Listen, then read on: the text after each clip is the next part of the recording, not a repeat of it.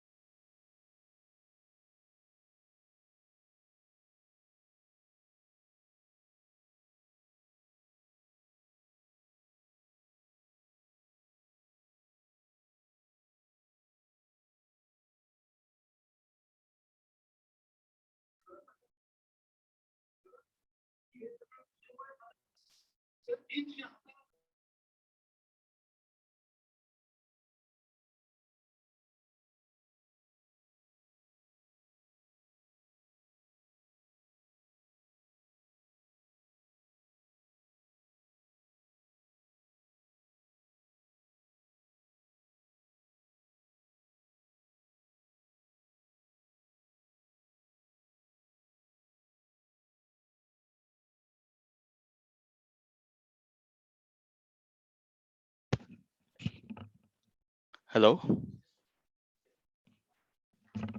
Yes, sir. Okay, so welcome to this workshop that we've arranged under the aegis of the School of Commerce and Management Studies. And thank you, Professor Alok, for the opportunity. Where's Professor Alok? Oh, he's here. Okay. And thank you, Dr.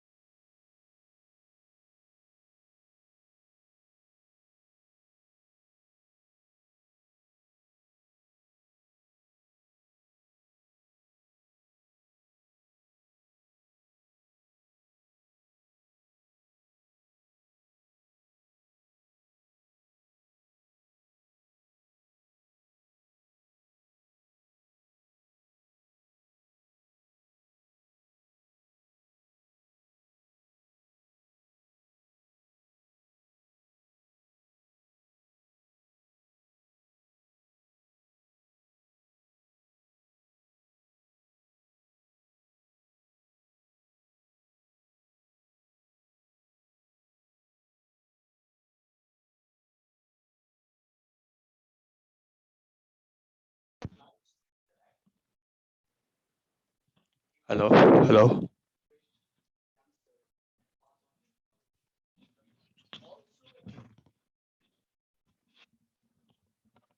He's also an adjunct professor at the School of Commerce and Management Studies. That is this school.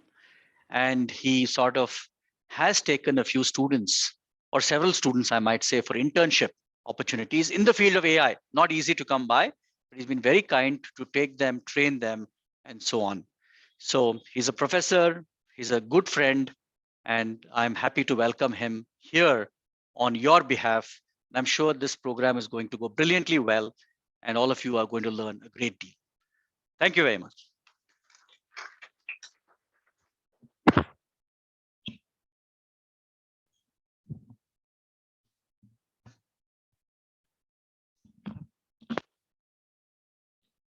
So now to get started, I think I would like to invite both Dr. Srinivas Padmanabhuni as well as also Professor Nilima out over here. Maybe we'd like to hear firsthand from you about your respective backgrounds, and then we'll start the session. Thank you.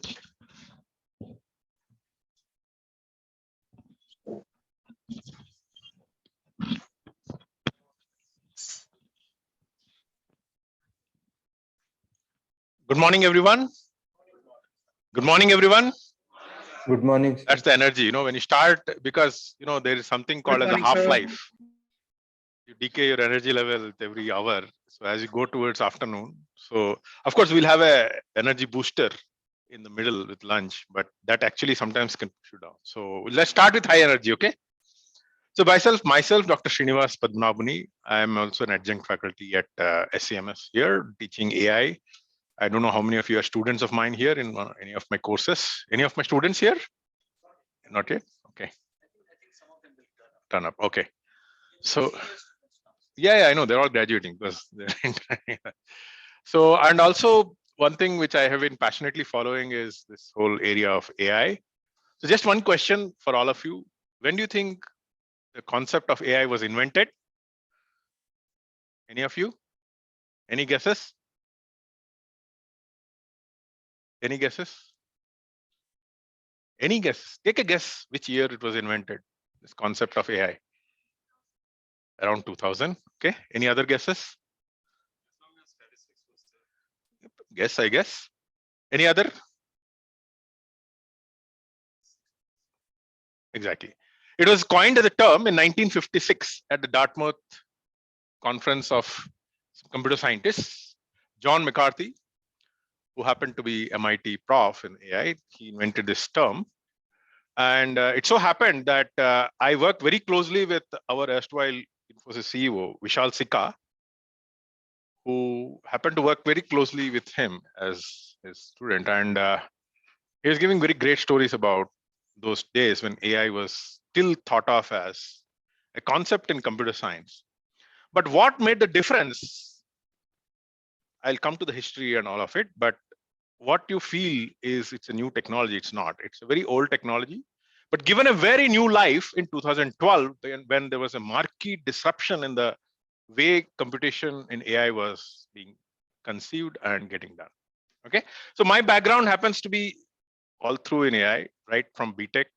1988 is the time in the third year I touched AI subject under Professor Rajiv Sangal, who happens to be a pioneer in AI, was IIIT Hyderabad director, massive researcher in Indian language research, etc. Did my BTech project in AI, then went on to MTech in AI, PhD in AI. So at a time when people are talking about AI just as yet another networks, another software engineering, another database, it was yet like that. So I happened to be in that, graduated in 99 with PhD in AI. Since then, I've been in a lot of startups, a lot of R&D positions and teaching positions. So I have multitude of faces. One side, I'm a professor in business school. I'm also an adjunct professor at IIT. So interesting, I'm a technology professor and I'm a business professor. So I try to mix technology and business, which is something I like to believe, because from the examples I'm going to show today, I can tell you no business today can happen without technology. Any MBA school which teaches business without technology is doomed for natural death. Because take any field of business which you're working in. I can give it to you in writing. I'll give you hundreds of examples where technology has taken over and the only way to do it. For example, I'll give you one very simple example. How many of you think marketing is this MBA students taking surveys, sitting at street corners and asking people passing by to fill surveys? Do you think that is marketing? Today, what is marketing? It's Facebook marketing, Instagram marketing, Google AdWords. See one simple area of business, totally transformed with technology. So if you're in a school, even if it's I'm sad to say that many schools in the world are still teaching marketing the old way, which is dead. In fact, you should discard also MBA schools. Any MBA school which does not understand technology is gone for. Any MBA school which does not understand AI is doomed. So that's the way it is. So my brief background, I've all through been AI. Currently, I've worked in a lot of R&D positions in market companies. Then now I'm doing three things. I'm running my own startup in the area which Professor mentioned, AI accidents, right? Bias and all. So I'm building world's first deep tech product in AI quality assurance and what we call as trustworthy AI called testaing.com. It's a first of its kind deep tech, first of a kind in the world deep tech product for AI testing and quality assurance. We already have massive success stories. We've been winning awards at UN and all. So that's one thing I'm very actively involved in developing a deep tech AI product, making a deep tech product out of India, which is again a rarity. So I'm doing so many rare things that it is sometimes scary. But I want to prove that in India, we can do technology, not just e-commerce. That's the second thing which I do is I teach business from AI perspective, and I teach technology side of AI at IIT Tirupati. So these are three phases I have. And I hope I'll be able to instill a lot of knowledge to you all at the intersection of technology and business of AI. Please pay attention. We will keep it interactive, but more than anything, at the end of this, my only request for each of you is please take away any gaps in knowledge which you have. Please fill them up. We will keep it interactive. And also the veneer on the thing is Nilima and all will continue will be you having to be able to do hands-on without knowing programming. We have chosen such a tool where you will be able to do an AI programming right in a tool where you just have to take data and pass it through that. So that is the other side. It's not like AI is done only by computer scientists or statisticians. AI is for everyone. Every one of you can take data, massage it. So sit back, relax. Thank you.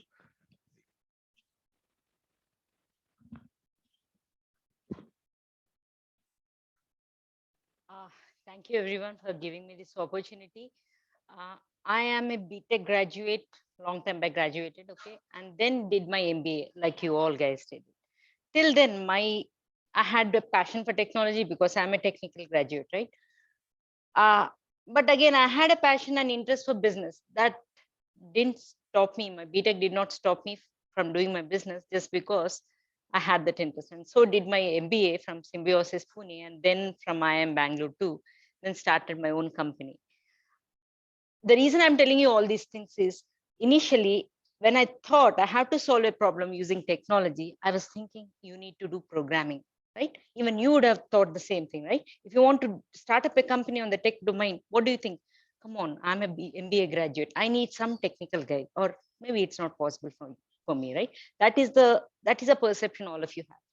Now, I want to tell you that, yes, that perception is valid to some extent, but not completely. Okay, for you to understand, yeah, you don't need to know technology, or you need to know technology definitely, but you don't need to know programming. Don't worry, you don't need to know Java programming or Python programming. There are tools available, and internet is an amazing tool by itself. All of you, you have internet, and you need to have interest and patience and time to learn new things. Now we are going to work on a tool called Veka.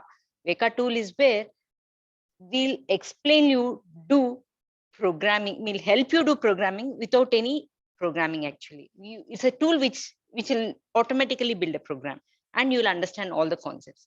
All MBA guys, all of you are MBA, some of you into marketing, some of you into sales. I'm not sure what specialization you have taken, but you know, AI has such a great demand. Unlike in any other technology, any sales professional on the AI domain, or any marketing professional for that matter on the AI domain, need to have a technical understanding of it also. See, I'm just giving you a layman example again. If someone is selling books or maybe some umbrellas, just a layman object. Do you need to know what is an umbrella for you to go and sell it? You don't need to, right? You are selling some books or maybe some e-commerce product. You don't need to have any understanding of the domain because they are simple objects which are sold. But when you're selling an AI product, you need to have an understanding of it because any client who is buying AI is a new technology. He wants to know what it is, what is there inside. See, now professor was quoting about driverless cars, right? If you're going to sell a driverless car to a client, a big client, what would he say? Come on, it is very interesting, but let me know how is that driverless car is working. Without a driver, what did you do? Then you may go blank if you don't have an understanding of it. So that is the reason you need to have an understanding of AI.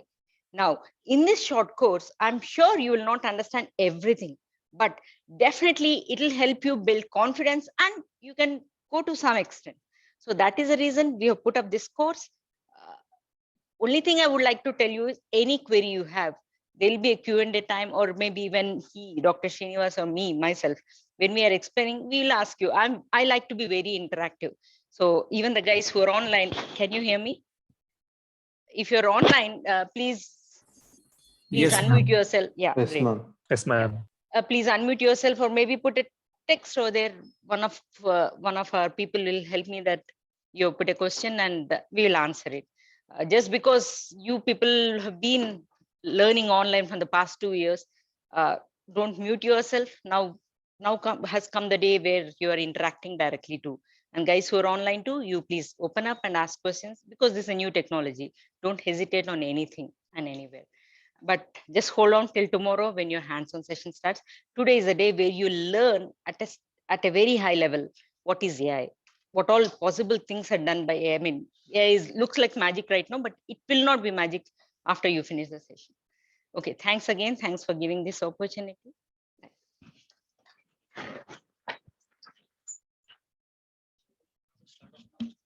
So I was expecting Professor Alok to introduce both our resource people. So quickly, Dr. Srinivas has a BTech from IIT Kharagpur, Kanpur, MTech from IIT Bombay, and he did his PhD in the University of Alberta in Canada, place that is well known for artificial intelligence. Professor Nilima here has a BTech from JNTU Hyderabad and an MBA from Symbiosis. As she said, both of them have, of course, worked in industry and also are entrepreneurs. Dr. Srinivas was with Infosys for a while. He was heading their the Infosys laboratories and so on. So very accomplished people. And I hope you enjoy this session. And like they said, fill in gaps that you might have in how AI impacts business. And so without too much of further talking, we shall hand over to.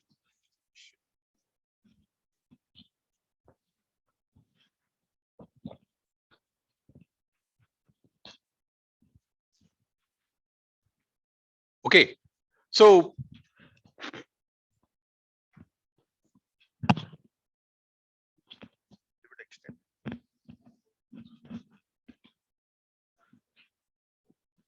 that's fine. That's fine. This is fine. Okay, so let's start very simply where I left off to now. So I want to start off with one very important concept which we are living in, the world where we're living in. And I would request all of you to tell me, any of you can answer me. We live in a VUCA world. Any of you can dare to, of course, help me expand VUCA? Any of you have heard of this concept? No, sir. Volatile, uncertain, complex, adaptive, and ambiguous. So reason is, today, why I'm saying we are living in a volatile world. Just look at the world before 24th February of 2022 and post 24th February 2022. What is the sudden volatility in the world? Any of you? February Russia. 24th, Russia-Ukraine war. Ukraine war. What happened? It's something artificial. Or let's look at, if you remember, I don't know any of you remember, let's say December 2019, there was another sudden disruption in the world. What was it? No, December 2019, COVID. COVID in China. So we are living in a world where there are possibilities for volatility. You really cannot imagine that we have a fixed way of living life. We have a fixed way of doing business. We have a fixed way of carrying on our daily life, but we don't know where volatility can come from. So now imagine a scenario. This is again a very, very interesting scenario. Uncertain because when in 2020 March, all universities, I'm sure Captain must have felt that. Suddenly every government directive came, every one of you have to send your students home. It's an uncertain environment. All universities faced a problem. But there was a sudden savior, suddenly in the form of this software called Zoom, an unknown software till then, but Zoom came to the rescue. Microsoft suddenly stitched together a program which it had called Skype Lite, it converted into Teams. Google suddenly created something called as Google Meet. What happened? Suddenly the whole world, let me tell you, before that, you talk to a company, oh sir, can we have flexible work from home policies? HR of the company would say, okay, maybe let's allow once in a month, 8 hours. So as if there was a lot of disruption that used to happen. But then what happened? The massive disruption which happened because of COVID suddenly did all the business digital transformation people were talking about. People have made tons of money, McKinsey's and all of them. They made tons of money consulting on digital transformation, but COVID happened to be the master of digital transformation. Everybody, right from, I'll be not at all, mingling my words. Even the best of the best clients, when they used to come to, the outsourcing vendors like India, they used to have 3 layers of security. You used to have this, you cannot take a rich mobile phone. You should have a feature phone when you go into your ODC. You should deposit all your digital assets before you enter the ODC. All that vanished. People had to rely on digital transformation where everybody's home became the place of work. Businesses transformed. Businesses did not get disrupted. The IT industry worked very much. So what happened? The uncertainty was faced on with facing the challenge. Complex. Why is it complex? Imagine the complexity of running an outsourcing project with projects teams from 5 different countries in a digital manner. Is it easy? It's a complex world. Or let's take a simple example of, let's say, supply chain today in the world. Just because of one simple ship being stuck in one place, the whole supply chains of the world get disrupted. So there's so much complexity in the way business is carried out. Ambiguous. There are so many times we don't know what to do, where to do, what to do. There are so many decisions you can take. Like example of COVID time teaching. What was the university's choice? They had multiple options. They survived the ambiguity. They took on a tuition. So there are so many scenarios where we're actually living in a very volatile, uncertain, complex, and ambiguous world. So disruption is everywhere, and the pace of disruption is much higher because of technology and related, aspects. So we have to survive the VUCA world.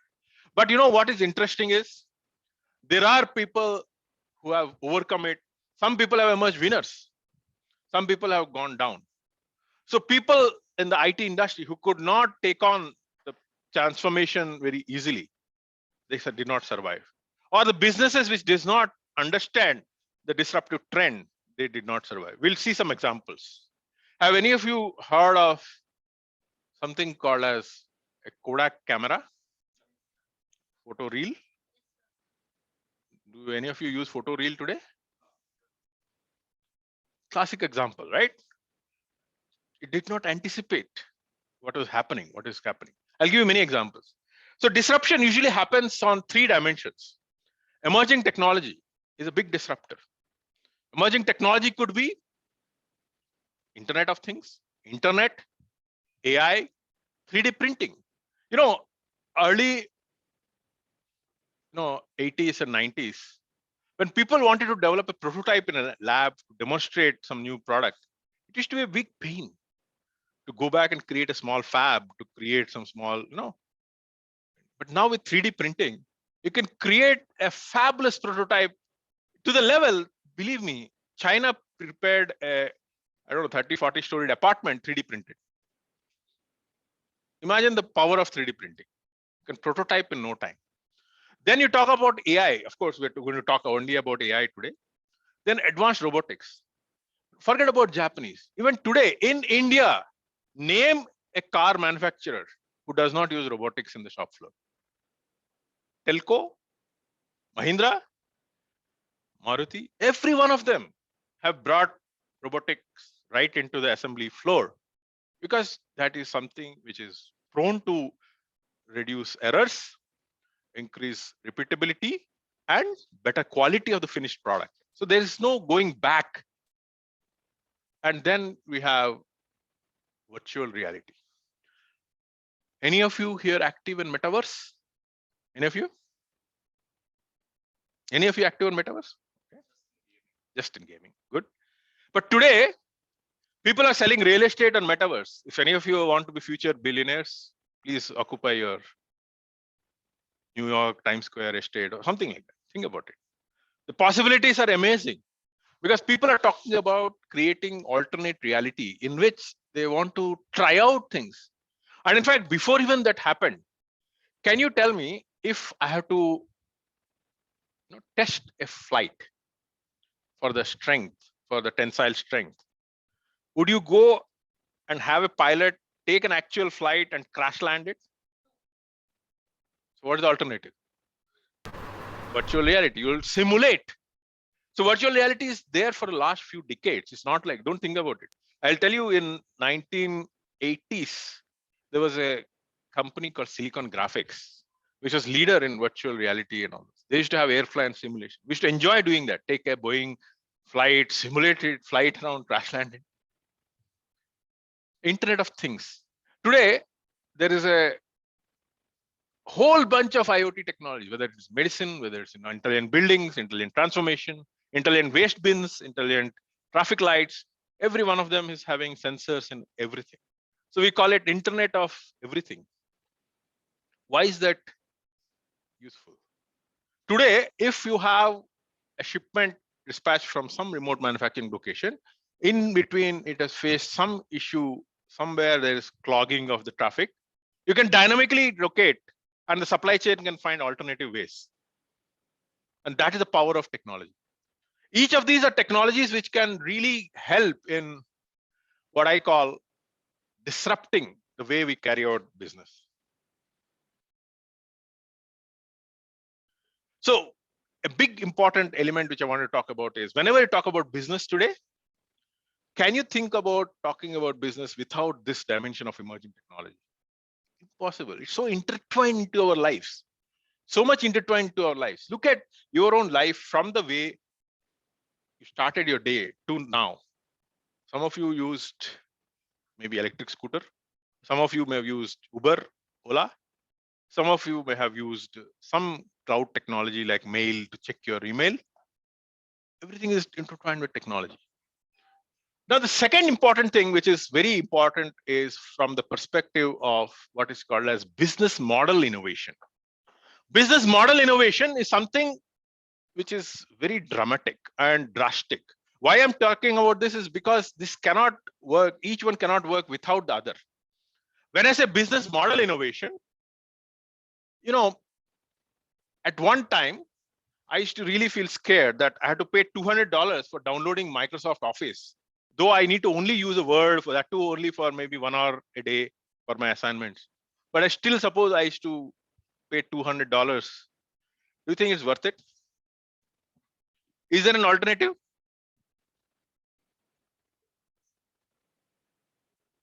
Is there an alternative? What is the alternative? Google or Office services, Office 365. What is Office 365? Conversion of the business model from one-time monolithic software delivered to you as a license to pay per use, pay every cent on every time you edit 1 KB of data on Microsoft Word Online. So what are you doing? You're renting software instead of buying software. So this whole phenomena of delivery mode of software has created a new business called SaaS. What is SaaS? Software as a service where you pay as you go. And that is what is cloud services all about. Cloud services is making sure that whether you do software or whether you do infrastructure, where instead of buying a complex laptop, which is, let's say I want 128 GB RAM, I don't have the money to buy that complex hardware. I only need it for my small purpose. I'll go and rent the computer from Amazon Cloud or Azure Cloud, use it and return back. And there's a story about it. Have any of you heard the New York Times cloud story? Okay. So New York Times had 120 years of archival materials. They all were in classical formats, varied formats, very classical storage file formats. And they wanted to store all of them as one format called TIFF, which is computationally storage, so that they could do a very efficient storage. But they had to do this conversion of all of this old documents into TIFF format. So they went to the IT administration, who were the VP, CIO, and they said, we need some $25,000 for these 2 workstations, which is so and so capacity to run this transformation. Then the CIO was smart. He said, have you ever tried the cloud, AWS? Why do you need? This is a one-time requirement. Take your entire repository, pass it through this transformation, get your transformation done, your computation power is out. Why do you need these big servers for doing this work? Guess when they did it, what was the cost they incurred? They did have AWS-based transformation. Guess what are the costs they incurred for this 120 years of history of archival document to be converted to? $1,000. Any other guesses? Less than 1,000. So it was actually $280. But that too because they could not believe that they could do finish one time in $140. Now you see, is it not equivalent to renting your Word online from Office 365 for your assignment at maybe paying 10 rupees versus AWS? AWS, public cloud. So now imagine the power of cloud services, which is talking about giving the power of pay as you go. And the disruption of that is happening even in the AI space. In the AI space, on one hand, what software we're going to teach is basically an open source software. That's okay.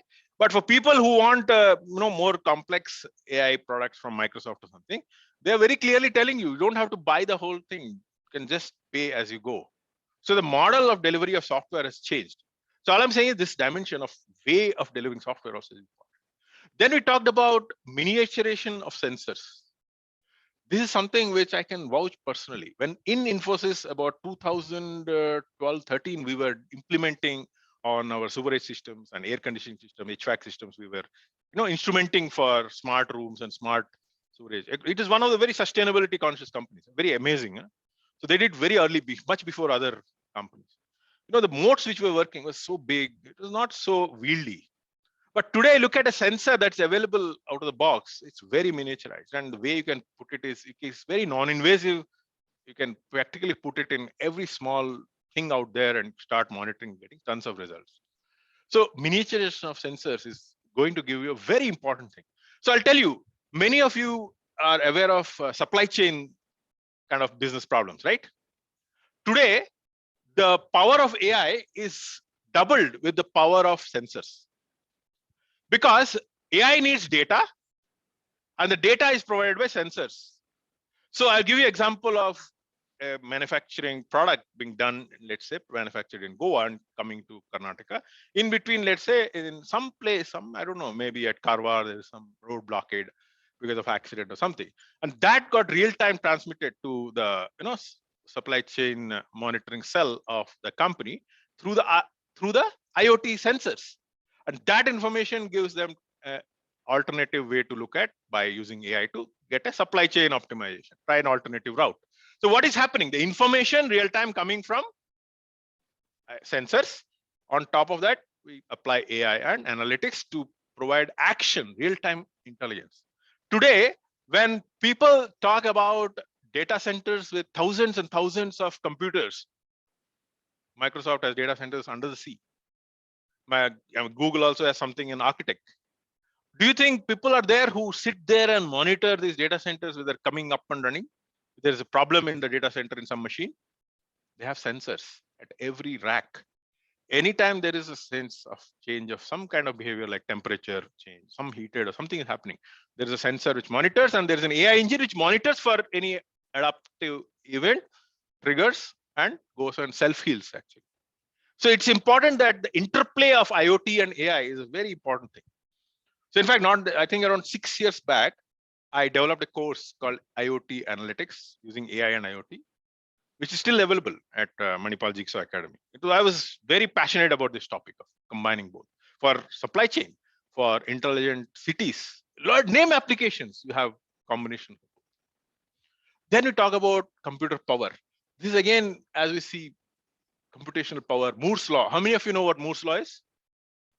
Power of computer chip goes double every 18 months. Of course, we're reaching the limits of computational power with going up to 18 nanometer today. But what is happening is there's another revolution that is happening with NVIDIA, AI chips and all. What happened is you don't want to create high performance scale up computers where you make very computationally strong computers.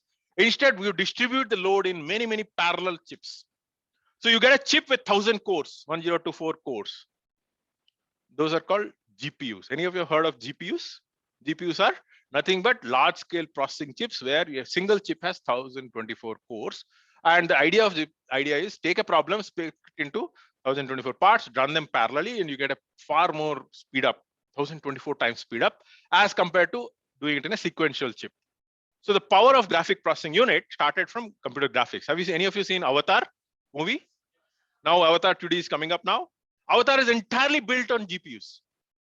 Avatar is entirely made on GPUs. Graphic processing is a unique property that processing on each pixel is independent of the other pixels. So you can run them all as parallelly. One shot, you can transform the entire image to another alternative.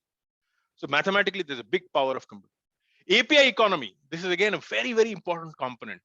So when you say I'm doing a cloud version of, let us say, Microsoft Word, I should be able to interact with the Microsoft Word software, right? Then let us say I'm doing a simple thing like take a document, add a new word to that. So there should be an API available for the software where it takes the word, modifies the document, and comes back with a modified version of the document. Or let's say you have a cloud function which is working on CRM. Any of you done CRM courses? CRM? You know what a customer relationship management is? They work on a CRM. Believe me, till even 7-8 years back, people used to think you had to buy an SAP or buy a Siebel, Oracle, right? Oracle, big software to develop the CRM. But then suddenly, one guy who's smart and understood the concept of cloud services, he said, why do you have to force people to buy CRM? CRM, what is the function? Manage customer information, manage trouble tickets, manage the history of transactions related to a customer, run analytics on that.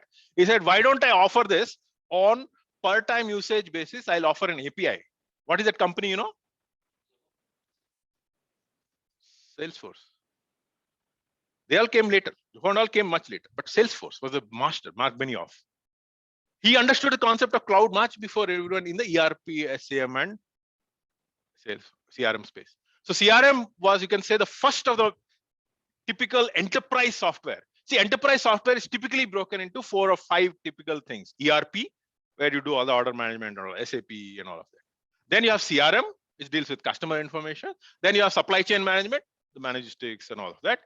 Then human capital management, like PeopleSoft and all. But out of all of that, the master inventor of intersection of the so-called cloud services and ERP was Mark Benioff, which was Salesforce. So once Salesforce started looking at, everyone started saying, okay, now I can make it as a cloud service. SAP started a cloud service, and then all the human capital management, they started cloud service. So today there is hardly any enterprise software which tells you that I have to force you to buy the huge bulk instance software. You just go and use the API provided. What is the API provided? They'll give you get customer record given an ID. Get me given a customer ID record, give me the history. Or given this customer ID, give me analytics of what has been the trend of his this thing. Purchase history. So all that you get as an API. API is what? It is like a software functionality exposed as standards in terms of what is the function, what is the argument it takes independent of the product. It doesn't matter you are using a mobile app to access it or whether you're using a custom Java software to access it, the mobile application will talk to the standard API. Java will talk to the standard API because API is standard. They will have a cloud-based REST service or some kind of standard signature. So that is the next. Then we talk about crowdfunding. Have any of you got recently Ukraine GoFundMe request? I'm getting that now. Or seen a lot of some medical emergency, Milap. What is crowdfunding? Basically talking about don't worry about not having to have enough funds or take a loan from government. You can do crowdfunding. There are many, many scenarios. And then we talk about open source. This is a very important thing. What is the role of open source? Today, if you look at the software which we're going to develop in this workshop, it will be open source. We're talking about something which is developed by experts in the globe, from researchers from Microsoft, from universities, from Stanford, from Facebook, from Oracle, all of them contributing to open source versions of machine learning and analytics software, which is available to you. Everyone can, it's a democratization, massive democratization. And believe me, it's not like a joke. You're not talking about something which is not business friendly. Do you know what percentage of web servers in the world use open source servers? You know web servers, right? You all deal with websites. So there's a backend, some server which has to implement it, right? So there's a web server software. You know what percentage of servers in the world are open source? Close to 70 to 80%. It is Apache, open source. It's not like the Microsoft IIS. Or even look at the browsers. How many of you use Chrome? 90% is open source. That is what. But then some of the companies have to survive also, right? Some of the big startups, they use open source. They have to survive. That's why they came up with a freemium model. The freemium model is very simple. This is pioneered by companies in the open source domain. They said, I'll give you everything open source, but let us make some money. If it is so popular, I will have a maintenance charge for you for giving premium support and maintenance. And so companies like Cloudera or companies like, the Red Hat, what they're doing, they're giving the Linux is free, but they're giving on top of it the maintenance and all the extra support they get. That is a premium. So what is happening? I talked about technology influencing business in one side, but other side I talked about business models. These are all business model innovations. These are some things which are going to change the shape of the way MBA needs to be taught. If today we're only talking about the conventional software in anywhere where you say you have to talk about the business model of a software company in terms of the software licensing revenue or in terms of the software services, which is T&M or something, you're wrong. Those are outdated models. Today, there are companies who are purely only SaaS. 98% of software in CRM today is SaaS. Of course, there are these big guys who try to propagate their things, the SAP and their monopolies, but many companies have moved on to, at least in the CRM space, they have moved on to SaaS. So if you don't have SaaS-based business model thinking, it's very difficult to come back. So that's what I'm talking about. The intersection of technology and business models is important. And this is something which I wanted to give you as a very, very important topic is adoption curve. So I just want to kind of go a little bit further. I hope I have that slide. Just 1 minute. Give me 1 minute.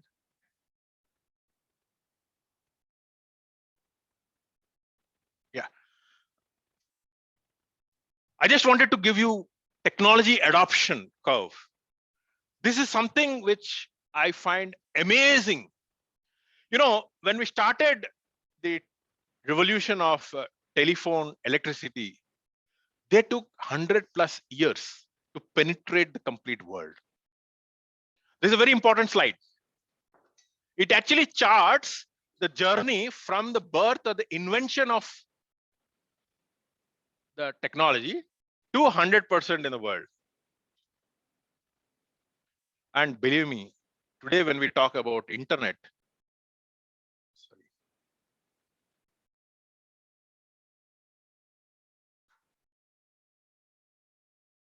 When you talk about internet, it's probably around takes, you can say 30 years to penetrate the whole world. But let me tell you, if you look at AI, I'm not talking about the invention of AI in 1956. Actual real modern AI, you can say, got birth in 2012. The deep learning, the new model version. And today we are already in 2022.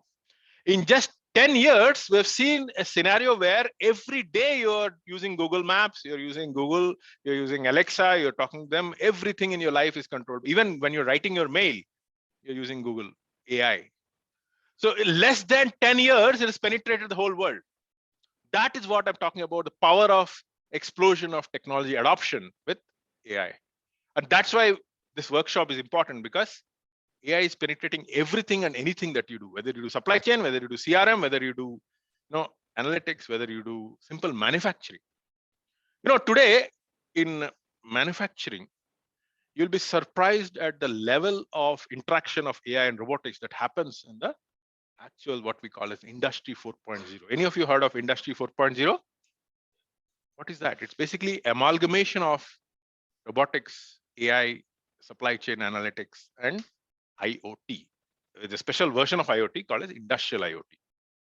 So what is that? It's basically the concept of AI penetrating into the way you're manufacturing and maintenance, MRO. Any of you heard of MRO industry? What is that? Materials, repair, and overhaul. So today, believe me, Sri Lanka makes tons of money in MRO of all the Indigo aircraft. It's not because India is so costly. But imagine if the MRO budgets go down because of use of AI by bringing what is called as preventive maintenance. What is preventive maintenance? Any of you can tell me? What is preventive maintenance? If you know what? Yep. Preventive maintenance? Okay. Currently, a periodic maintenance that is being done, it has a set of procedures to be carried out. Correct. That is what we call as periodic maintenance, which is called scheduled maintenance. But what I'm talking about is preventive maintenance, where by use of sensors technology, you can get early warning if failure has happened, but by analyzing the data from sensors for any early warning failure and preventing the failure from happening. So it increases the quality and life of the system. So the entire regime of manufacturing and maintenance is moving to predictive maintenance, preventive maintenance. That's what Industry 4.0 is talking about. Maintenance of assets in a preventive way rather than reactive way. Reactive way means once failure has happened, you go back and repair. And it's actually considered as 28 times costlier to repair using a reactive model than preventing it from happening. That is a simple thing. Let's say you have a conveyor belt. So what is happening in the field is that today there is a Industry 4.0 revolution happening, that every new machine part is coming built in with sensors. Or there is a revolution where even retrofitting of old machinery with sensors is happening. What the sensors do is they calculate this data, like what is the current RPM going, what is the current, some of the health parameters of each machine. And then the AI model, what it looks at is there a potential for it to break, or suddenly there is an indication that in the next 48 hours, this is going to crack open. So we can do maintenance by analyzing that an early warning has given that, you can go and strengthen it or replace it. But the point is, what I'm talking about is the reduced cost of maintenance by a preventive approach is really helping the whole thing. So that's why I'm saying AI is there everywhere now. So today, when you talk about buying things online, do you see AI in action? When you buy things online, where do you think AI is? Suggestions. But you know what is happening? It is happening very strange, but very, very, very sad. We are giving up our privacy for sure. But what Amazon is telling us is it knows you better than you. It knows you better than you or your parents or your peers, because it is seen where you're browsing. It has seen what you're putting in a shopping cart, what you're discarding, how much time you're Netflix. It knows what you're spending, where you're fast forwarding, how many minutes you're spending, which one you're rewinding more, what kind of movies you're looking at. So in doing that, sad, but we are outsourcing our personality development and monitoring to Amazon and Netflix. That is AI in action. It's not a very good AI. It's actually police AI which is coming to rule. Forget it. I'm talking about, I'm speaking something in Alexa and I get ads in my Facebook. I'm shocked. And I disconnected from Google, right? But it faithfully captured where all I went. And when I connect back, it updated my. So have you seen any of you tracked in Google Maps? You're including the village you went to that time here. Scary. Correct. And you rate it, you provide, get brownie points and all. But what you're doing is you're losing. But it's a compromise. It's a debate. I don't want to get there. It's privacy versus analytics. You want to convenience of usage. You gotta see. Everybody's doing that. Every Facebook, Netflix, Microsoft, everybody, Google, everybody's doing it. Correct. Perfect. And not only that, I'm telling you, I got alert saying that your so-and-so friend in WhatsApp is actually nearby within 2 kilometers. Did you get that? You get that? It's there. It's there. If anybody or not, you'd see that. Try with your friend. Scary, but for me, it's better. It helps me track my daughter. For us, we're very happy about it.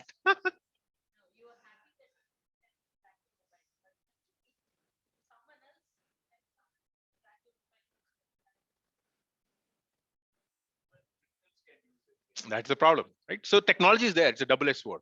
So the third dimension which I mentioned is the adoption curve, which came down from 150 years for electricity down to less than 10 years for AI. Cloud took around 15, 20 years. But now with AI, you're talking about less than 10 years for it to penetrate the entire ecosystem.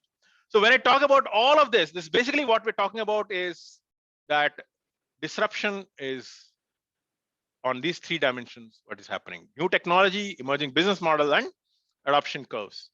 So now this is a class which is what I want you to take this message, go back to your peers and discuss. All these are the new MBA components. If an MBA component is designed without these things in mind, you have to demand. Why I'm saying that? Because no business today can exist without these three dimensions. Gone are the days when people are doing marketing by surveys being printed, or people are doing, buying a big software or buying a thick laptop for one-time usage. Those are gone. And we don't know even how many of you know what a passbook is in banking. Your parents must be knowing. You have the passbook, but do you use it? Lying there. But what is surprising? India is the fastest in technology adoption. In today, even in the US, majority of the work happens with checks. Today, we have a transformation called UPI. And people from US are shocked at how easily even a panwala is taking a UPI. They're shocked the level of absorption of. Yeah. So in fact, we just are working. We just won a project. Means one of the contests at RBI where they're trying to create even mass transformational technologies. We are one of the winners of, one of these innovations where they want to take these payment systems right to the street vendors. So they are working on some of these transformations. They opened something called as RBI Labs, and we won one of this project there. We won one stage. Next stage they're going to shortlist based whether we'll win it or not. But they are working on inviting innovators to help take the work of payment systems to the masses. India is a test bed. Believe me, India say better nahi hai innovation accept karne. We are so inherently absorbing innovation. India and China, amazing innovation. It's not so easy in Europe. It's not so easy because it's so conservative in terms of adoption of technology. So having said that, the thing which I wanted to cover is where is this disruption helping or disrupting? The reason why we want to do this is because you don't want to be Kodak. You don't want to be a Blockbuster Video. You don't want to be a Borders. These are all the right side companies are the classic example of losers who did not understand this previous curve. And with this, what happened? Nokia, again example. I've just given some examples, but there are many examples. So what has happened here? They did not adapt to this. So what is really happening? We're talking about new winners who are exploiting this new idea of AI, digital, getting the winners. So Uber, Amazon, Netflix. Amazon actually replaced the concept of data center to the level that today every big government has part of its data done on AWS or Azure. They are so prevalent. A startup is the best beneficiary because they don't have to invest in laptops and all this of their own.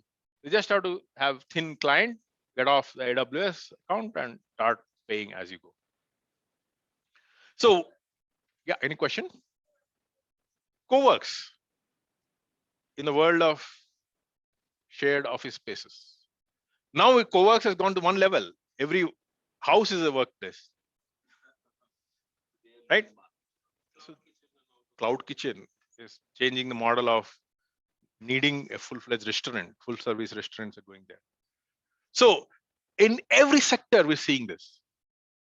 And so what we want to understand is the other part which is happening is this concept of aggregators also has come up, a business model where you don't need to own content. You don't need to own a business, but still be a big business. Facebook owns no content. It's content provided by you and me, which is powering the Facebook. It doesn't have its own content. Alibaba owns no inventory. It's just an aggregator or a Flipkart. Google does not write its apps itself. You and I write the apps, right? People who write the apps. Uber owns no cars. Airbnb owns no property. Skype owns no telecom infrastructure. It's a cloud. Netflix owns no theaters. So what is happening? All of this did not exist 20 years back. So I want one exercise all of you to do is look at 20 years back Fortune 20 companies. Take it as an exercise. Fortune 100 companies. Let's say Fortune 20 and Fortune 20 of today. How many of them are new technology disruptors in the modern tech top 20 versus 20 years back? Just do that analysis. You'll be surprised the kind of dynamism of the Forbes 20. A company like GE goes down. It's considered as an eternal top in business. A company like General Motors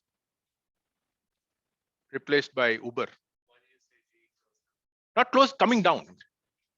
But GE also is actually closing down some very interesting units of its. GE Finance, it had to give out. It wanted to build as a conglomerate of so many businesses, right? But correct, but look at what happened. GE countrywide had to be correct. I agree. But point is, at one time, GE as a conglomerate was considered as a one which will never get off Fortune 100. Right? See the disruption because of technology that's happened. So what I'm saying is today, if you look at the Fortune 20, I can tell you it's very dominated by technology companies. Take the look at today's Fortune 20. You'll see technology companies. So that's what is happening here. So having said that, what is important is in terms of business, what is the characteristic or trait of a winner in the business in this world of VUCA, where a lot of technology transformation is happening, a lot of disruptive business models. You have to be able to see potential where others have not. And that is the reason why an Uber is invented. That's the reason why we have a blockbuster video going down, but Netflix coming up. That's why we're seeing Borders coming down and Amazon coming up. We're seeing examples of that, Kodak coming down and digital photography taking on. So we really have to see that from a perspective of the game changing mindsets, which are able to adapt to the new mindset, adapt to the new technologies, adapt to the new business models. So this is what I gave you as a high level picture of why we're talking about AI today, because AI is one of those technologies here which we feel is at the center of emerging technologies, which is the massive disruption. All of you agree that we are living in a technology-led transformation. There are transformational technologies. And the reason why we're doing this workshop is because of this slide and AI being one of the technology disruptors. So that is the context setting, because I wanted a context setting, not from just start out with AI, what is AI, what is. Exactly. So we'll come to that. What happens to skill development? I'll cover that part also. What happens? There's good news. So the good news, I just want to spill it before you kind of get there. I have a. So interestingly,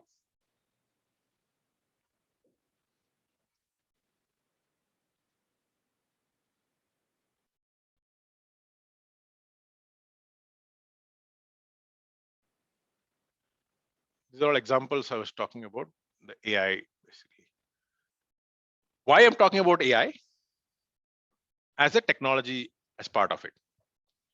Among all the disruptive technologies, the most disruptive technology, which I feel will work along with 3D printing, which will work along with sensors, is AI. So my premise is that the digital transformation, which I talked about for the past few hours, is centered around AI. Why? Because AI is the disruptive technology. What is it doing? It is lifting weights, replacing labor. It is diagnosing diabetic retinopathy. It is in the medicine scenario. It's billing the shopper, replacing checkout clerk, automatically detecting items. Then AI is driving cars. Captain told you about driverless cars. AI is saving lives, calling ambulance directly. Have any of you seen the Google I/O video of last year of Sundar Pichai? He gave some example, and there was a system which actually called the ambulance and expert services. So that's the reason why we are here. So we're not talking about AI as a technology. We're talking about AI bringing a disruptive way of doing your daily life or business.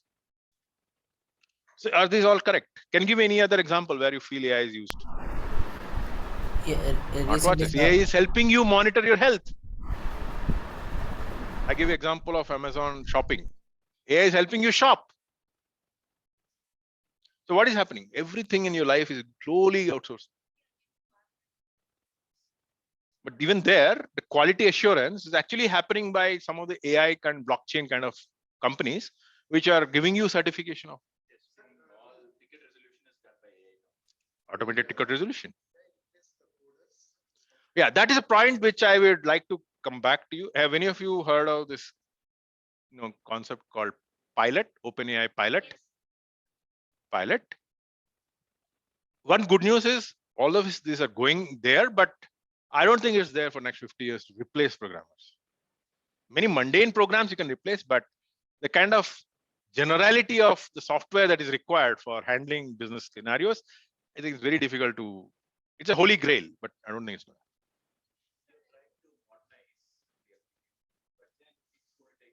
It's going to take. It's not. So that I think AI replacing coders, I'm a strong disbeliever. Correct. So AI professionals are in heavy demand, but what I wanted to show was this is something which I wanted to tell you as a student.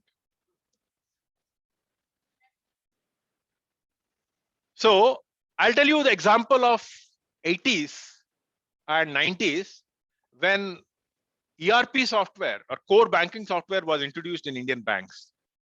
Massive protests because they feel their jobs were getting displaced. But today, can you imagine a bank clerk being able to operate without this thing? Sometimes you get server down and I can't do much. But they're all depending on server. So what is the good news is that for people like you who are going through these workshops, you're taking advantage of the being equipped for those new jobs which will be. And then another point which I want to understand is this is something which is a very important report. Please go through the slide and tell me what is the net positive news about the slide.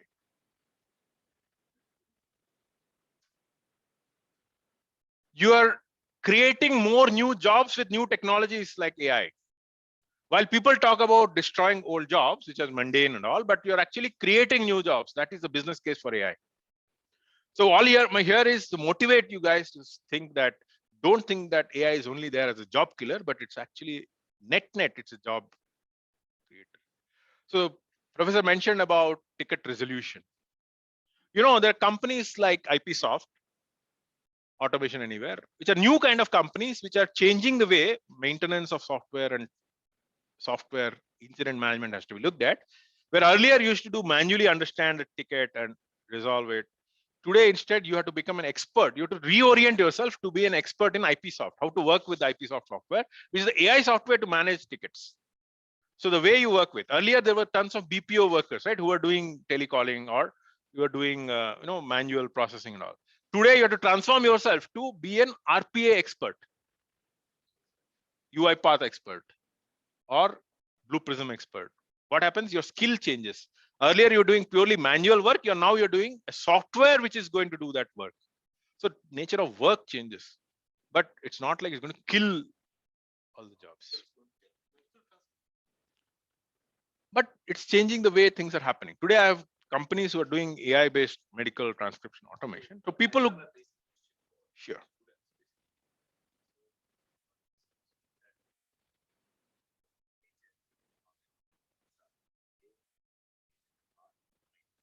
Yes. See, in marketing, have any of you heard the concept of n equal to 1? What do you mean by n equal to 1? N equal to 1 talks about personalizing a product exactly according to your taste. Like Amazon gives you recommendations based on your profile. Today, marketing companies are moving towards hyper personalized offers to every individual. How is that possible? Because of AI. They understand the behavior based on past data of transactions, items you liked, items you did not like. Like let's say Netflix, the kind of data they store, 200 data items they store. The thing they'll look at, which of the part of the scene you have rewinded 100 times, which are the ones you've fast forwarded, which of the items you've seen 3 times, which are the things you just dropped, though it was recommended, but you dropped. So those are the different things it tries to look at and come up with a profile for Netflix recommends. You see that bird? Behind that is all these 200 data items feeding into an AI engine, which is giving you that recommendation. And I'm sometimes so shocked at the level of precision it's able to read my mind. But sometimes they can be very, very stupid also, very, very stupid. Like, for example, I will buy something which is once I may require it, like let's say a mosquito electronic bat, right? I'll need it once. But that stupid recommendation system of Amazon will say, do you want to buy that again? It'll keep it to your recommendation system. That's one-time utility for me. Why should I buy it again? That is where the fallacy of AI is, like purely taking data. So AI has to become smarter. It has to be repetition. That's something we talk about.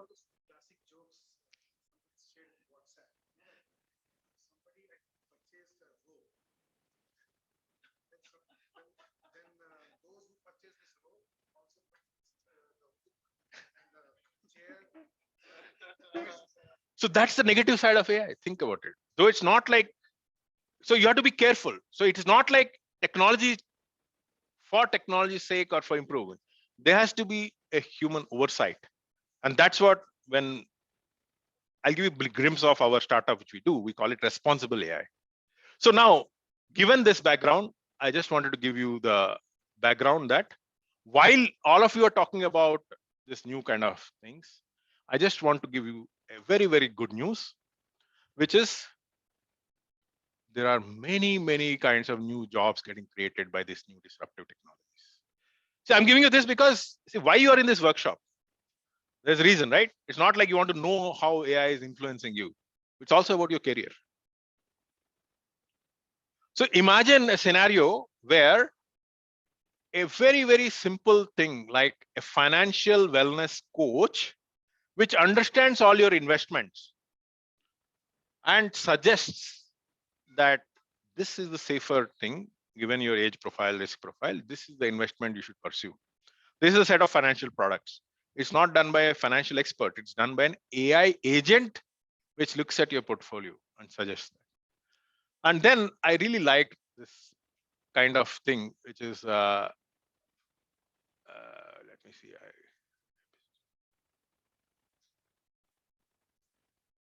see. Let's take this digital tailor.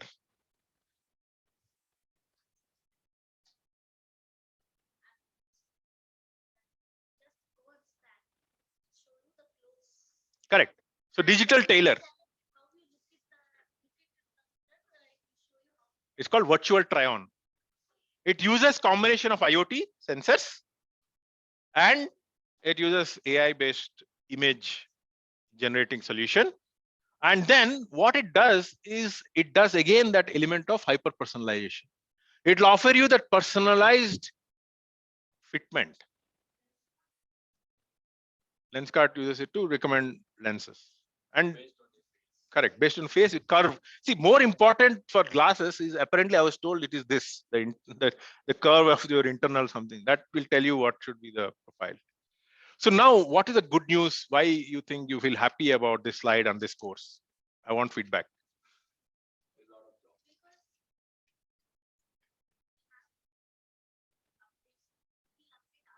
Correct.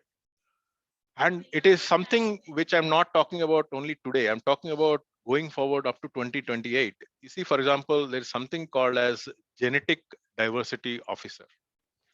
It's talking about intersection of AI and genomics. So there'll be genome profiles of people. I know in coming generations, it will happen. Already genome mapping is happening.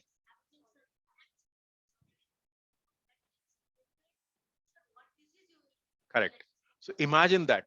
And now if you have to manage that from a company directive saying that you should have, just like today you have diversity, like you should have 30% female employees.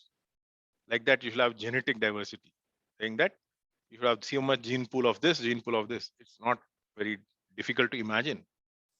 So imagine another example here where you're talking about a very interesting thing like data detective. You know what forensics is? Any of you have read Poirot or Sherlock Holmes kind of part, right? What do? They go with the lens, right? What do they do? Anyone? Nowadays, if I write bomb on my Google search, I will get a call. Correct. So what is happening? Earlier, crime scene investigation used to be done by this Karamchand or this, Bomkesh Bakshi, that they used to go there. But now think about the same crime scene can happen in a computer. Let's imagine you have an ex-employee who is disgruntled, who goes out and tries to hack your employee accounts or does some mischief. So the digital forensics guys, data detectives, they look at your data, look at your hard disk, look at the interactions of what in online activities you've performed. And then based on that, they try to compile who could be potential. So these are things which are purely based on AI and analyzing of the data.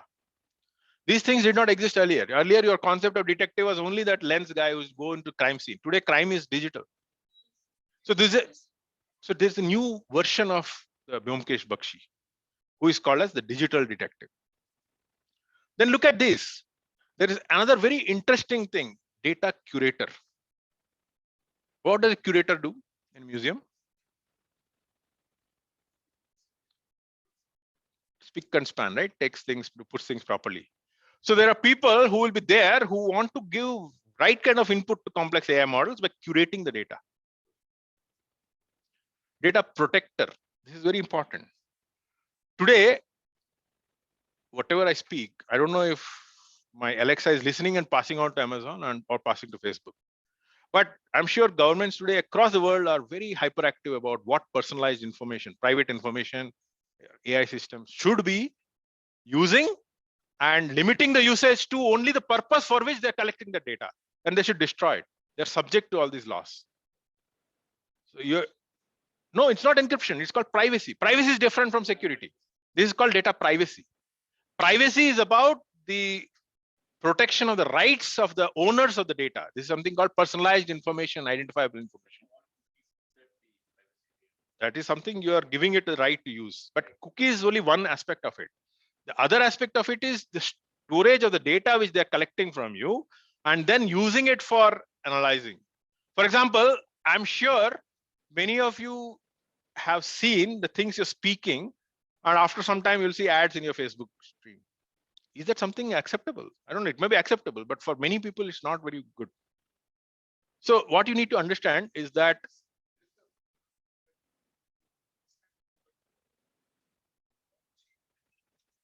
is different. Yeah.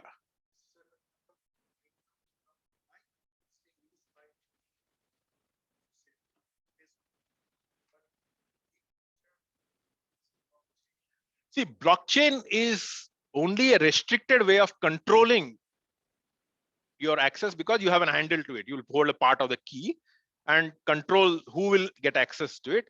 But what happens in all these web systems is that you cannot expect that to be done for every data that you're sending to them unless it is governed by a bigger piece like a government. So government has to come in from an activism perspective of how data privacy is handled, and not only European, Australian Union, for example, every country, because every one of them is notorious. They use your data for fine tuning their algorithms, fine tuning their pushing recommendation systems, etc. So there will be tomorrow, as more and more companies are getting under the purview of GDPR. Any of you heard the word called GDPR? Generalized Data Protection Regime. Already started in Europe. It's going to come to India. India also is working on a version of it. US. They will be constraining the way your data is being used for any learning or insights to be generated for gain.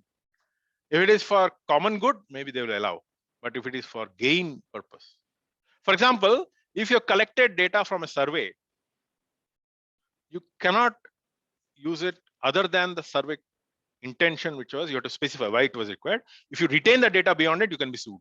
You have to destroy that data. That's what GDPR says. Yeah. Sign that form. So it is coming up, but it's not formally fully announced. Yes, it will, but there is a version of AI coming up. It's called responsible AI, which is responsive to the law of the land, the trust issues. So that's why we're seeing a real. That's what our product does. We actually audit the responsible nature of any AI system out there. And that's going to be the future. So when we talk about, there'll be another kind of person who will be there, who will be called as data ethicist. What is data ethicist? His goal is only that. Is the data which you're using, is that example of rope, who gave that? Rope. Is that example coming up? That's against ethics. It's suggesting suicide. It's against ethics. So there'll be a data ethicist who will try to see, are you suggesting, or let's say in the modern war thing, are we suggesting use of AI for making bombs? So you will bring up as a control mechanism to filter out where and when AI should be used. So what are all these jobs? These are jobs which do not exist every day. Some of them exist today, but as AI becomes part of every life, many of these will be created. Today in the business world, today people are already talking about something known as, let me call it, what is that? Chief AI officer. Yeah, let's say you're talking about chief trust officer. What is that? The goal is explain how you're imbibing trust in the systems you're building AI on. So net, there are positive, negatives also, but we are seeing new roles coming up like data ethicist, like chief trust officer, whose goal is to make sure that the YouTube. So there is already gateway there, but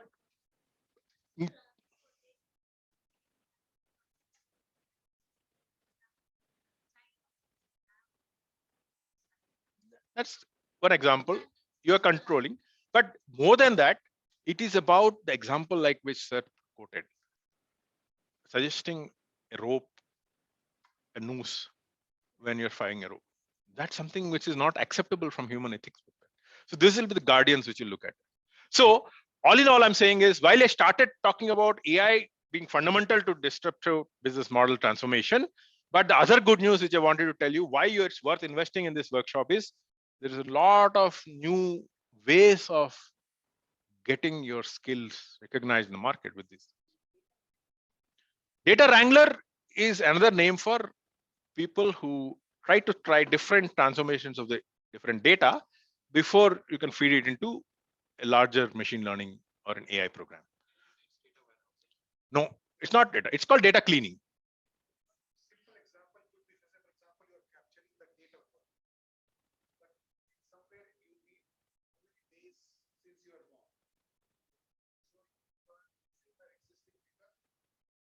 Convert to a new format which the machine learning algorithm only understands days. So data wrangling is a way of transforming data to make it in the format which machine learning. Or I'll give you another example. Let us say I have a company which is developing some marketing campaign where age is an important element, but they're not so particular about very fine-grained year-level age difference. They're saying as long as somebody is young, somebody is old, somebody is middle-aged, I'm fine. So what you'll do, you'll wrangle the age to are you a young, middle-aged, or old? So that's a wrangling of the original data to a new pattern which will go as input for your data. So wrangling means people who take the data. Today it's a topic, it's a data wrangler is a position which exists today. Lot of people in the entry level in AI jobs actually work on this, which is cleaning or transforming the data to make it amenable for AI and machine learning. Segment is one type of AI problem, but this is about cleaning data, transforming data to make it enable. I give you example of age. I give you example of date. So you may want to convert them to one name, or you may want to split them into 3 names, depending on how the system you are developing is going to work on. So it is important for us to understand that there are many jobs created by AI. That's why the transformation I'm talking about, AI is the center of digital transformation. AI is here to stay. AI is the fastest adopting technology in the history of time. And then we're talking about AI being a job creator. Isn't this a news for you? Everybody thinks only negative, right?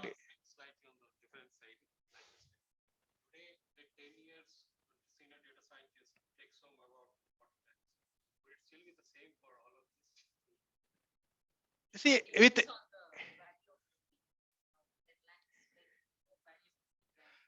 that is one angle of this thing.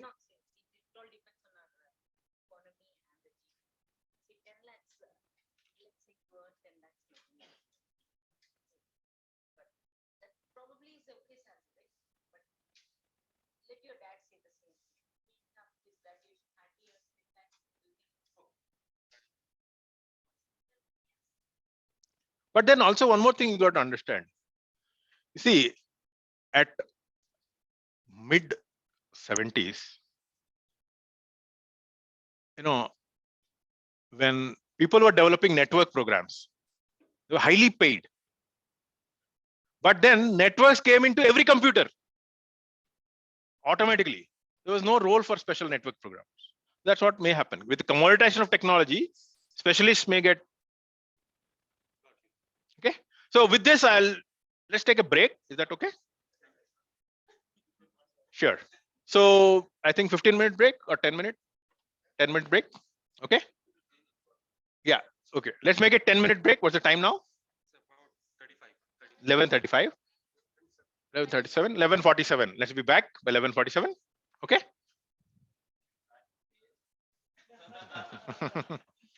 Okay. Those online, we're taking a 10-minute break.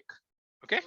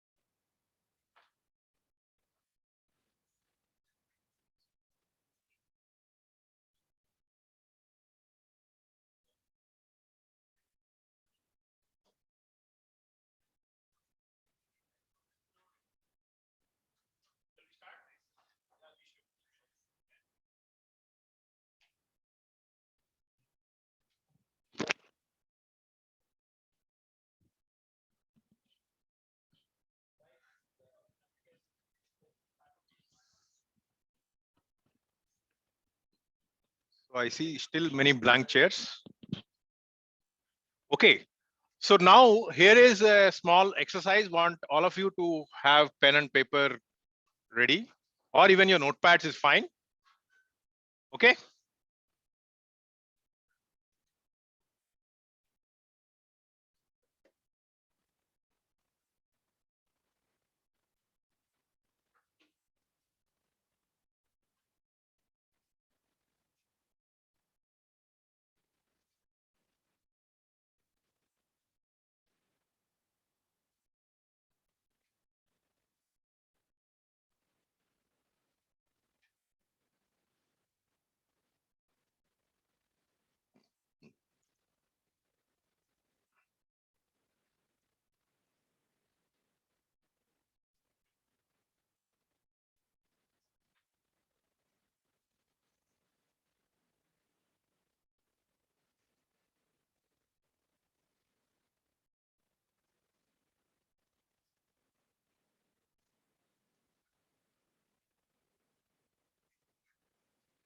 Okay, all of you ready? Both online as well as offline. So here is a video I'm going to play. I want all of you to basically take note of the different applications of AI that have been shown here. And the prize will go to the person who will have maximum number of use cases identified. Okay? Both online as well as offline. Okay? So I'm just trying to see if the participants can see the sound. Can you hear the sound? Huh? No. No, so online would not be able to. Okay, just a minute. To this, sir.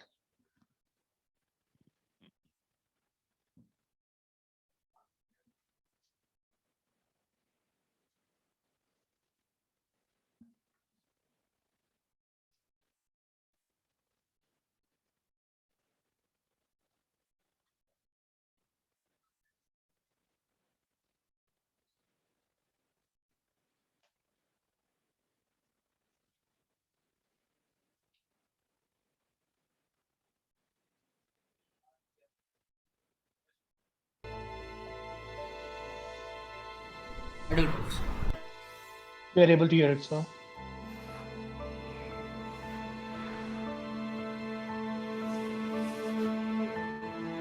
I am a visionary.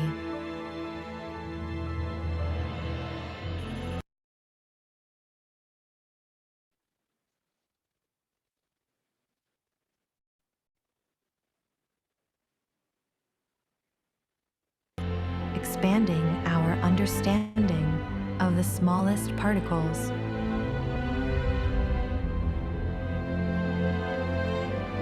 And the infinite possibilities of the universe.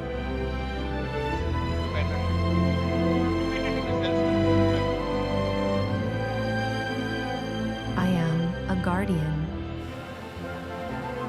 protecting us on all of our journeys. And ensuring our most precious passengers make it home safely. I am a healer, searching for hidden threats in every cell.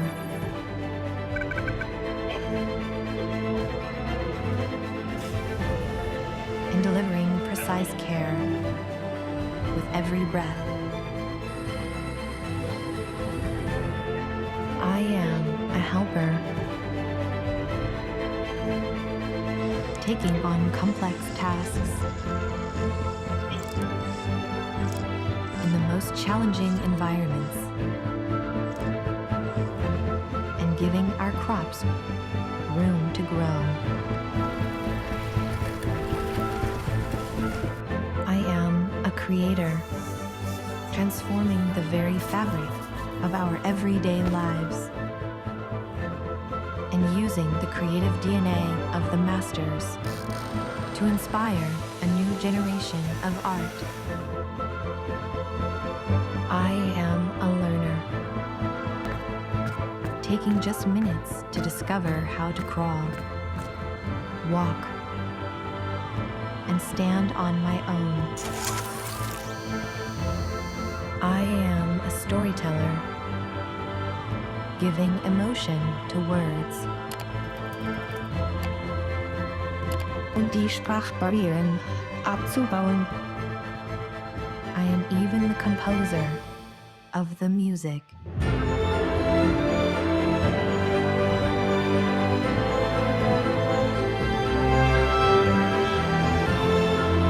I am AI, brought to life by NVIDIA, deep learning, and brilliant minds.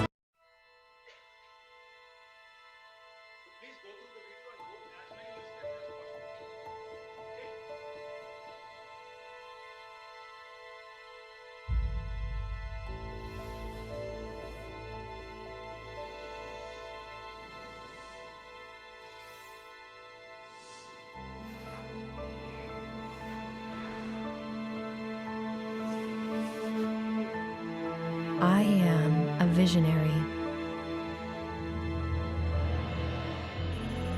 expanding our understanding of the smallest particles.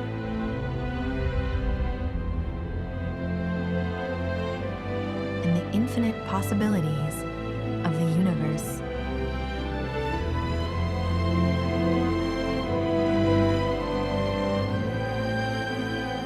I am a guardian, protecting us on all of our journeys. And ensuring our most precious passengers make it home safely. I am a healer, searching for hidden threats in every cell.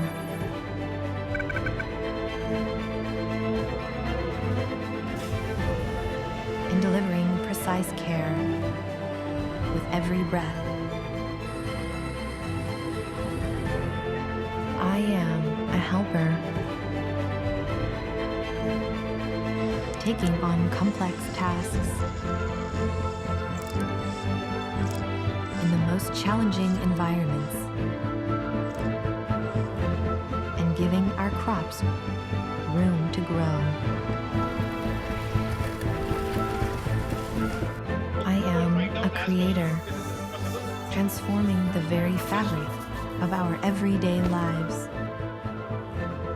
and using the creative DNA of the masters to inspire a new generation of art. I am a learner, taking just minutes to discover how to crawl, walk, and stand on my own. I am a storyteller, giving emotion to words. Und die Sprachbarrieren abzubauen. I am even the composer of the music.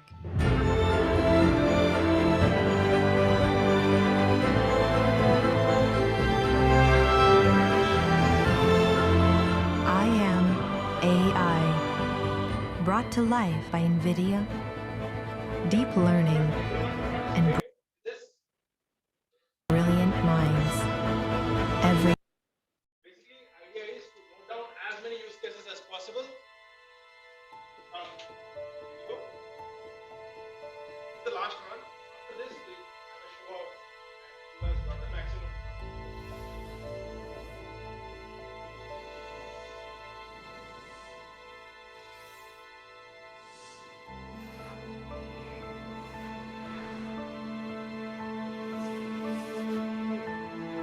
I am a visionary,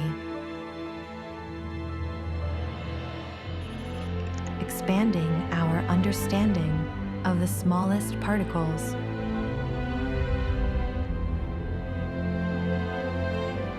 and the infinite possibilities of the universe.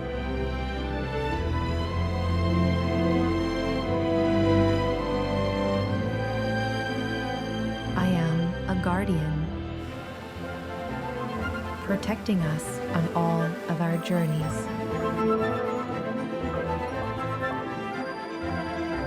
And ensuring our most precious passengers make it home safely. I am a healer, searching for hidden threats in every cell.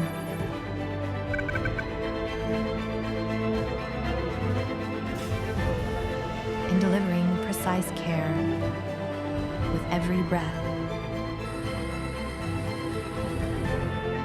I am a helper,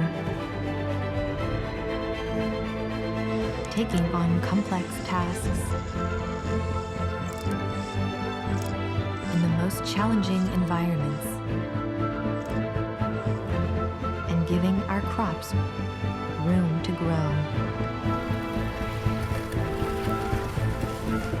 I am a creator, transforming the very fabric of our everyday lives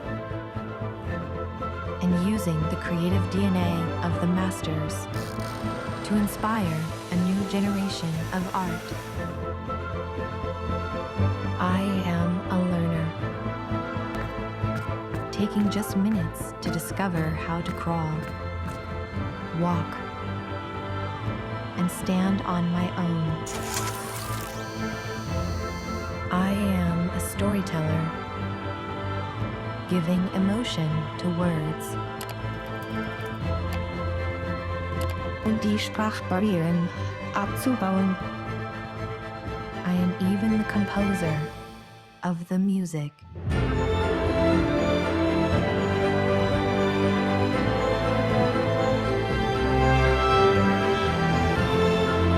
I am AI, brought to life by NVIDIA, deep learning, and brilliant minds everywhere.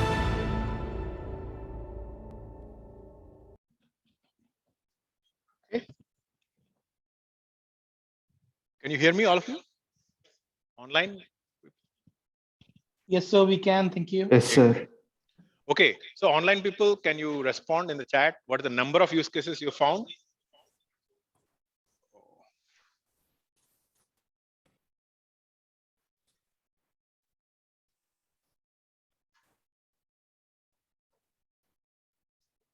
Can you put chat how many use cases?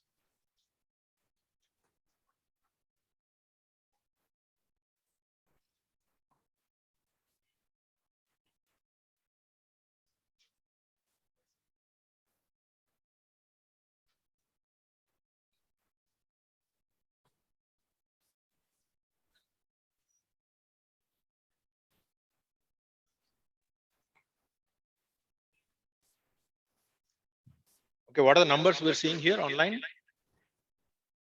19, 16. Okay, here, what is the number in the room?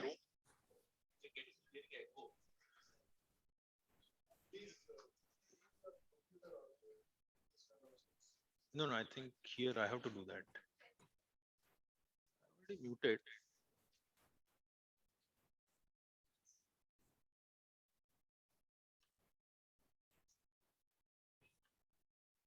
Hello? Still echoing. What is it? Reduce the system. Okay. Hello? Is that better? Okay.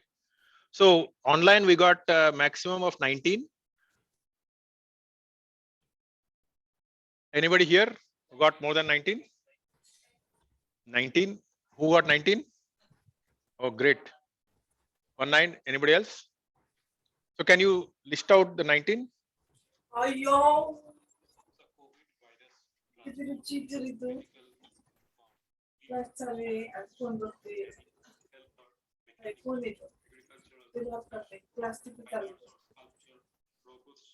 Email check करतोय.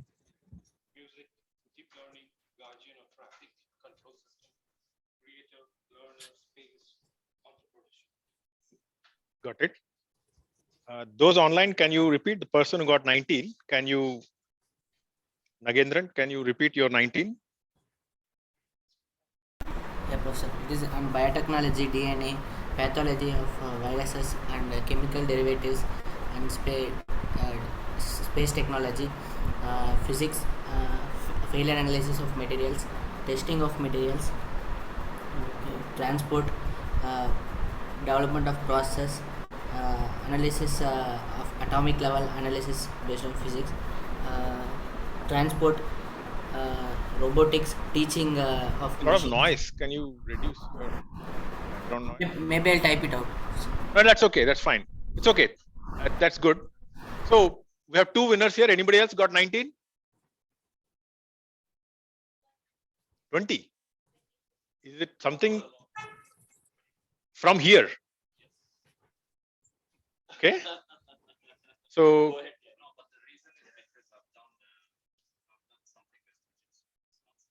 okay. So we have a winner here who has 25 out of this. But the point which I wanted to mention is, do you see any specific vertical, or is it across all kinds of verticals? So now the premise which I was telling you, that AI is here for your daily life, is that valid? So this is a video which is as old as 4 days old. Last week's NVIDIA GTC conference, this was played. So these are examples from COVID. This is examples from disease modeling, from astronomy, from music creation, from retail, name it, and you have it. Civil engineering, building repair, and sky is the limit. And what I wanted to mention is, while all of these are great use cases, but where we need to look at is what is common to the whole thing is what I want to explain, which is basically the notion of, oh, I think this is disconnected.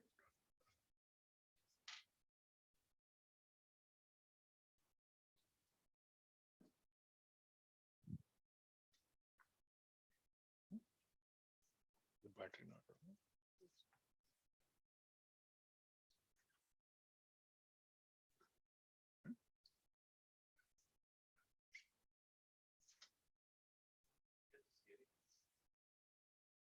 It's okay. Don't worry. I'll.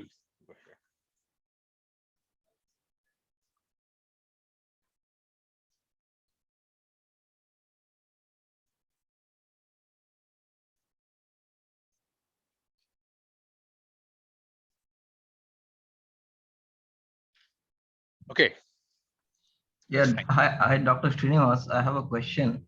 Go ahead.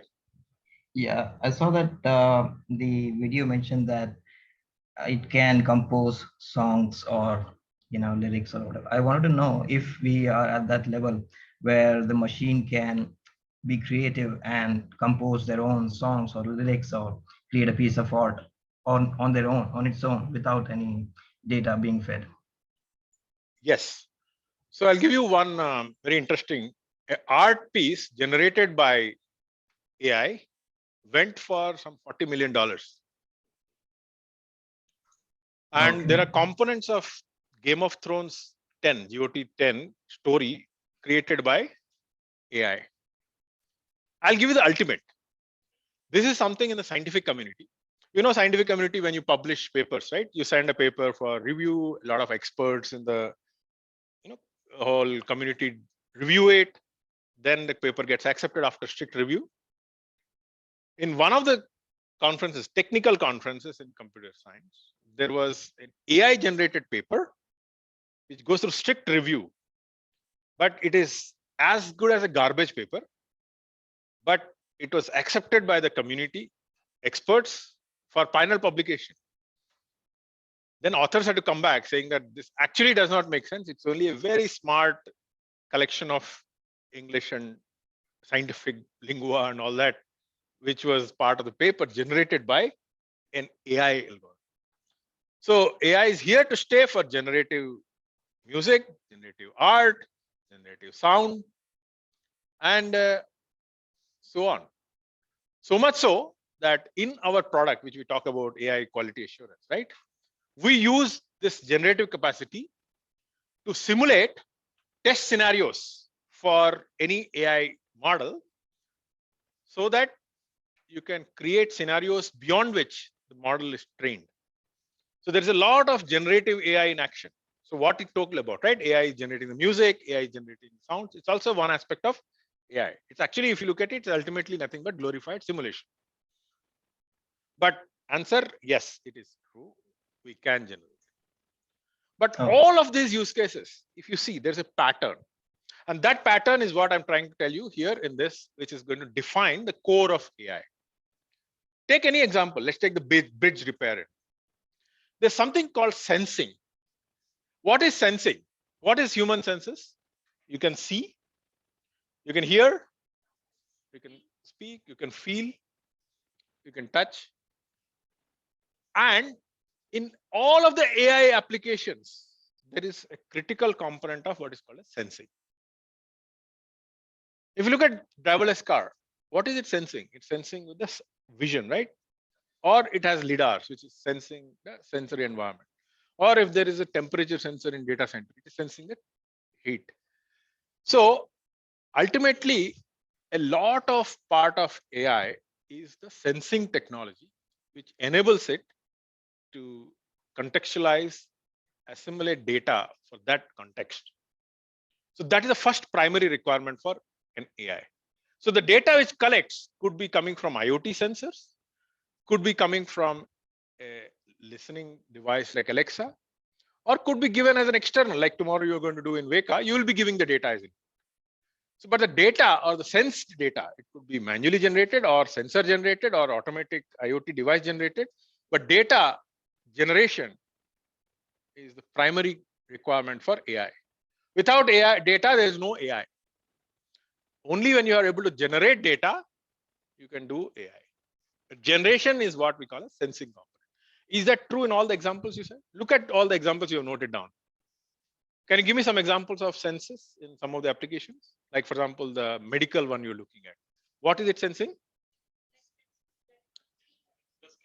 The scanning the image of the blood.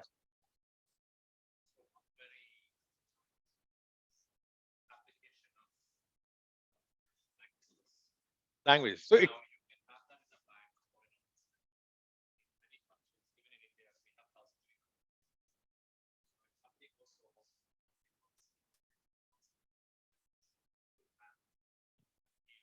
Correct.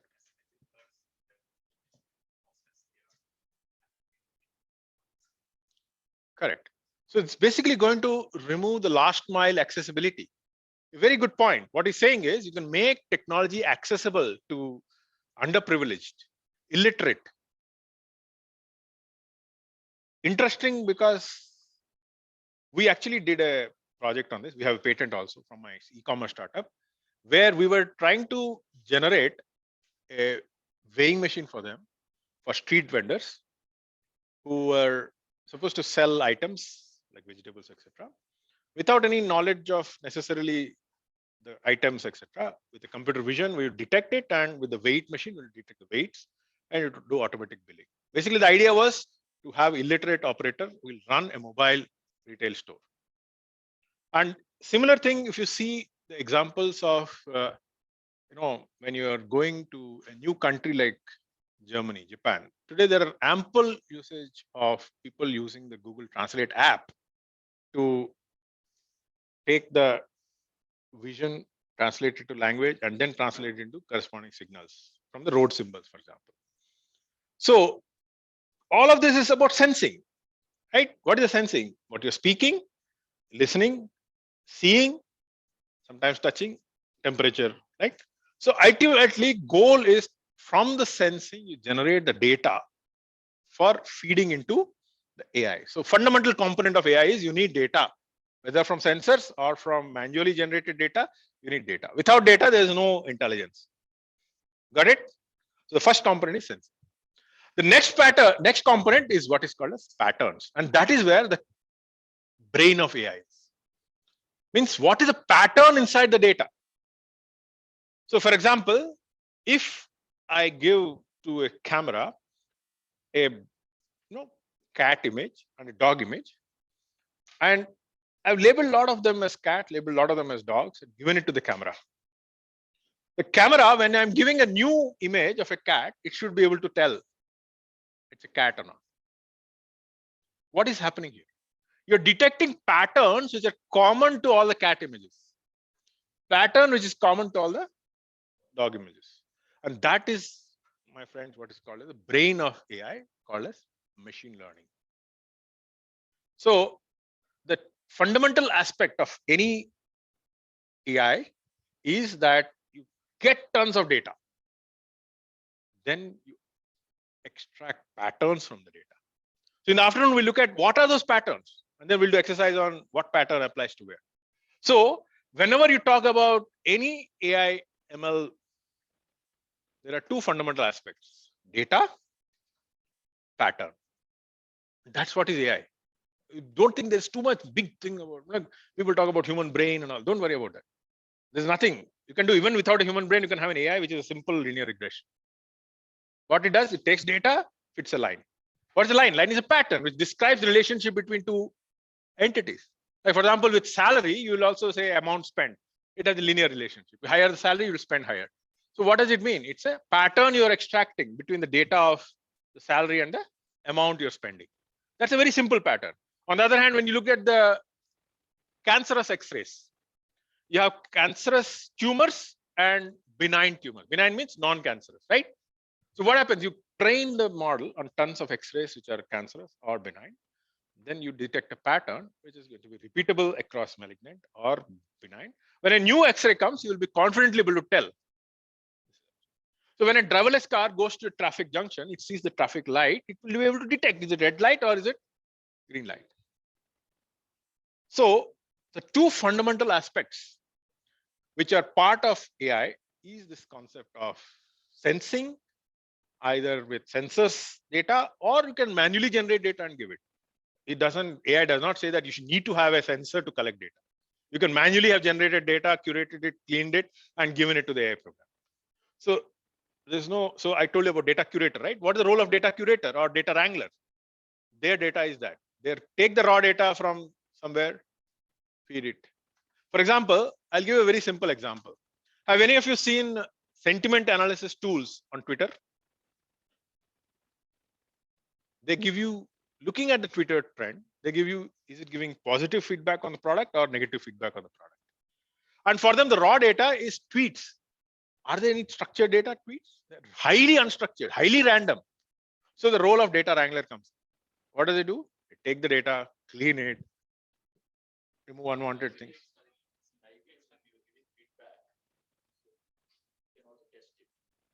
Yes. Correct. So what is empathy? I'll actually tell you about the empathy app. It's basically nothing but a typical machine learning. It looks at the pattern of what you're saying. It is falling into one of the 17 different feelings or emotions you have. So all of you, if you don't have it, do you have your mobile app? This is a small exercise for all of you. If you're okay to download an app, it's called Affectiva, Affectdex, AFFECTDEX. .me, ECTDEX. Have you seen that? Able to? So that's an app which you put your face, it will detect one of those 17 expressions. AFFECTDEX. Could you get it? Or Affectiva, just call it Affectiva. AFFECTIVA. Affectiva is the app. Fdex.me is the company. So what it does, I want all of you to try this because this is an experience workshop. Take that, download that. I think it's not harmful at all. It's a very simple app. It actually detects frown versus smile versus satire. Whatever, there are 17 emotions it detects on your face. That is a classic example of sensing. So what is it showing for you? Joy. So you're happy. You got the highest use cases. Any of you got frowning? Any of you got frowning or try some satirical, like I don't know, try twisting your face. gives you some satire. So this is AI in action. What is it doing? It is sensing your. So it is basically sensing this particular part only, nothing else. How, sir? How? Oh, okay, you have to practice. No, I think it's fine. I think you can use it to practice or.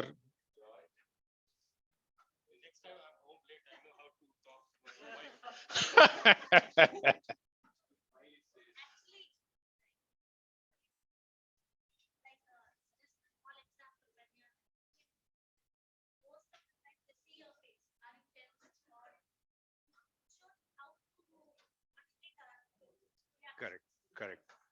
So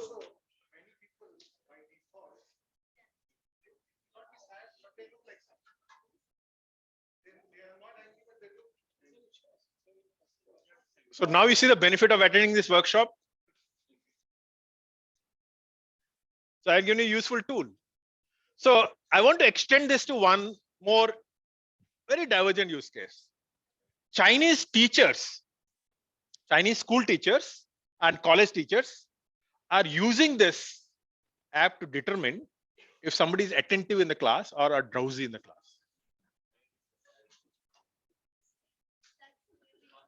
So it's good for teachers.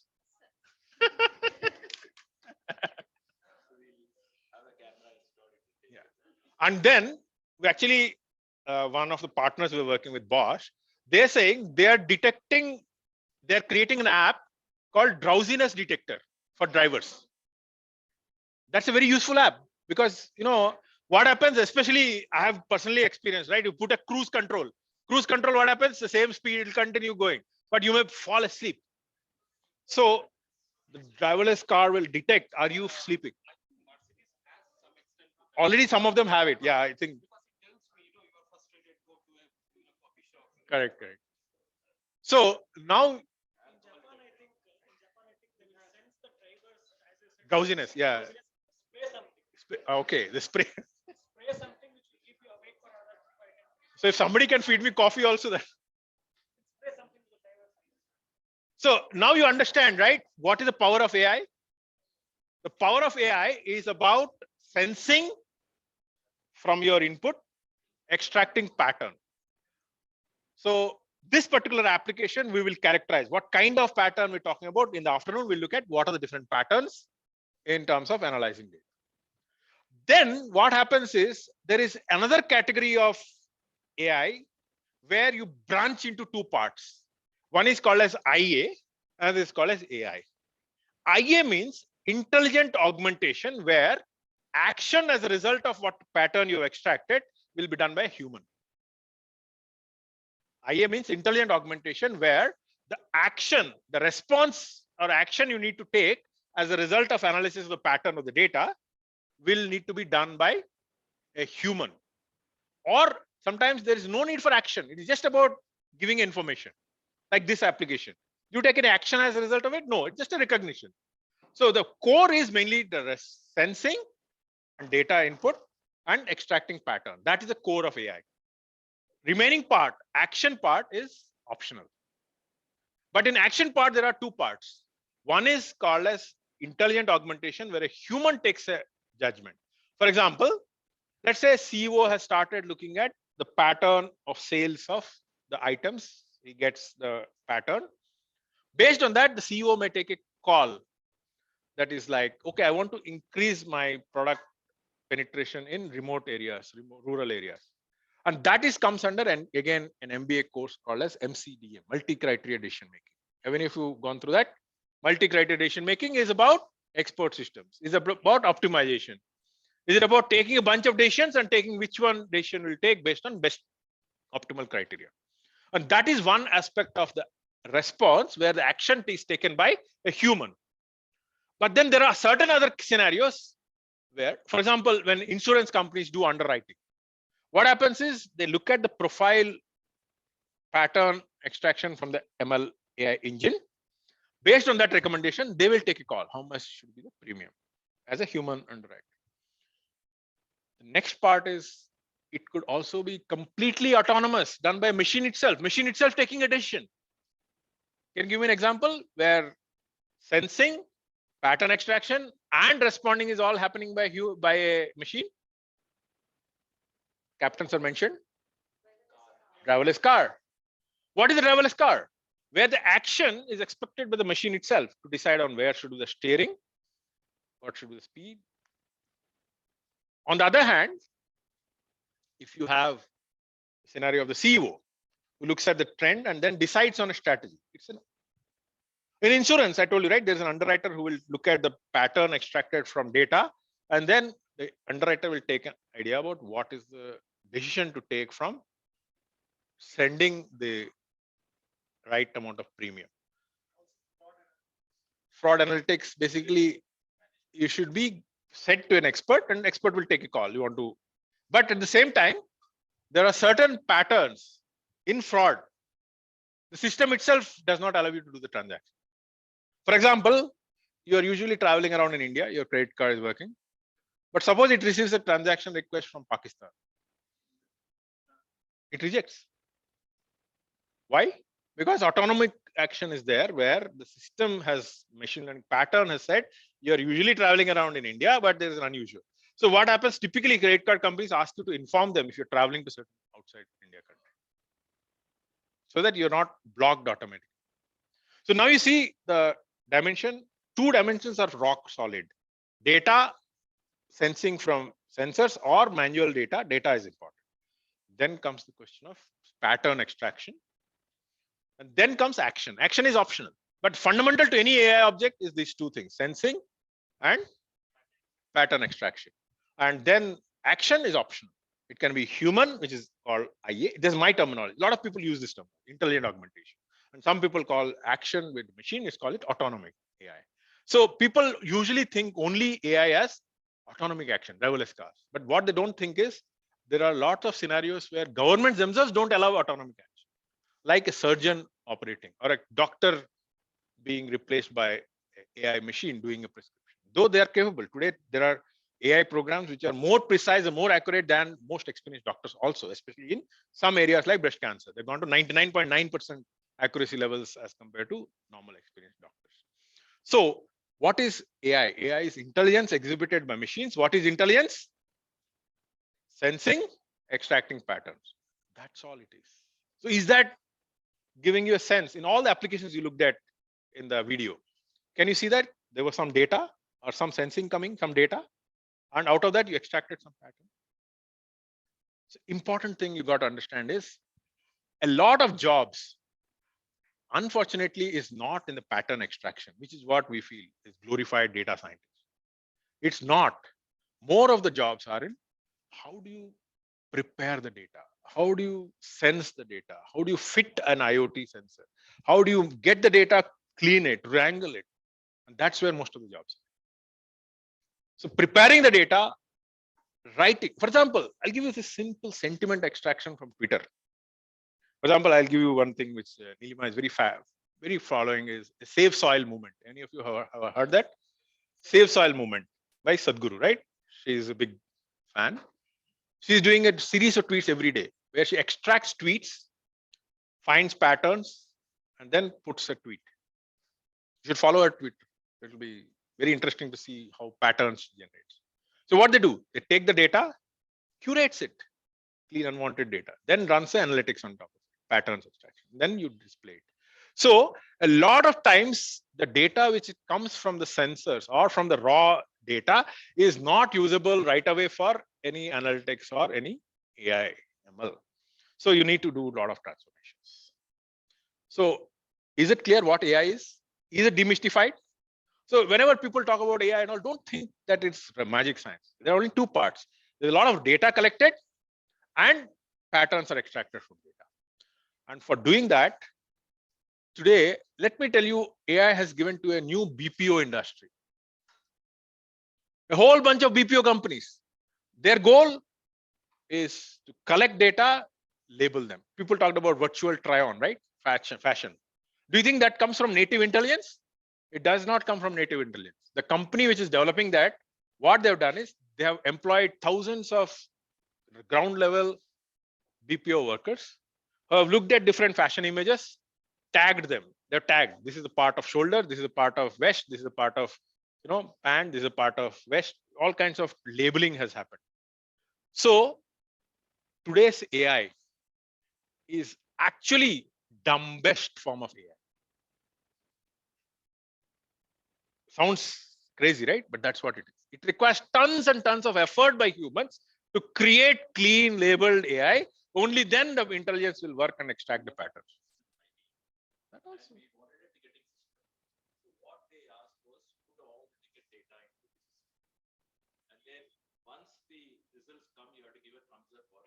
Correct. Correct. So it is junk in, junk out. If you don't put enough effort into the sensing and data part, you are not going to get the pattern extraction, because AI engine works as a very, very dumb technology today. And that brings me to today. Is it understood what is AI? If anybody asks you, will you be confident enough to tell? It's about pattern extraction from raw data, from sensors or from any raw data you create. That's all it is. Whether it is text data, whether it is image data, whether it is structured data, whether it is audio data, whatever it could be. So ultimately, take any AI application. So one exercise I want you to do is all the use cases you wrote down, put the sensing part. What kind of data was input? What kind of pattern you try to extract? Simple. Take 3 or 4 of them. Not take all of them. Right? Right? What is the data it was working on? And what kind of pattern is it looking at? Is it like just seeing what kind of category of disease it represents? Just 2 or 3 of them. Don't worry. I want one or two of you to do this exercise and tell me. Because what I feel is this is a very generic definition which can work in any use case of it. Go ahead.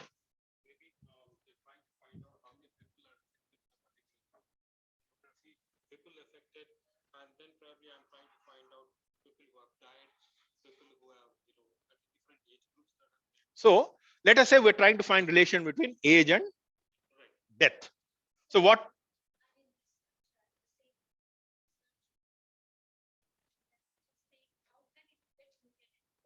Correct. So there, it's possibly that there are 4 or 5 different mutations. Which of them are more popular? So pattern is you're trying to decide among 4 or 5 of them, which one is it? Or in your case, you're trying to find relation between, let's say, form a graph between age and possibility, probability. You're trying to do a causality. So there are different kinds of patterns you can look at. Any other bucketing kind of scenario where you're bucketing into 4 or 5 categories?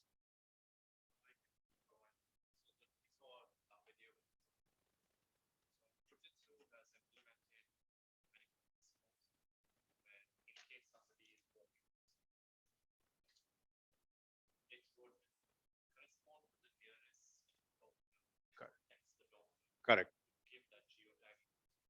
Correct. So the example you gave, emergency response, is a combination of 3, 4 things.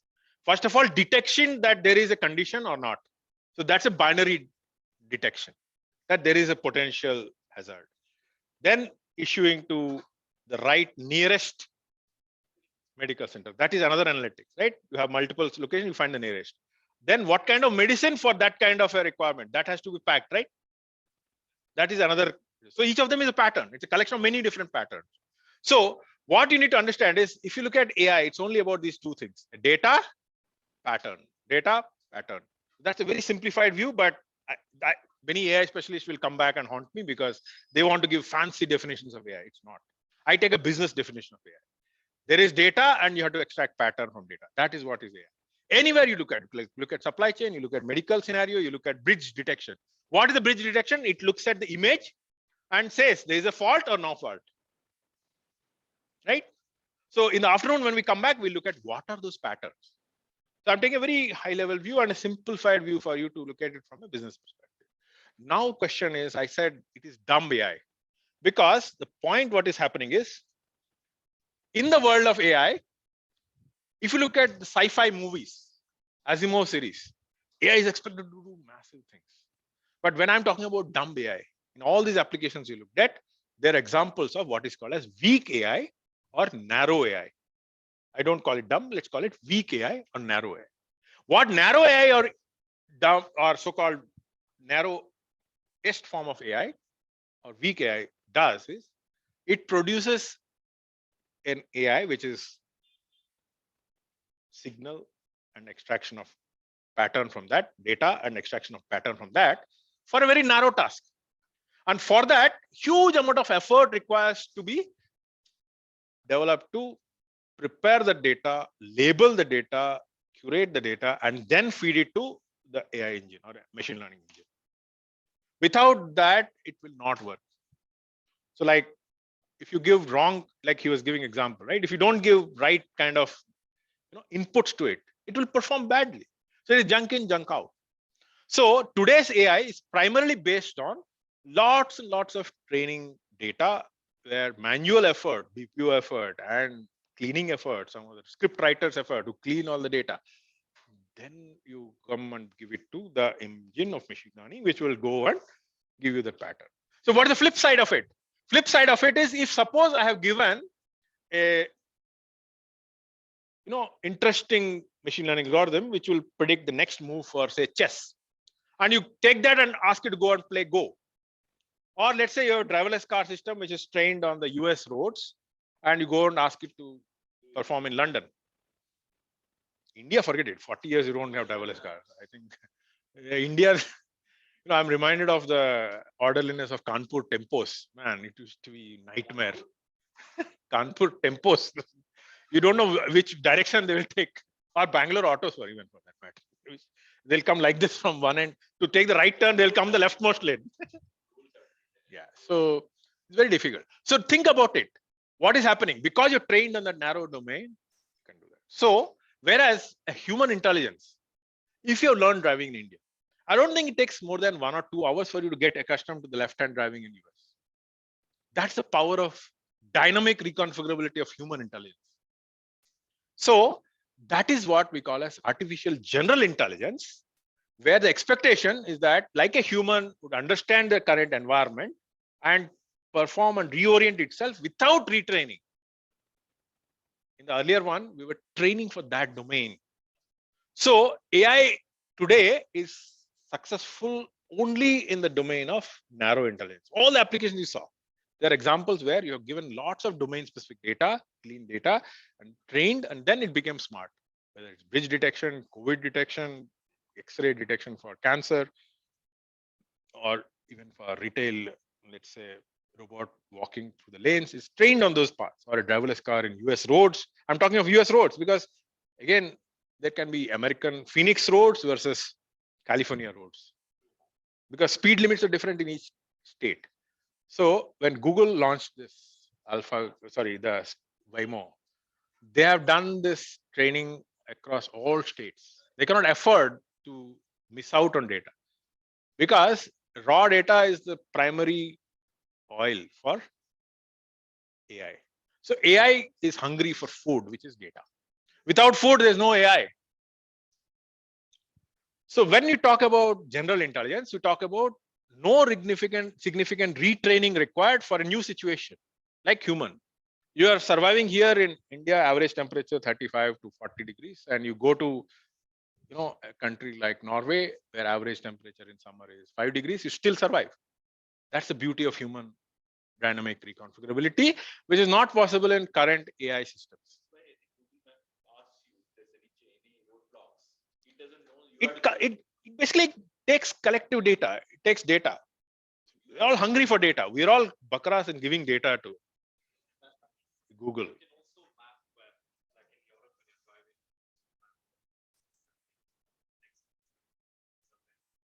Yeah, not only that. Today, I don't know whether you're aware of this. There are something known as radar detectors. You know what that is? Correct. So in Delhi, I saw some of my friends who were in Delhi. Nowadays, ticketing is very common, looks like. Bangalore also is happening. Autonomous ticketing at your home. You can detect if there is a sensor somewhere written. So on the Noida Expressway, apparently there are a lot of places where this happens. So one my friend told me that he has got this detector, it beeps. So what happened is this went in a cycle in US. People started detecting radar detectors. Then cops started doing radar detectors. if you have done it. It can go on and on. The cycle of human machine. So think about it. So then people talked about the Asimov movie, saying that, okay, you have human level general intelligence, also called strong intelligence. Then if that happens, it's possible that we will have super humans, super robots, which is what artificial super intelligence, where AI becomes smarter than the best human brains in every field. And that is what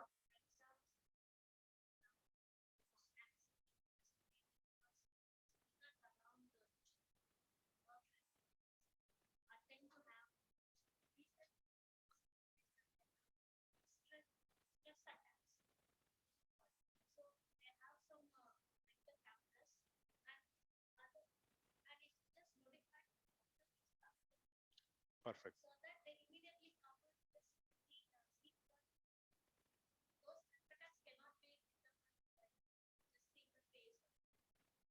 So that's another example of the classroom attention detection, right? Very similar to that. So what is important is all of this is based on train the model on certain available data, extract the pattern. So what you need to tell, I need to tell you is the horror scenarios of AI which people paint. It is nothing real. It's not possible because we're still at a very elementary level of AI. AGI, because it needs many things. For example, my PhD topic was on what is known as common sense reasoning of humans. That is absolutely impossible in a binary world of discrete logic.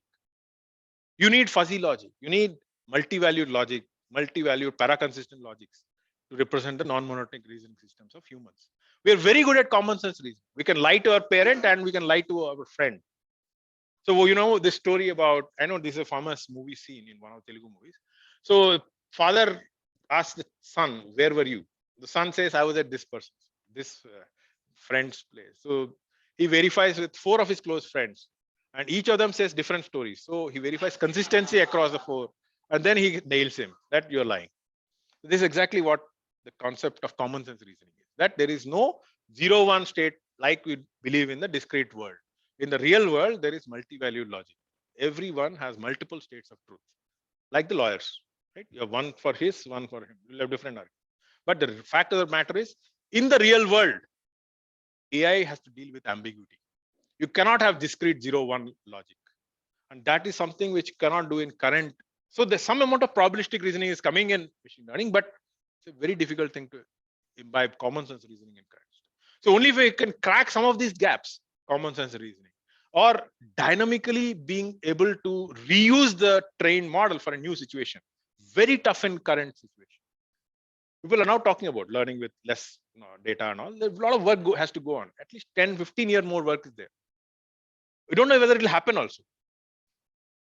So today's AI success is ANI success. So is this clear? What is AI? Data obtained from sensors or sensed or generated by human, pattern extraction from data. That is all it is. Pattern extraction from raw data. And then is it something that it has magic in the data? It is nothing. The magic of the data is in the effort to prepare it, clean it, label it, make it available. Okay. So with that, I will tell you what the corresponding technologies which talk about this sourcing of the data, processing of the data, and pattern extracting from the data is called. Forget the bottom line. Bottom is what we call as the fundamental. But effectively, when you look at the input data, it could be a simple structured tabular data, or it could be text data, like in the tweets, or in case of the medical image or the cracks, it was the images or video, right? Or it could be speech, like Alexa. So there are 3 components of did I have that pointer somewhere?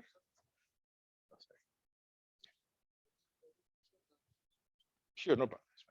So fundamentally, the ingestion, which is basically sensing, can be of 3 types: computer vision, text mining or NLP, speech processing, and structured data, which anyway is normal Excel or tabular data. So a lot of times we say that the input processing part or the part where you're trying to sense the data is an integral part of AI.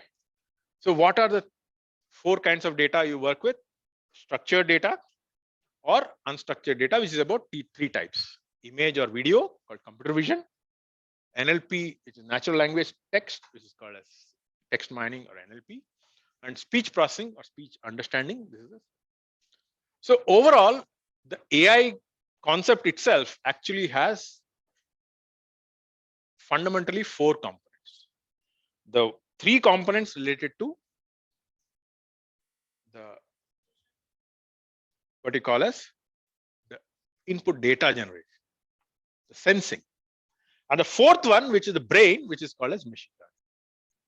And that is what is going to dictate what kind of patterns are you extracting from that data. So AI is basically combination of, as I said earlier, I said given a high level view, there is a sensing or data, and then there is pattern. So that I'm breaking pattern itself, I'm putting as some core technology called as machine learning, and the input technologies for sensing can be broken into 3.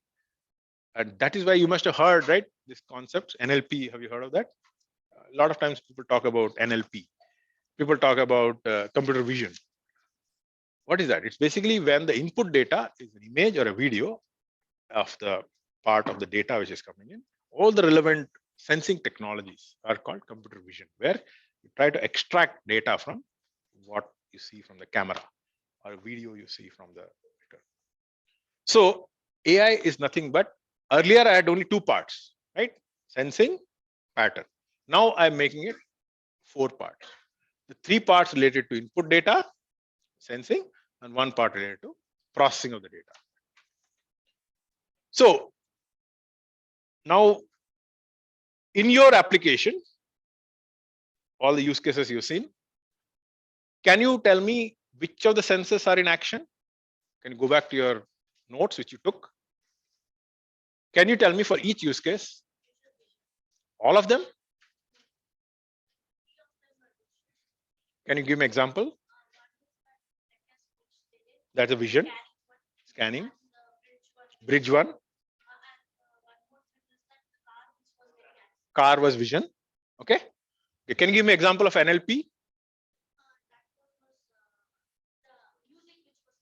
Music was audio, right? Speech. Storyteller, where you took language, translated. Input was a language, but what you spoke was text. So it could be another thing which I want to tell. It's not like one time only one thing will help you. You can do one machine learning on one vision and then convert that into another form. So it took the vision, convert it into text, and then you can perform translation on the text. So you can have multiple machine learning tasks on multiple inputs. It could be a pipeline. So whenever people talk about AI system, don't think that it's one application on one input. It can be a pipeline. So any other example where audio was used?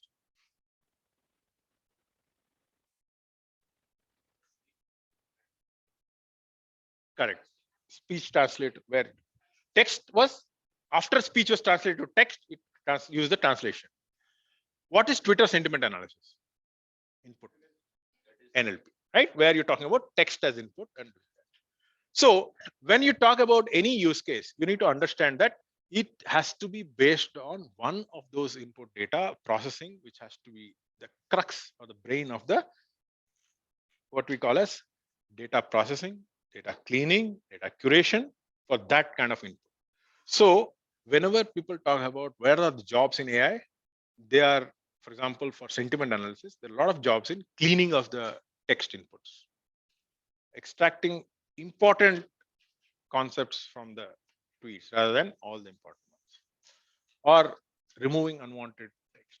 Same way in audio, you remove out noise from the audio, you remove out the underlying frequencies. Then you do something like the MFCC extraction of signals, extract phonemes from there.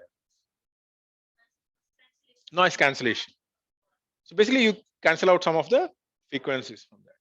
So a lot of work which happens in AI is not in the brain or the pattern extraction, but it's more on the data.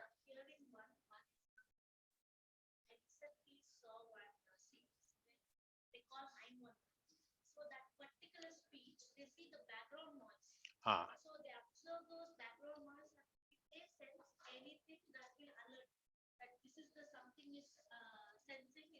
Correct. So I'm reminded of one of the Hindi movies in which there was a timing of the event they were talking about, and they heard an azan in the morning, Friday morning, and then from the azan timing, they said it is wrong. The video timing they're predicting as evening is not correct. It is actually afternoon time. Based on that logic, so think about there is a lot of noise gives input. So it is like we don't want to cancel noise, but use as a noise for giving signals to analyze. Correct. So what is ultimately what we're talking about? Whenever we're talking about the possibility of extracting the sensing, it is not just about sensing of one kind. It can be four kinds. Structured data, which we all know, tabular, Excel, relational database, or it could be computer vision, or it could be speech, or it could be text. So take any AI example which somebody throws at you. You should be able to dissect it. What is the sensing? What are the kind of senses you're talking about? What kind of data is coming? And also you need to understand that when you're talking about processing of the data, you need to clean the data. You have to curate the data, remove the noise from the data. In every domain is different. For example, in images, one of the things you got to understand is the sharper the images are, the worse it is for computer vision. Can you tell me why? So it is dependent on that particular instance of that image. Whereas the more hazier, it's more like a generic pattern you're detecting. So what you do in image processing is you typically blur out and extract generic features. So for example, you have given 10 cats. If you go specific into the color, specific pattern and all, you will not be able to create a generalization that these are the cat related features. So for machine learning, which is the brain, it works by generalizing the abstractions across the input data. It does not work by specializing for each instance. That is where very important is whenever you're talking about data cleaning, you need to look at it from the perspective that how can it help in recognizing the general patterns repeatable across all the data. All the cats data should be able to take it. And in fact, one of the exercises I will make you do is in the next week. Tomorrow she will do more on basic machine learning, but we'll do some computer vision exercises where you will do it yourself in the class. You'll collect some data.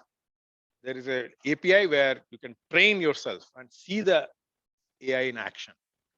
So this is all about action, right? This whole concept. We're teaching concept, but also teaching you action. So till now, what we studied, can anybody tell me an example where we have mixed two of the data elements? So I was telling you that there are these three elements, right? Computer vision, NLP, speech. Can you give me an example where two or more of these are working one after another? I told you there could be multiple pipelines. Self-driving car, it mainly takes a vision and converts it into action. But is there any other element? Robotic surgery. Correct. So TEAT will be another action. But another example which we were looking at, remember that traffic. Correct. So it is possible that you may have a vision bus application first, which detects traffic. Then there can be audio input, which gives output to the driver as to what it should do. But another example was, remember that dynamically I was speaking, I was translating to German. What was that? It's multimodal. First, you looked at capturing the audio, recognize the audio, converted internal patterns into the corresponding text. Then the text you passed on to a pattern for translation. That is neural machine translation. So there are several examples like that where you take a particular scenario, break it down into multiple AI tasks. So it becomes a workflow of machine learning tasks. So that's another thing we'll look at. What does it mean to run an AI project? It's not like it's just about taking one data, one pattern. It doesn't work like that. It has to be a sequence of things. Another example I'll give you. This is again coming from, have you seen examples where you give an input image and it generates a textual description of that image? It's called visual question answering.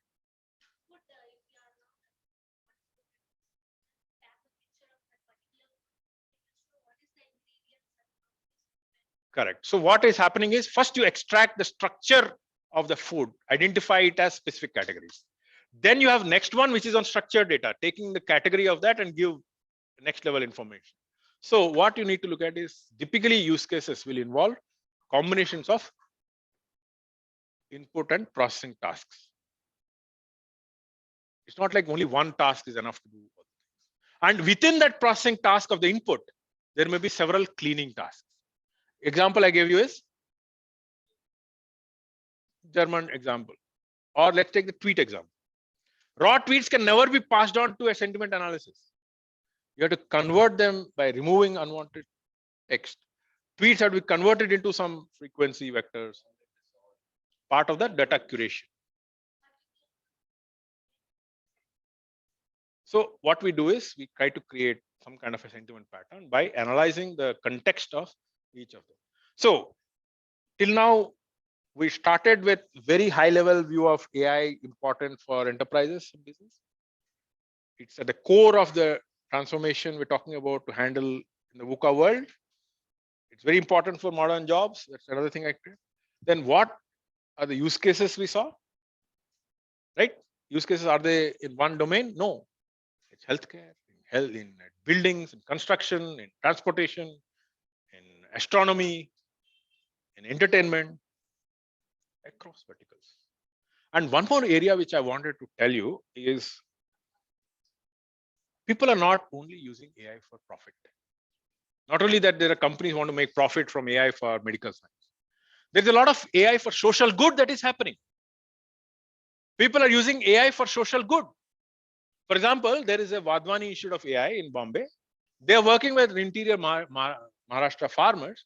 What they've done 2 years back is they went to the cotton farms, identified the pest pattern, how it is infecting the diseases. They developed the machine learning system, and last year they went to help the farmers, and they could predict the pest spread, and they could prevent loss of crop by use of that. Weather.com. So I want you to spend next 5 minutes in Googling different AI for social good projects. Use the word social good. AI for social good. In fact, Google has a separate wing. Google India Research Lab is only focused on AI for social good. So I told you about all the use cases. I give example, farmers. Use of detection of disease onset onto cotton crops. Just coming to my mind, I'm just sharing if it is correct or not. So on this Facebook, I have different political parties having their own pages. People are reacting to different posts. So I have text, I have video. So me as a outsider, I know this with a combination of two, I can decide which party should I be voting for. Yes, but that actually, in fact, you are a very smart voter. But what happens is there are many smart politicians. Every politician has now hired an AI expert. Today, AI guys are very much in demand for politicians. They want to influence, right? So they will generate fake news, push it into the agenda. So today, don't trust anything on internet.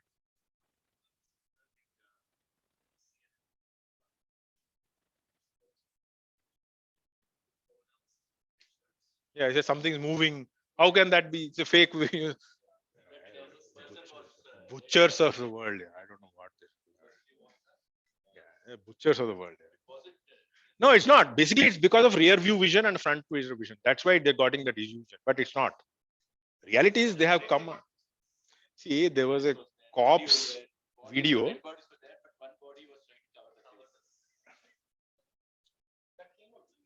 Correct. But now think about it. Look at AI for social good. I want you to give me examples before we break for lunch.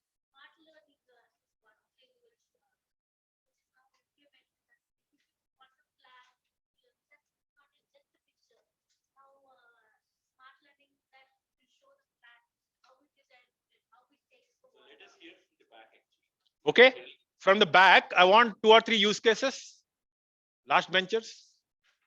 Any use case in AI for social good? Come again. Detecting plant disease. Okay.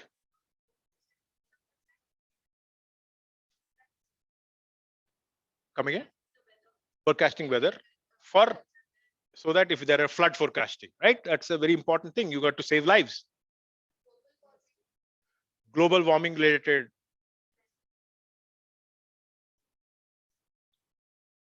Anyone in the area of any found use cases in agriculture area? One I told you.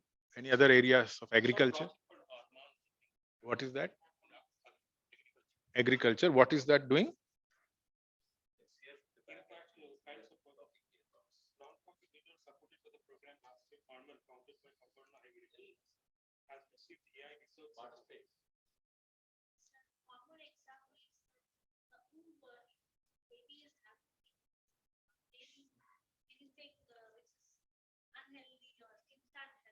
So basically prenatal. Good.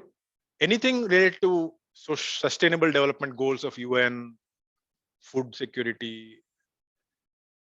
So I will give you one hint. Google has a special page called AI for social good. Can you search that? Google company has a project called AI for social good, and there are tons of projects listed there. Can any of you list some of them?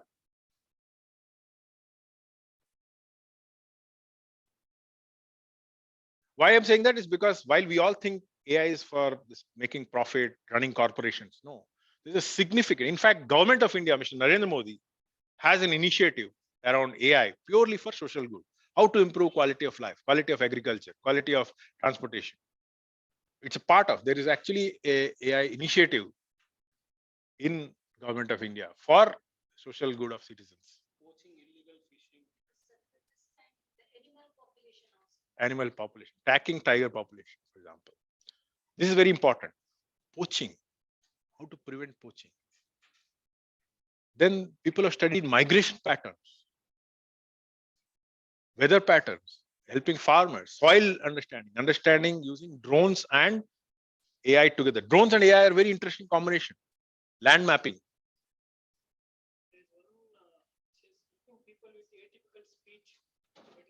To better understand. You know, one more thing, while we are on the topic, in Japan, there are toys, robots, which are just supposed to be your emotional companions. Yeah. Classic example. They'll just stay with you. That's my fear, sir. If I go to ASI that level, human marriage will stop. I don't know what will happen, but let's not go there. It is too much.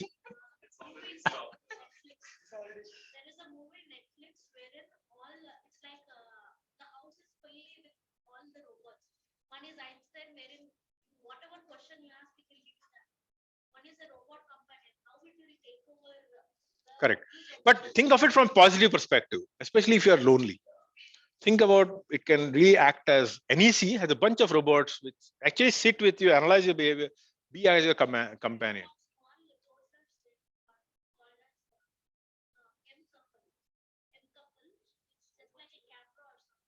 Okay.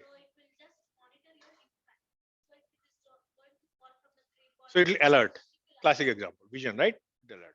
So as I said, I wanted to end the pre-lunch session with a simple note saying that don't think AI is bad. AI is for only profit making or for those companies like Facebook to pry on you and all that. There's a lot of medical benefit, a lot of healthcare projects are going on, pharma benefits are there. You know, a lot of companies are now, you will be surprised at the level of drug discovery that is happening with 10 times speed. It took 10 years, but because of AI, you can discover a new drug in 1 year. That has helped in COVID. The repurpose combination. There's a lot of help from the AI. So there's a lot of good. Then social good. AI for social good. It's a huge initiative. Governments across the world are talking about it. And then the last one which is coming up is the responsible AI. Even after AI going for profit, there is now watchdogs coming up, which are talking about how we can oversee that AI is not used for wrong purposes, like your hang example. Yes. They're suggesting nutrition planning, right? Suggesting nutrition. So with that, let's stop our thing. So what we have studied, we talked about high level business transformation, AI at the center of it. Then we looked at what are the AI use cases. What is AI? Data and sensing, pattern extraction from that. We saw examples, it could be positive, and then leading to action, either human or thing. And then when we talked about the sensing, three kinds: vision, text, or audio. Then we looked at AI use cases beyond commercial. So with that, in the next half, we will look at the second half of AI, which is the pattern extraction. What are the patterns we talk when we talk about AI? Okay, and then we'll do similar exercise. So let's continue the interaction. Exactly 1 hour.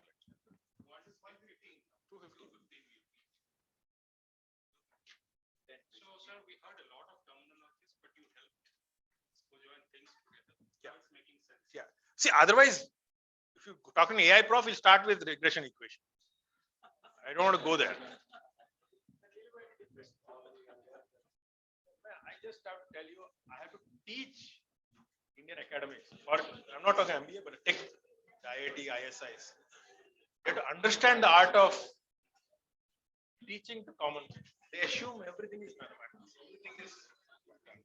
It's actually sometimes very, very difficult to explain to them, because the pattern of students they get also are like that, right? They like theory. So there are people in ISI and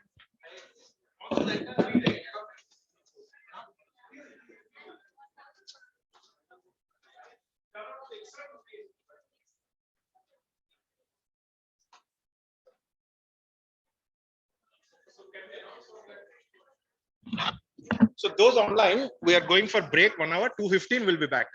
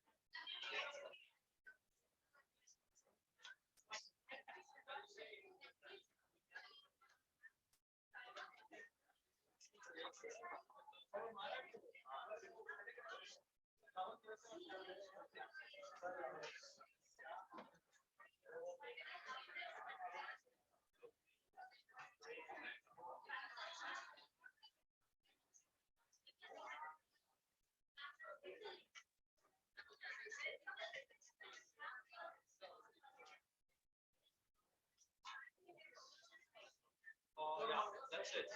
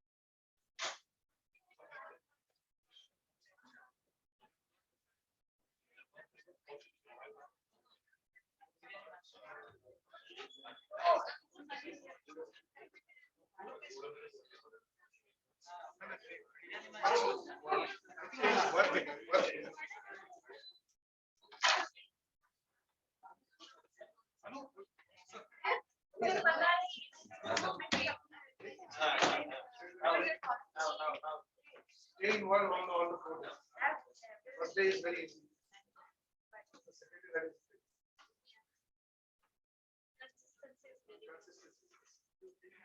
Sir, we will articles.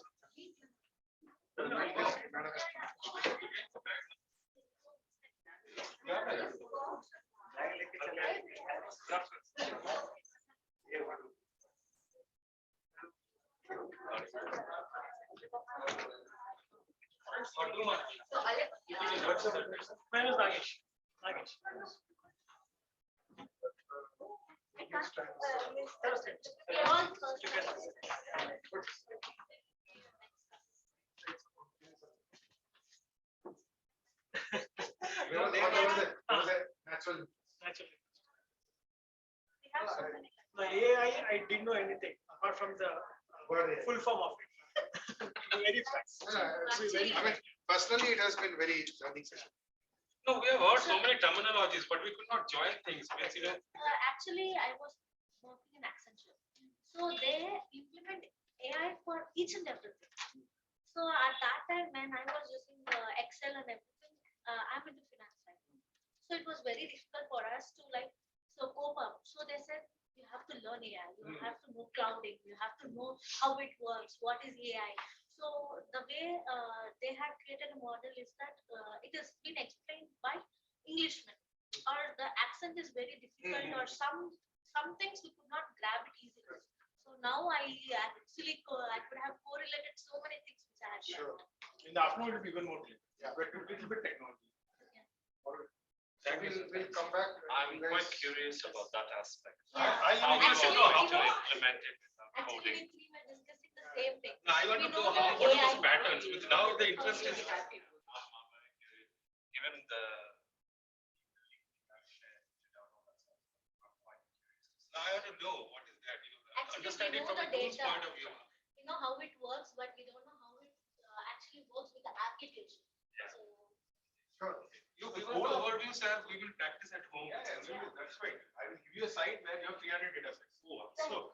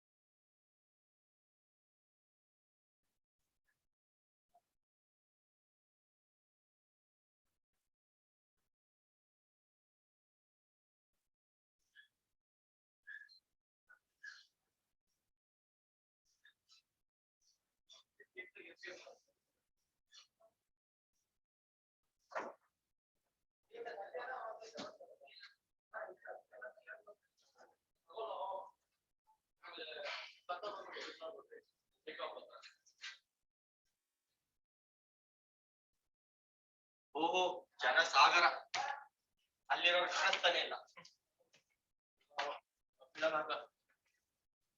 ಒಳ್ಳೆ fast camera ಐತಲ್ಲ, ಒಳ್ಳೆ fast participants ಎಲ್ಲ ಇನ್ನ ಇದ್ದಾರೆ. ಇಲ್ವೋ ಚಾಟ್ಸ್ ಎಲ್ಲ 15 ಜನ ಅವ್ರೆ. ಮೈಕ್ ಎಲ್ಲ ಇದೆ, ಸ್ಕ್ರೀನ್ ಇರುತ್ತೆ, ಎಕ್ಸ್ಟೆಂಡೇಜ್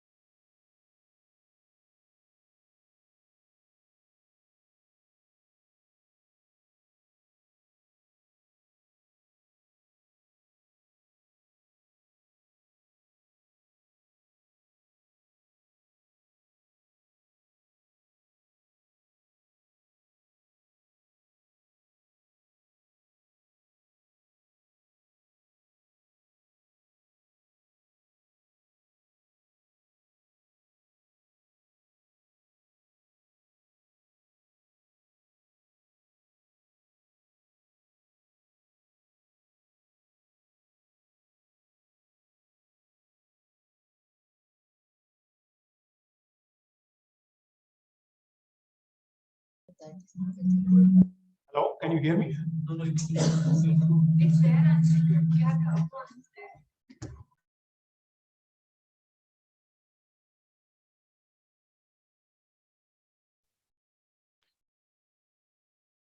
Hello, can you hear me, all of you online? Can you put a response? Yes, Professor. Those online, can you hear me? Is it working? Yes, sir, I can. Thank you. Okay, okay, no problem. Okay, so coming back to the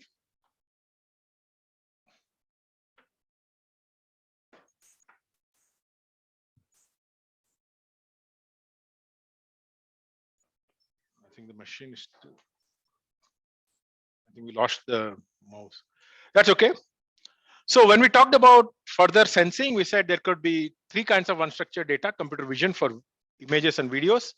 And when we talk about NLP, it is for text. And then for audio, it is speech processing. So this is where we left off. And then today, we're going further in talking about the pattern extraction from data, right? So as I said, AI is two parts. There is data coming from sensors or from any source. Then there is pattern extraction from data. So we looked at all the examples in the morning, right? From the use cases. We said input could be coming from a camera, which is vision, or could be listening to an Alexa device. It could be audio, or it could be structured data, which you are writing as a result of some program, and you get the data in Excel form and you do it. Now, what is a pattern about? And the pattern extraction from data is what is called as machine learning. Of course, there are many technical definitions, but let's, for a very simple understanding, think about machine learning as an engine of AI, which does the part of taking raw data and extracting patterns from the raw data. That means it is not creating something on its own. It's purely based on what is the data that has been fed to it for patterns to be extracted. So that's why I said majority of the work in AI is about preparing the data, getting the data from sources, like extracting data from Twitter, extracting from sensors, then preparing it, means cleaning it, transforming it to form which can understand, or removing unwanted data, removing noise. So a lot of work in the AI is about making the data ready for the machine learning, which is the brain of AI. So what exactly is machine learning? It is, you can say, pattern extraction from data in a layman's words. But it is also giving computers a very interesting capability. It is not like you only learn a pattern from a data once. If you give more data to it, it will extract better pattern. And that's why it is called as learning from data by a machine, where the data which is fed into it is processed, analyzed for patterns, and then the pattern is extracted. And in doing that, the other big problem which we encounter is we start to compare machine learning, which is the brain of AI, with conventional programming. What is meant by programming in machine learning world? When I said you can do it without any knowledge of statistics, was it magic? The point is, yes, it is magic. In the sense that, see, today, when you want to write a program for a web development, let's say in a language like, I don't know, maybe Java or JavaScript, you have to know the logic of what you're going to write. So what do? You will say, if I see that, age is so-and-so, offer so-and-so discount. There's a logic you write. Control is with you. What rule you want to write on the data, what transformation you want to do, what to present to the viewer, you develop that logic.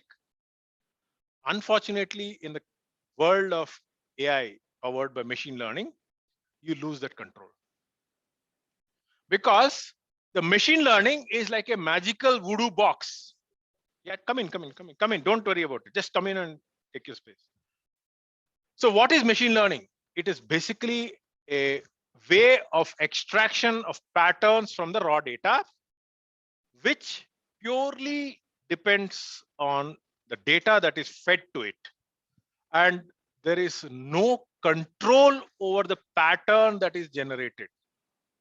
That means today, if you want to go to, let's say, a web page where you're saying if something is less than this, you print green, else you print red. Suppose you want to convert it. You want to add one more condition. You can go to the program, change the program, compile it and make it run. What will happen? It will change the logic. So what happens in a conventional programming language is that the logic of the program is in your control. Whereas in a machine learning, where you are given the raw data and you're extracting pattern from it, the behavior of the program is not in your control. It's purely controlled by what is the data that is fed to it. Professor? So when I talk about... Professor, I have a question. Yeah, go ahead. Yeah, okay. In that case, so when does there is a programmer can automatically change when there is a need of change, right? So Yeah, I'll come to that. I'll come to that point. Just hold on for some time. Okay. So what is meant by ML programming? The point of ML programming, what is a program? It's a logic which describes, the conditions under which you have to follow the sequence of steps, and the program behaves as per that. But unfortunately, in voodoo magic world of machine learning, there's no control of the programmer. All you do is you have data in, program out. The pattern out, data in, program out. Program I call also pattern. Also I call sometimes model. These are interchangeably used because in AI, what is the program? Program is the model or the pattern which you have extracted from the raw data. So example, I have given tons of X-rays of medical images. Some of them are marked as cancerous. Some of them as marked as not cancerous. I give it to the machine learning program. It has developed some idea of the pattern which it can distinguish between cancerous and not. And then when you give a new X-ray, it will tell automatically whether it has cancer or not. What is that it has understood? It has understood by understanding the pattern in the raw data, which is either cancerous or not cancerous, understood the difference between them and got that into your internal structure or the pattern which it has extracted, which it calls as model. But the beauty of this is that you have no control over that structure. You cannot go and debug it. For example, if there is some for certain input, it is expected to behave like this, but you did not like it, so you change that, put an exception. That's what you do in a programming language. You do debugging, right? When you develop a JavaScript screen, you go and change condition, change the color, or maybe find some error condition, you go and debug it. So there's no concept of debugging program in AI. All you can do is you can change the pattern only by changing the input data. Understood? So what is in your control? Your control is the data coming from sensors or coming from your manual sources. The data is your only control. So it is data in, program out. And that is a big change from conventional thinking. Conventional thinking, you feel you have a lot of control over a program, right? You go and debug this if condition, you can change the print condition, all that. But in ML, which is the core of AI, all that is given is the input data. So for example, I decide to call, all the cancerous data which is there, I kind of label it as not cancerous deliberately. I'm a hacker. What I'll do is I'll label that wrongly, saying that those are all non-cancerous and all the remaining ones I'll flag it as cancerous. So you are going to generate a junk model, which is going to behave exactly opposite of what it's going to supposed to. But that is what is machine learning. It's a faithful servant of the data which is given to you. So AI is the dumbest and the dumbest of the technologies. All it behaves is based on whatever is the data given, you extract the pattern from that and faithfully renders it. You give junk data, you give poisonous data, it will give you poison. You give it junk data, it'll give you junk. You give it wrong labels, it'll give you junk. So all locus operandi now shifts to how strong is your data pipeline? How strong is your data curation? How strong is your data wrangling, right? How strong is your data cleaning capability? And how strong and correct is your data labeling? If your data labelers are hackers who have intentionally labeled wrong things, means you're going to get the same behavior in your pattern. So the AI modeling languages, which are basically based on machine learning, do the faithful job of pattern extraction from the raw data with no prejudice, no bias, etc. So all the examples you see for irresponsible behavior of AI, whether it is biased behavior, whether it is poisonous behavior, all that is because you don't have enough attention paid to the input data which has been given to the AI model. You cannot find fault with the model, you have to find fault with the data. So what is AI model? It is all about data in, model out, or data in, program out. So that is what is the brain of it. So with that, what are the definite problems we have? You have the problem is if you want to debug, you have to only do it by changing the data that is fed to it. So in the example I gave you, incorrect labeling, right? All the cancerous have been labeled as non-cancerous, all the non-cancerous have been labeled as cancerous. You would discover that bug being a domain guy, saying that, oh, this is wrong behavior. Now you have to go back and change the labels to make it correct. And then you get the correct behavior. So if you don't put enough due diligence on the data, there is no AI. There is no correct AI behavior. AI is a faithful servant.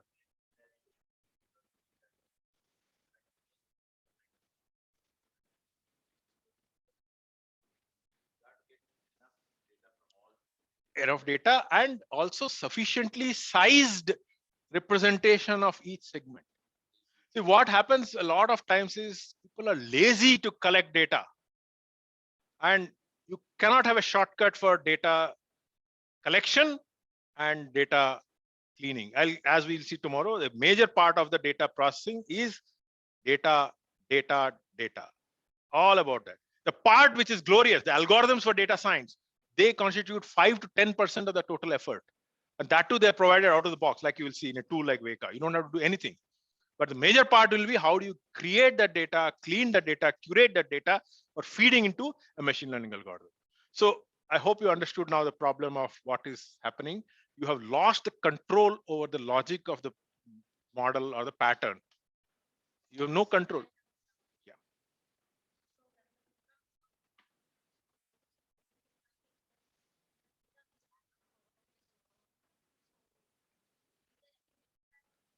That's why you need to come out with something called a sampling. So what you do is you take a sample randomly, 5%, 10% of the data you keep aside. You know they are the correct, right? These are cancerous, these are not cancerous, we know. Then whatever the remaining 95%, you get your model out and you take that model and see the behavior on the control data. See how much percentage accurate it's given. That is the way you look out. So we look at it when we do evaluation of ML. That's the only way. That's called testing with control set taken from the original input set for your testing. That's the only way. It's a non-deterministic way of testing. That's the only way, because otherwise there's no golden truth. So what you need to understand is whenever you're developing a model or machine learning on raw data, enough effort should be given to collection of data, cleaning of data, labeling of the data before you feed it into the actual machine learning. If you give wrong labels, wrong data, machine learning will give you wrong output. Okay. So let's now come to what are the different kinds of machine learning you can think about. There are several grades of pattern extraction from raw data. And broadly, while in the history of AI, there have been 30, 40 different varieties of patterns, depending on different kinds of data. But the most common 3 patterns, which are, you can say, the basis of modern AI machines or AI applications, is these 3 patterns, broadly known as supervised machine learning, unsupervised machine learning, and reinforcement learning.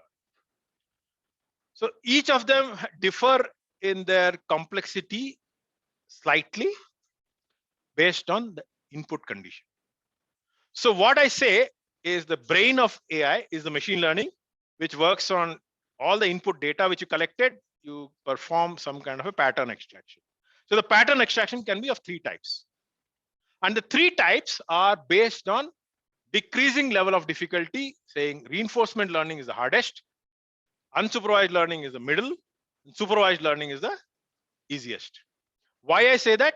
Because in supervised learning, you have the concept of input data and output data. So you're mapping the relation between input data and output data. So there are 2 kinds of data, input data and output data. For example, when you're trying to look at a cancerous X-ray and identify it as cancer or not, there's an output label. Is it cancerous or not cancerous? So the output value is a 2-valued variable. You agree? You take an image, you give it either a cancer or not cancerous. So there's an output variable which you're assigning to every input. Same thing, you're trying to predict stock price for tomorrow based on different input parameters. So you're writing a stock prediction engine. So what will happen? There's an output value you are basing on input values like previous value, previous news related stock, etc. So in all of these cases, there are 2 kinds of variables. There are certain input variables, many of them, it could be multi-valued, and then there's one output variable which you are assigning to each input data. That is the easiest, where you have to create the pattern which is relating the relation between input and the output. So for example, when you're doing a cancer detection in an X-ray, the pattern you are trying to identify is trying to put a label to that image, whether it has cancer or it has no cancer. Whereas the pattern which is trying to predict tomorrow's value will give an actual number of opening stock price value to the input values. It's like a function. In the first one, it is like a label generator. In the second one, it is like a value generator. You can have both of them are outputs, but it needs input and output. So a lot of effort is required to generate that input data before you can apply supervised machine learning. What kind? If you got X-rays, you cannot give raw X-rays to the label generator. You have to label each of them. Whether you do it or get some normal person, pay them, like do 10 per hour and pay them $10 or something. But that's a huge BPO job. So today, majority of the AI jobs are BPO jobs.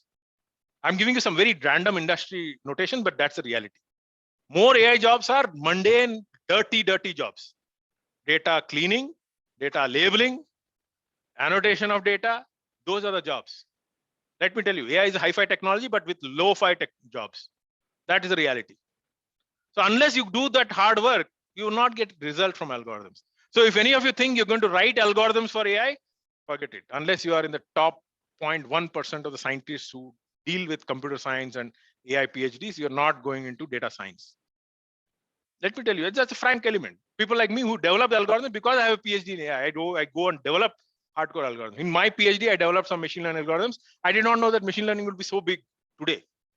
But in fact, that's a good thing because today we are able to see some scientists from Google, Facebook, Stanford. They're all coming, and one more other trend we saw, open source. They're giving that output to the whole world so that the world can use the outputs. So you guys cannot not go and develop a Weka tool.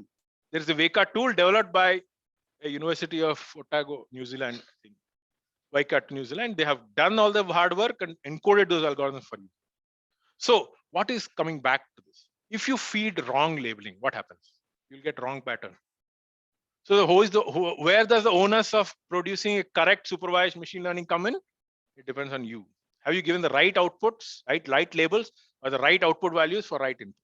So junk in, junk out. But supervised machine learning is still the most studied class of AI problems where the problem involves a definite output.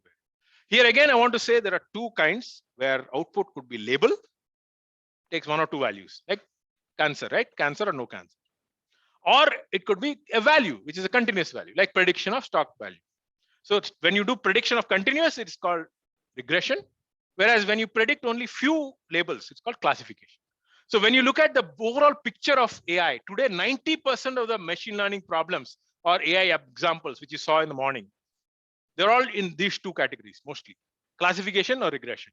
You see the example, genetic code. You'll see that possibly there are 3 or 4 candidate values for the extension of the genetic code. You do a classification. You'll do a COVID X-ray. It has COVID or no COVID, 2 output values.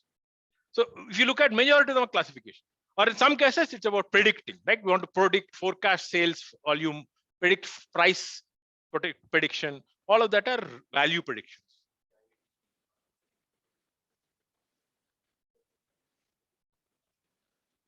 Correct. So that is basically based on a regression model. They have done multivariate regression. They've taken a lot of input variables and found out at what each date, what will be the potential value at which the curve will start to go from. So what they do is they do a regression model based on a lot of input variables.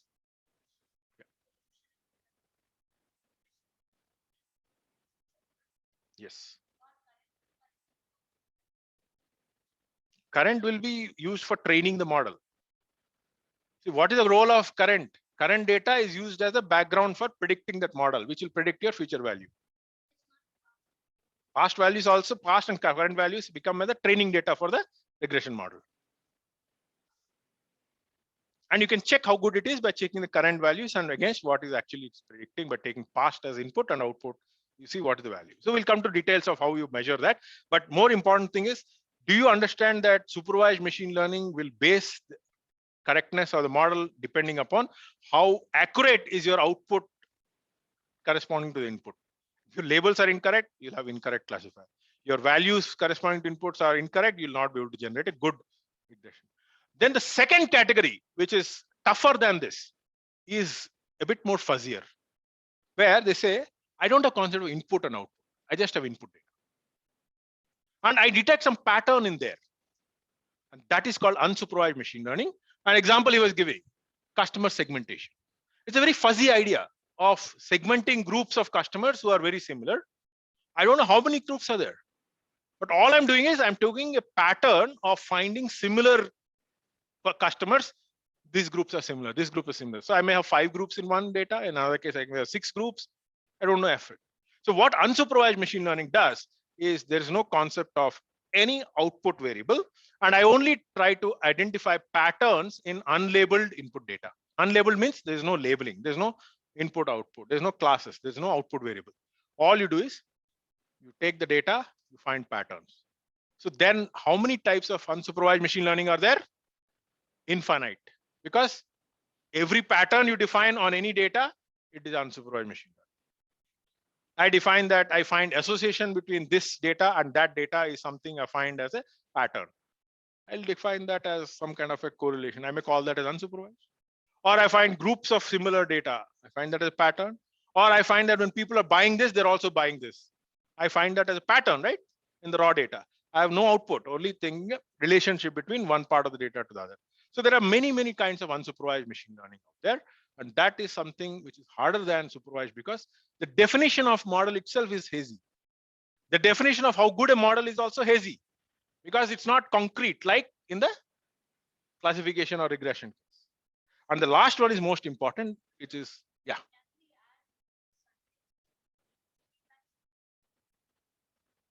But in feedback surveys, you note one thing. You typically qualitatively give 0, 1, 2. But if you have just kept it open-ended, it becomes unsupervised. You just ask them to write comments. You collect all the text comments. Then you run something like what she was doing, right? The save soil word cloud or something. That will give you an analysis of unsupervised. What are the concepts people are talking about? What are the kind of opinions people are expressing? So that becomes unsupervised. So word cloud is a typical example. Or when you want to find out really if there are some kind of anomalous data among a whole bunch of data. So there are a whole bunch of unsupervised machine learning techniques. But the last one, which is most important, is toughest. It says, I don't need any data. I don't need any data, but I will learn from experience. That's called reinforcement learning. It's a very upcoming area, very, very, very powerful. And say people are saying that this may be our answer to move from the narrow intelligence to the general intelligence domain. Weak AI to strong AI. This may be our bridge. So with that, can you tell me what is the hardest? Reinforcement, because we don't have any background. But what it does, I want to show you with a video. Then we'll come back and talk about it. But is this point clear that when you talk about pattern engine extraction from data, it is not one type. It depends on the problem. Is it 1, 2, or 3?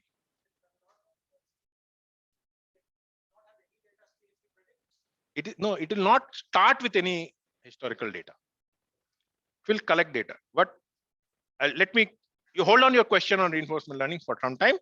But you understood, right? The 3 grades. Easiest is input output.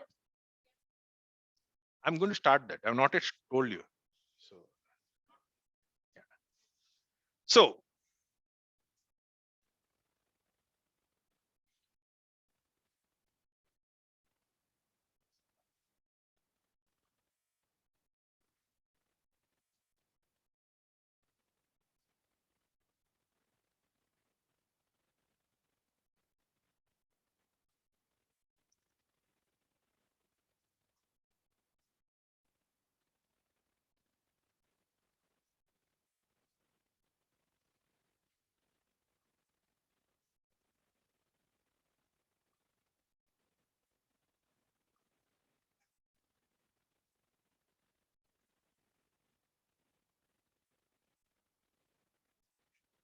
okay, please pay attention to this. There's no sound. There's no sound in this. You can go ahead. Just read the screen.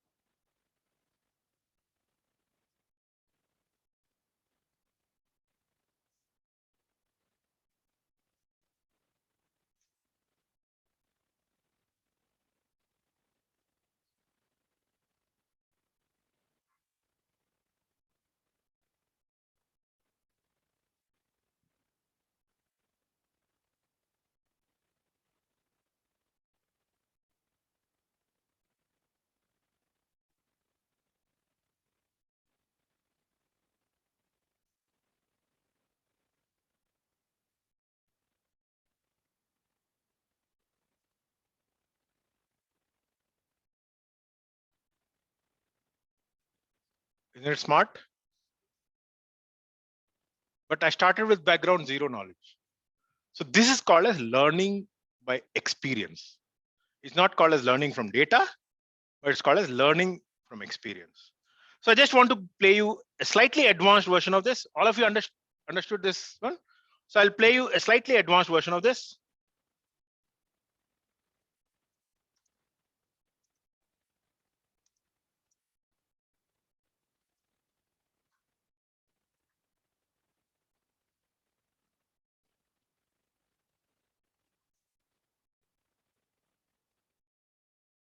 Just keep looking at it.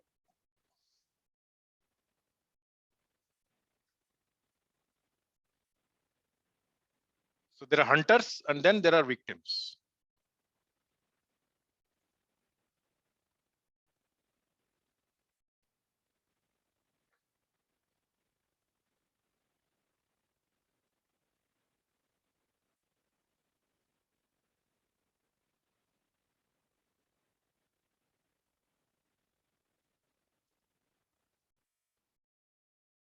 See how they have become smarter?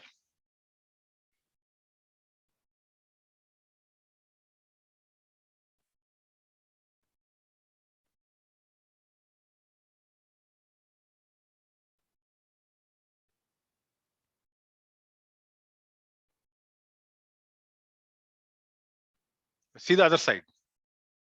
They also getting smarter.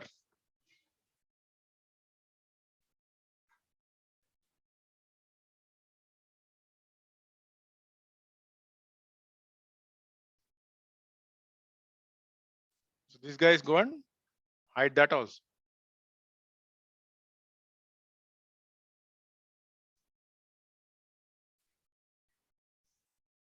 So this is a more general version.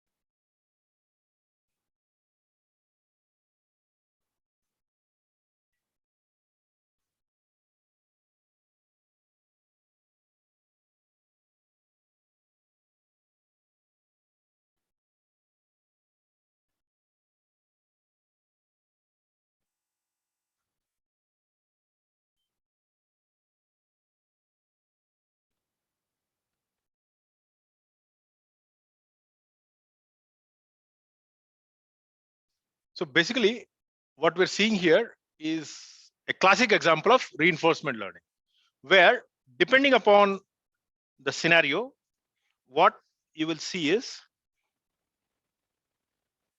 just give me a minute.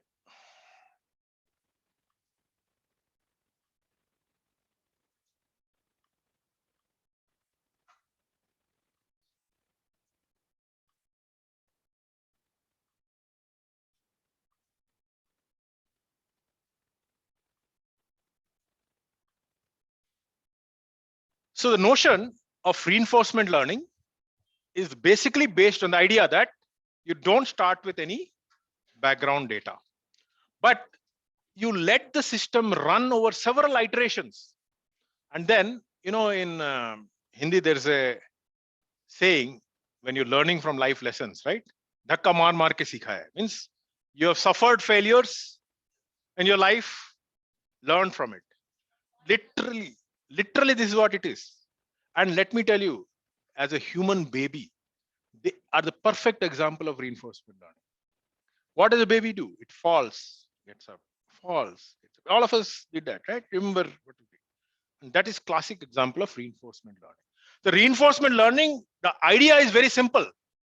Idea is that you start with zero experience, but you accumulate experience as you go from one iteration to second iteration. You become smarter. You saw the game. First one you saw about the ball, right? It became smarter. Then you saw multiple contending players in a multiplayer hide and seek. Each one is learning the moves which can help them in beating the other. And this is what happens in reinforcement learning, where there's a notion of one pass of a game, right? One start to the end. And then you let it play hundreds of times. And when you play hundreds of times, you know at any point of time, if you have many moves to make, which one is the smartest move to make. So it learns by accumulating the knowledge across several moves. And what is the problem formulation you have to give? You have to give a static idea of what are the different states, and from each state where all it can move, and for each move, what is the reward or the punishment. For example, if I'm here, if I'm a robot here, I can go left, right, front, back. I will give myself 100% marks for all these three directions. But if I'm going front, I know I'll fall. So I will give it a punishment. So that is a static problem definition. For each move at any state, you will describe the static reward or the punishment. Then you will collect all of them over several runs. And when you collect over several runs, cumulatively, you know at any point of time, what is the best move you can make. And then you see how much smart you can get. So what happens is you completely accumulate a function known as accumulated cost or accumulated experience for every state and move combination. So next time, after having done 100 moves, you know at every point which move has the best cost. The least cost move you'll go. No, it's not permutation combination. It's that's what move or a punishment, reward or a punishment to every move, right? And that you keep accumulating. Which move has accumulated more moves?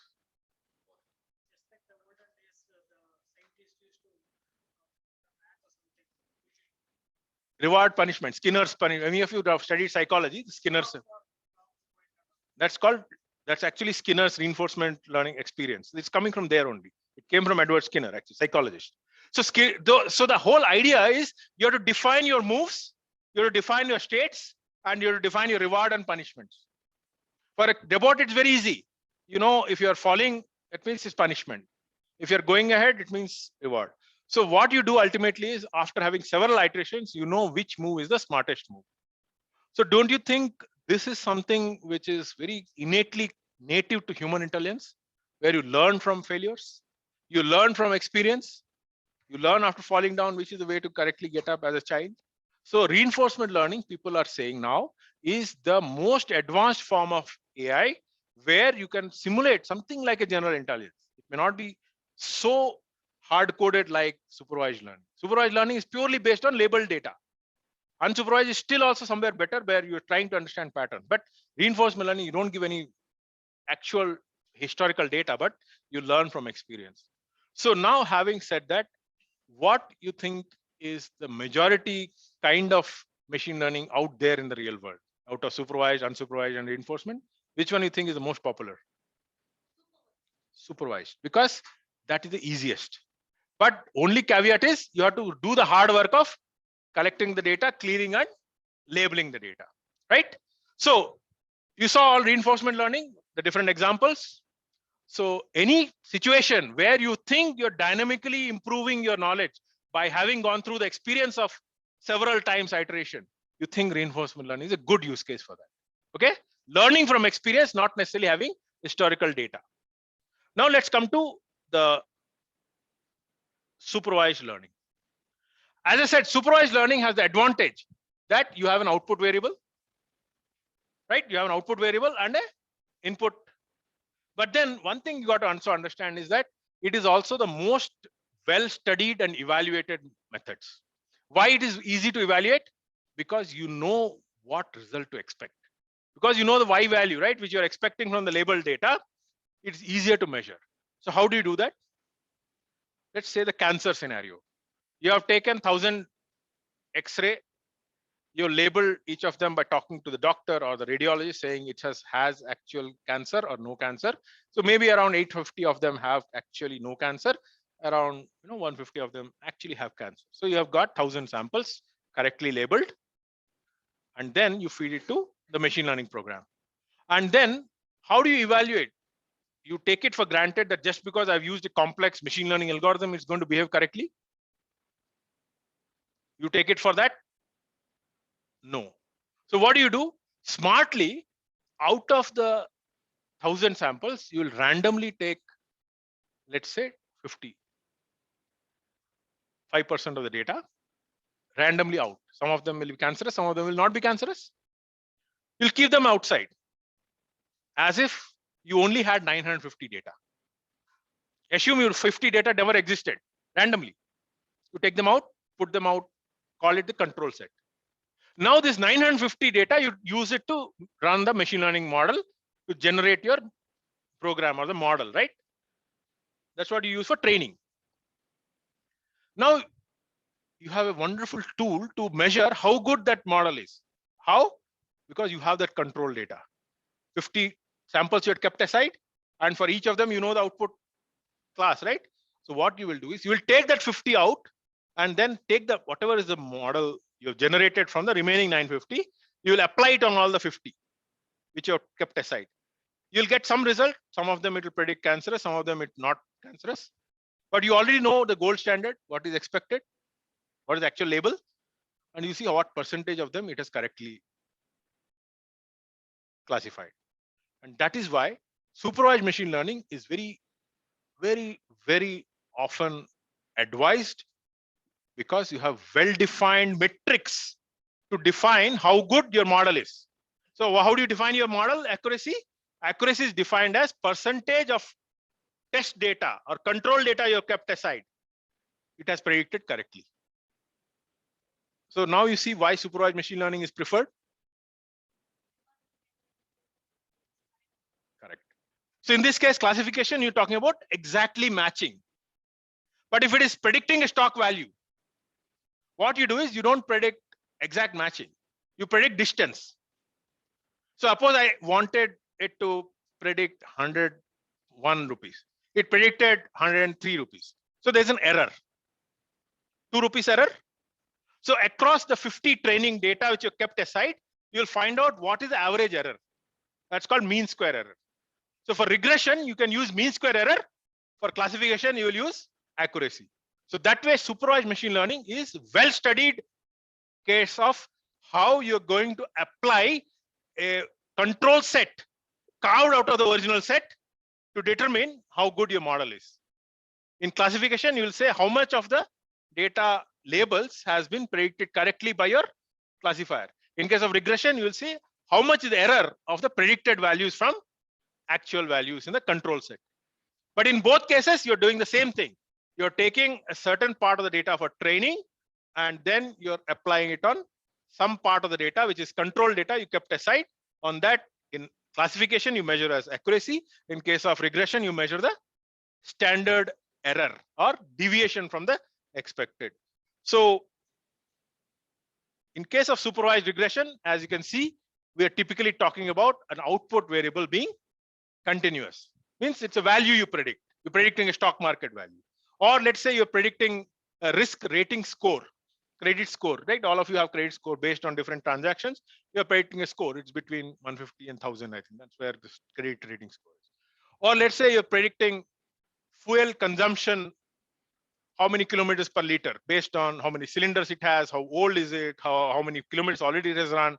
Based on different input data, you'll try to predict how much is the efficiency of the data. So efficiency is a numeric value. Or determine future price of a stock. In all of this, output is a value, continuous value. It's not fixed.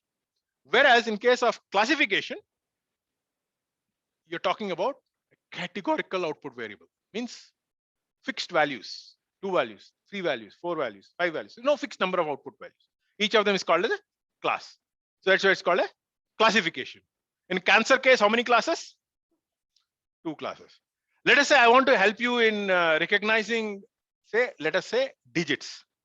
You have written a handwritten digit and you have to determine which of the digit is it. How many classes are there? 10. That's why people always make this. So you understand what I talked about? Handwritten digit recognition. Let's say, I write 0 like this, or I write 1 like this, or I write 2 like this. So depending on what I've written, it will be one of those 10 only. That's a classification. So how do you determine if something is a classification versus regression? output has very small number of fixed values. So same thing, let us look at sentiment analysis of tweets. Let's say I have either positive tweets, which I say they have written favorably about a product, or I say not favorable, they don't like the product, or people are not commenting much. So neutral. So I can have three sentiments. So sentiment classification of input text data is about taking the input and classifying it to one of the three classes. Can anyone give examples of classification more from the morning examples?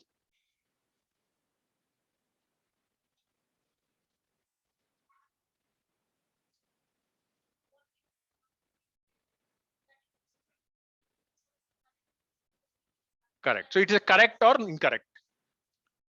Bridge example. Does it have a crack or not a crack? So it's a classification. So in many of the practical scenarios, we actually deal with classification. But what is the important thing which will determine whether your classifier is accurate or not? What is the important criteria? That your labeling is correct. The input data which you're given is correct. You're writing, because what happens is these are given to BPO workers. And if they're tired, they're not doing labeling properly, you'll get incorrect results. So correct input labeling is very crucial to generating correct classifiers. So now imagine why we're talking about AI being not so smart. It's purely based on how much of the hard work has gone into creation of correct and curated labeled data. And majority of the work today in the world of machine learning and AI is classification. It purely depends on the labeled data. So the labeled data is purely a manual effort. Of course, there are a lot of efforts coming up to automate that also, like semi-supervised, but it's not still proven. So it is important for us to understand that supervised machine learning is the most common kind of machine learning where the program is either regression or classification, but both of them depend on an accurate output class or the output value having been given as the input in relation to the output.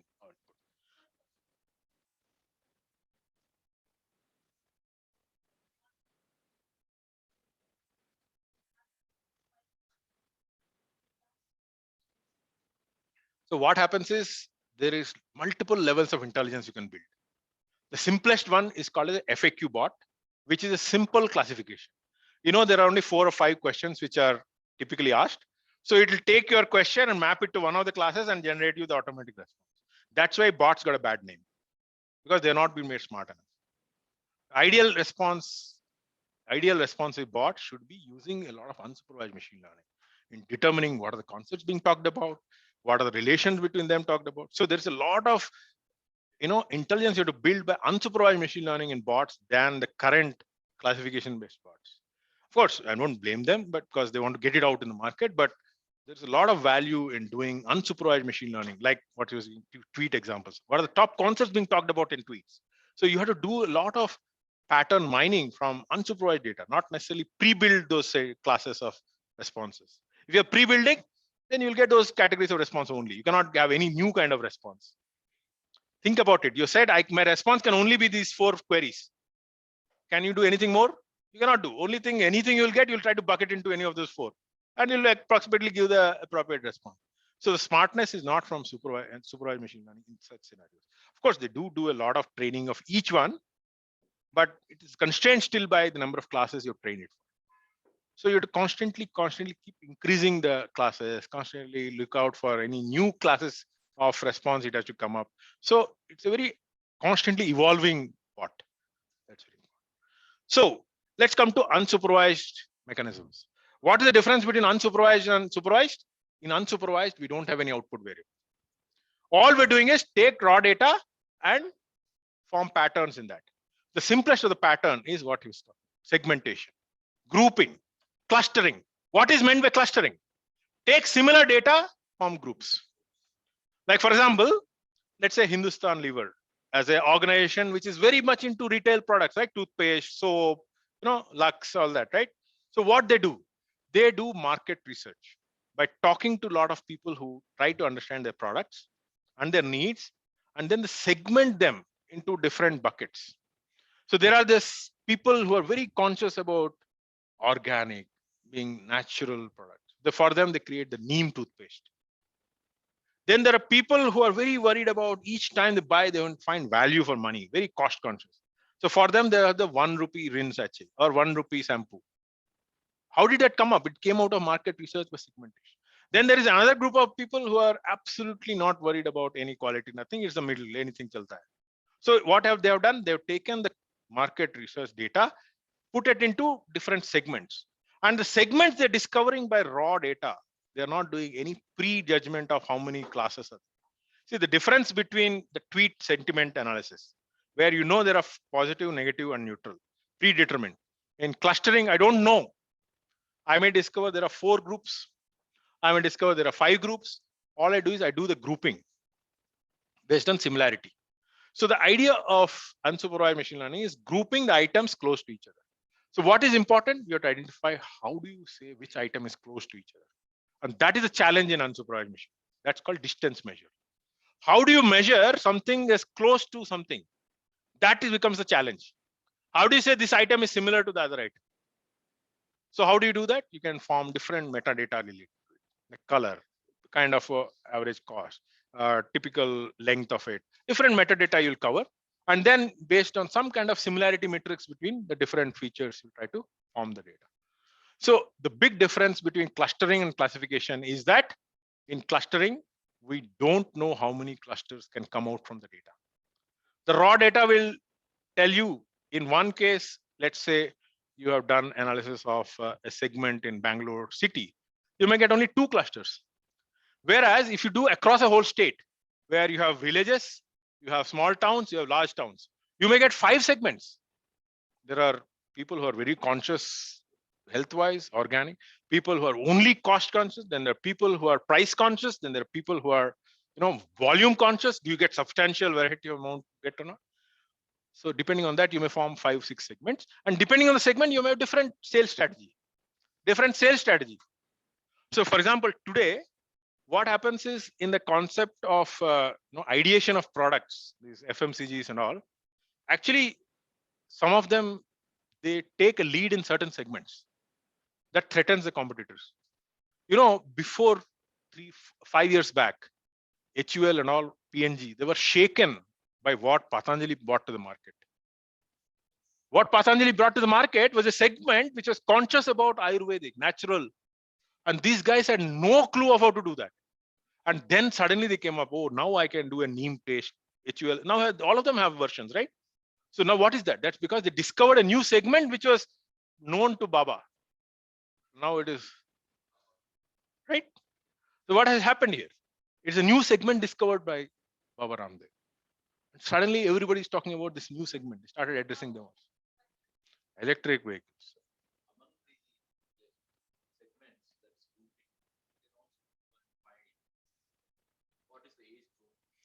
That is again a segment. See, the point is, there are 2 kinds of doing things. As I said, there is no one size fits all. You can first do clustering and then you can do classification, for example. So for example, what happens in Twitter sentiment analysis, you say positive, negative, and neutral. But I say I'm not happy. I want to let data speak the truth. So what I can do is I will let only the raw data. And then I will let clustering be done on the tweet to discover how many shades of sentiments are there. There are positive sentiments. There are satirical sentiments. Some people are satirically writing. There's people who are humoring. Then there are people who are unhappy. Then there are people who are neutral. There are 5 segments you discover.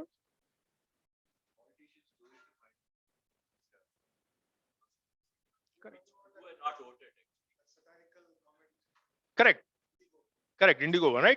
So it gave a satirical comment saying, thanks for this. My luggage did not reach. It was right. But those, correct. But those guys could not understand the standard bot, which said had to auto respond to everything as one category, saying that everybody is doing some comment or something. They just responded. Thanks for writing it.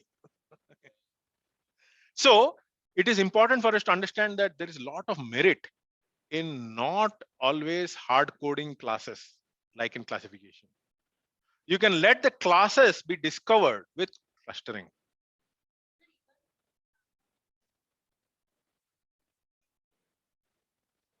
There's no labeling, pure data, only data. There's no label here. In his clustering, he may say, I don't like 4. I think there are more like 6 classes, 6 clusters. I may say I like 5 clusters. Another may say I'll say 4 clusters. So the problem with clustering now is evaluation is not so straightforward like in classification. In classification, I know accuracy is the metric, but in clustering, suddenly it becomes a judgment. So in unsupervised machine learning, there's a lot of human judgment involved in comparing to unsupervised machine learning, clustering. Not only storytelling, also validation with users. Have any of you heard of A/B testing? A/B testing, have you heard of this concept? Or ethnographic testing? Ethnographic testing means you do market research on a product by taking feedback from end users on the street, on the end users. You go and get raw feedback from them. Feel it correct. So basically, you're trying to get end user feedback. And that becomes an important thing to shape your thing. So now think about a scenario.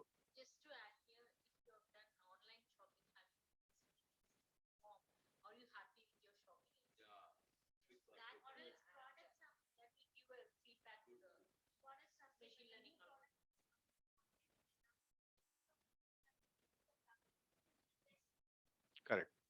So what is important is in unsupervised machine learning, there's a lot of end user studies that is required for determining the effectiveness of the clustering. You cannot do this for supervised because you know the fixed classes. You have fixed way of measuring. So unsupervised machine learning is hard because of the review is a classic example of unsupervised. So basically all you have to do is you have to find out, and just like the tweet extraction, you have to understand what are the phrases they have used, what kind of sentiments they have created. And it is very bad idea to say that, oh, I know there are only three categories of sentiments, positive, negative, or neutral, because that's going to be a loss of knowledge which is there in that actual raw reviews. You have to let the raw data of sentiments come from the actual tweets. So this is one thing which is very common unsupervised machine learning called as clustering. But a lot of times people use clustering as a preprocessor to classification, like sentiment. What they do is they use clustering to determine how many such clusters are there, and then they label each of them as class 1, class 2, class 3. That becomes a classification. That's more generic, where you don't do classification by manual things, but you're discovering from the data. So clustering is often used as a pre-processing for classification to discover actual classes. Okay. Now I want all of you who have laptops, please can you go to amazon.in? Maybe you can share your screen.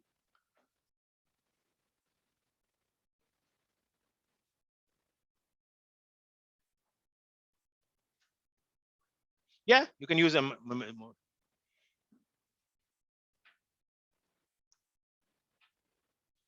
Please shop for anything.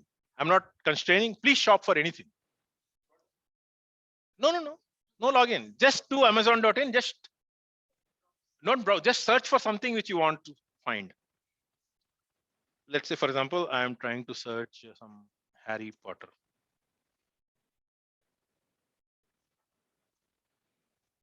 Okay, please, all of you search for this and click on any of them, any item which you find.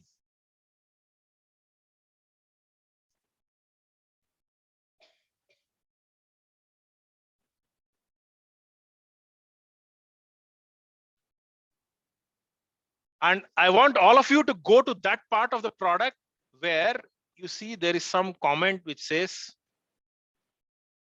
customers who viewed this also viewed this, or people who bought this also bought this. Can all of you confirm you got this in your browsing? Right? All of you got that? When you're searching something, you go down, you clicked on one item, it says people who bought this item, or you say bundle it, buy this along with this. And that is nothing but the classic unsupervised machine learning known as market basket analysis. Have you heard of this market basket analysis? No, it's a subset of. So market basket analysis, what it does?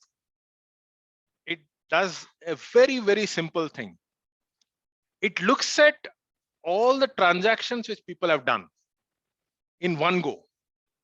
All the items people have picked up in one shopping order, like milk, bucket, milk, or this book, and this, or this hairbrush, then this hair, this thing, a clip, and all that together they bought as one set. And then what Amazon or Netflix or all of these kind of companies do is they form what is called as association rules by analyzing the raw items in each of these baskets. What is basket? Basket is a collection of items. Only thing they don't care to pay attention to is they don't care about volume. You buy 2 items, 2 eggs, or 2 clothes, or 2 books, or 1 book. But as long as you have identified this book and this book and this book together in one basket, what they do is they try to form rules of the form. Very simply, customers who viewed this item also viewed this, or people who bought this item also bought this item. So it becomes a rule of the form A implies B.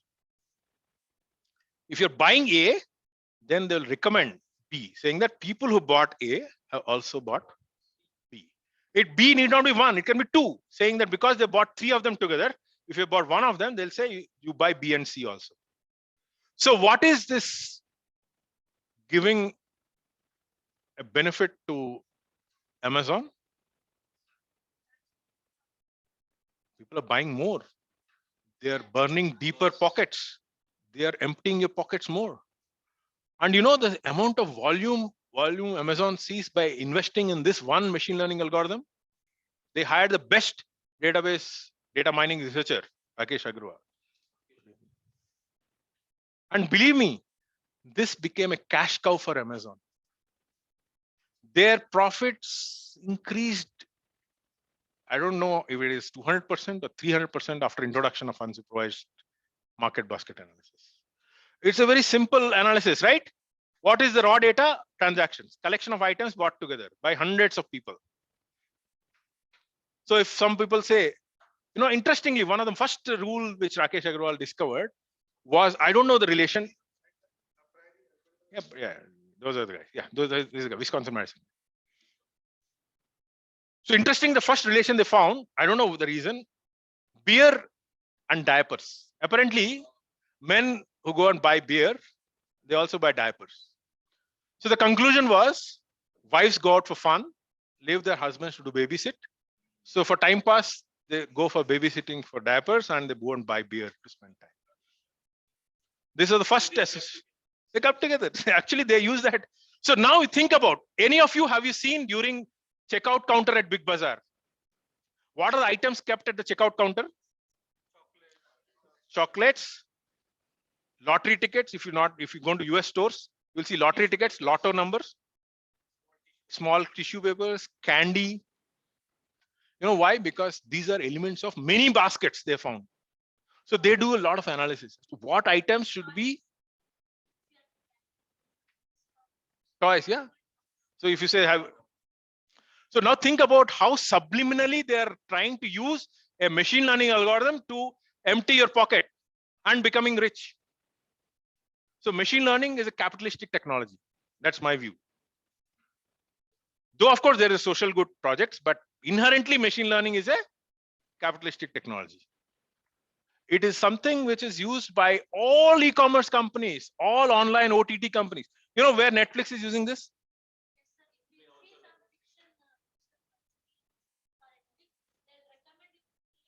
Similar type.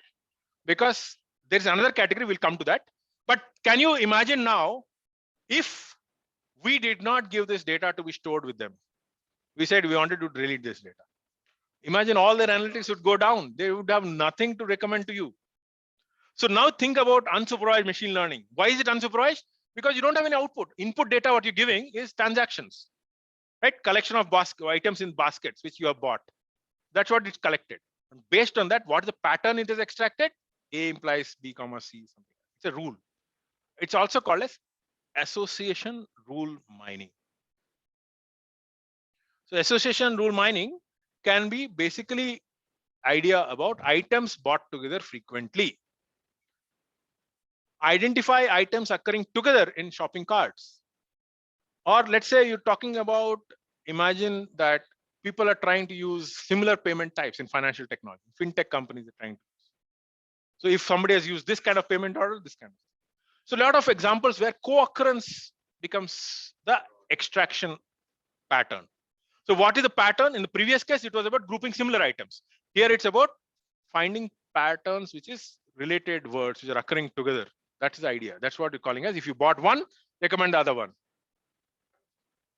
Extending this is the more complex one, where you're talking about, it is not just enough to say that people have bought this item along with this item in a basket.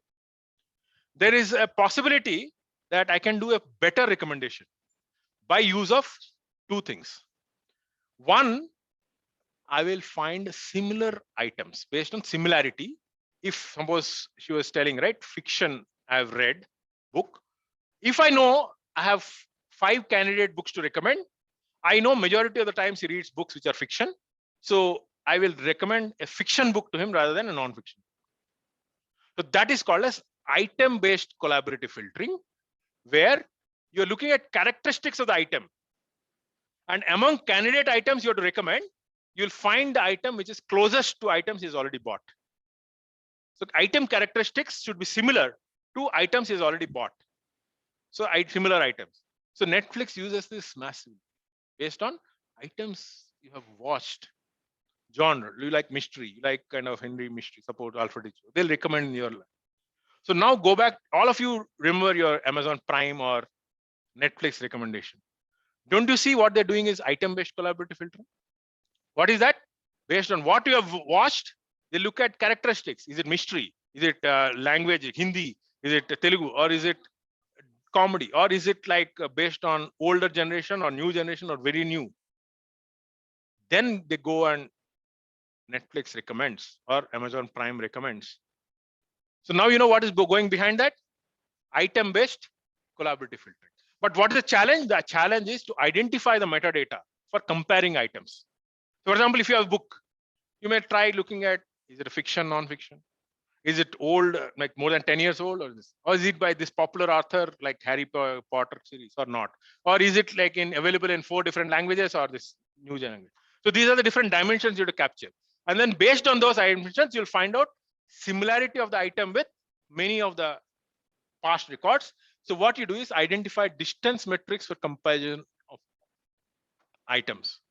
And once you find among the candidate items you want to recommend, the ones which are closest to the ones you already bought in the past, it will recommend that item. So that is one very popular, and this is more scientific as compared to market basket analysis, don't you think? Because in market basket, all you're saying is because you bought them together, I will just recommend. But here you're talking about similarity of items. Now think about if I don't suppose have much history of what, but what I do is I do a lot of group buying. I go with my friends for movies. I go with my friends to buy things. So there, some of these items, what they do is they base your taste on similarity to your friend's taste. So similar demographics as your friends, depending on majority of your close friends, what item they like, they will recommend. It's nothing to do with item. It's based on user-based collaborative. So similarity of persons. If you are a very person who likes old movies, and there are a lot of your friends who are like that. So depending on your friends' likings, you will recommend the item which is liked by many of them, or like have already been watched by many of them. Based on that, you will be recommended. So user-based collaborative filtering bases itself on nearest friends and their likings.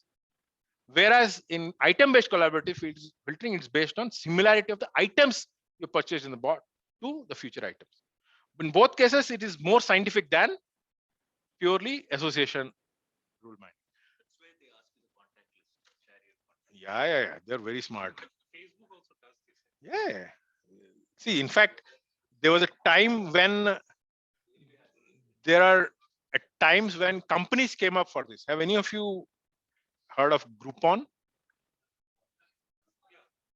What is Groupon's business model? Any of you know? Groupon coupons for group discounts. Group discounts. You form a group, you get 20% discount. Correct. So basically, what is that? That is user-based collaborative. You're trying to form groups of people who are similar, buying together, and you get group discounts. Groupon is now in India also. I think Groupon is there in India also.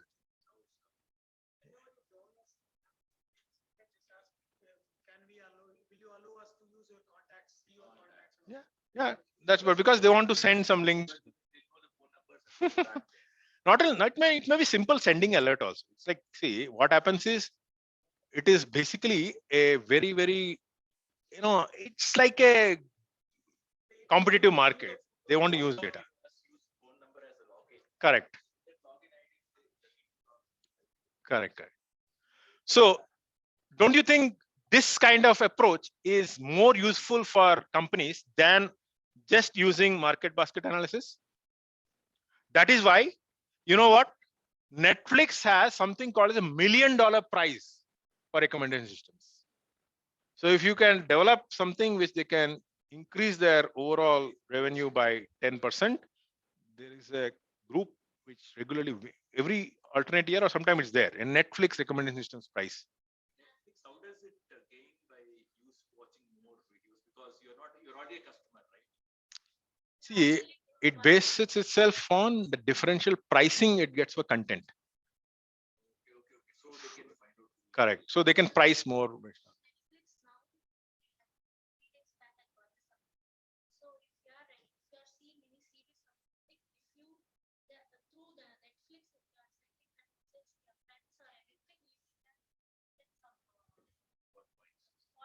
That's what is user-based collaborative filter. So they're masters of collaborative filter. That was invented effectively by Netflix. You can think of them as masters of collaborative filter. It's a hybrid system. They do both old data and new data. They use that. So now think about unsupervised machine learning. It's about raw data of what you're buying, your characteristics, and or in case of market basket, it's about transactions. It's not about any labeled output. And then we look at one very common case of unsupervised machine learning, anomaly detection. This is a very generic pattern. So out of, let's take an example of, in this class, let's say every one of us are having, some standard, dresses with you. But suppose there's one guy who has worn extremely flashy, let's say everything silky, something like that. He'll stand out in contrast to others, right? What is that? It's about anomalous data, which is standing out from rest of the data. So that is what is called as unusual behavior displaying data compared to remaining usual data. So look at this. There are a whole bunch of people who have similar behavior, but there is this, sorry, I didn't realize that. No. So what is the idea of anomaly detection? When you have normal transactions, they have some behavior, but these outliers are this abnormal behaviors. So example, fraud. Let us say you are doing your credit card transactions around cities in India, but somebody gets a transaction from Pakistan. It's an unusual location, right? From a credit card perspective, it's not a usual location. So would you like your transaction to be done from Pakistan? All right, it's some hacker. Or let's say somebody is actually interested in really going to Pakistan. So then what you do is you inform the credit card company that I have this trip, so please make it work. They don't approve it.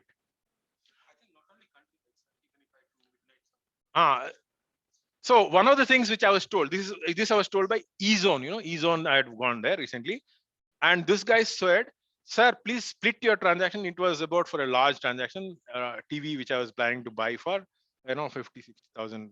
And then he said, sir, please split it into 3-4 parts, because once you do anything more than 20,000, it flags the thing, they don't allow it.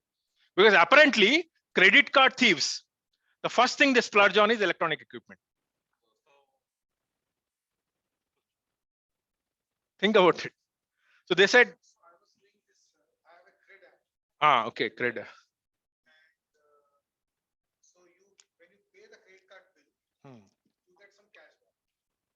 So the way they had designed, I was trying to maximize the cashback. I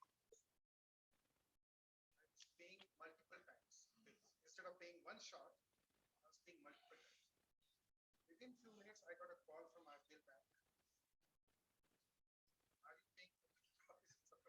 So imagine that is typical anomaly detection at play. So banks are the most users of this kind of machine learning. They will look at all your traffic transactions. They are extremely watchful of different kinds of fraud that is happening. Correct. Correct. So in fact, in eZone, they told you have to respond to their call and then approve, then they will allow the transaction to happen. What is that? That's the example of anomalous task in a scenario where your original pattern is not being followed. And can you, any of you, think of any other example where you followed an unusual scenario, not a normal scenario?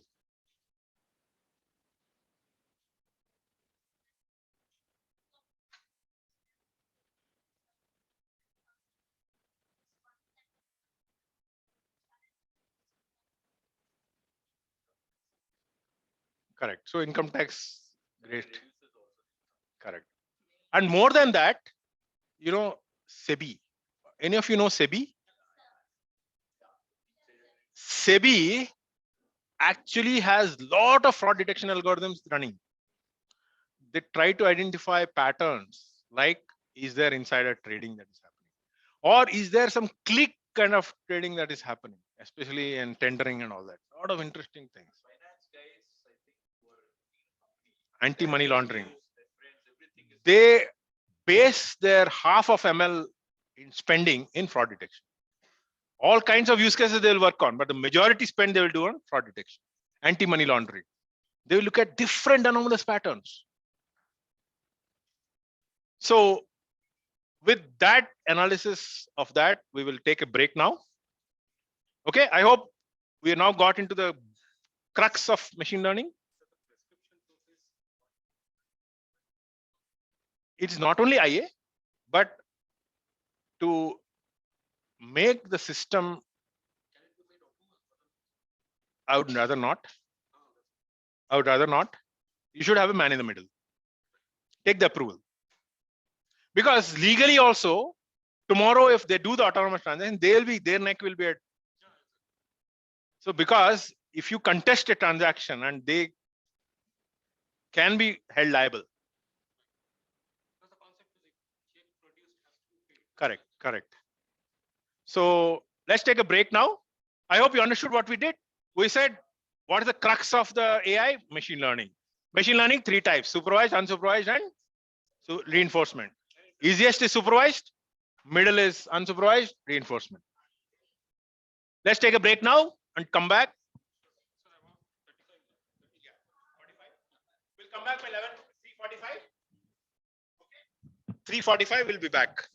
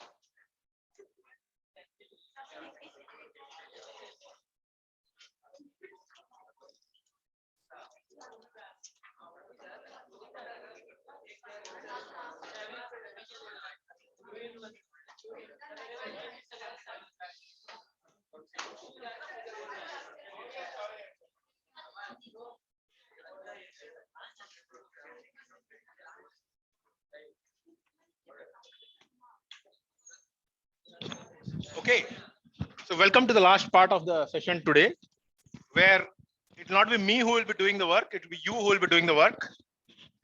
Okay, so if you look at all the types of problems we have looked at from machine learning perspective, what are the three types of machine learning?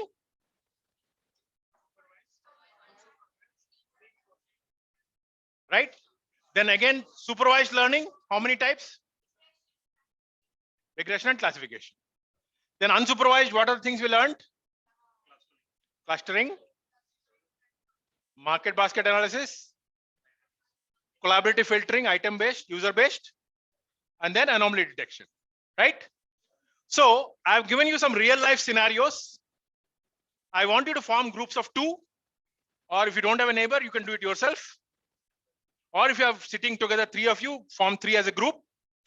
Discuss among the categories. I have looked at regression, classification, clustering, anomaly detection, reinforcement learning, market basket analysis or association rule mining, item based collaborative filtering, user based collaborative filtering, right? These are the things you've learned, right?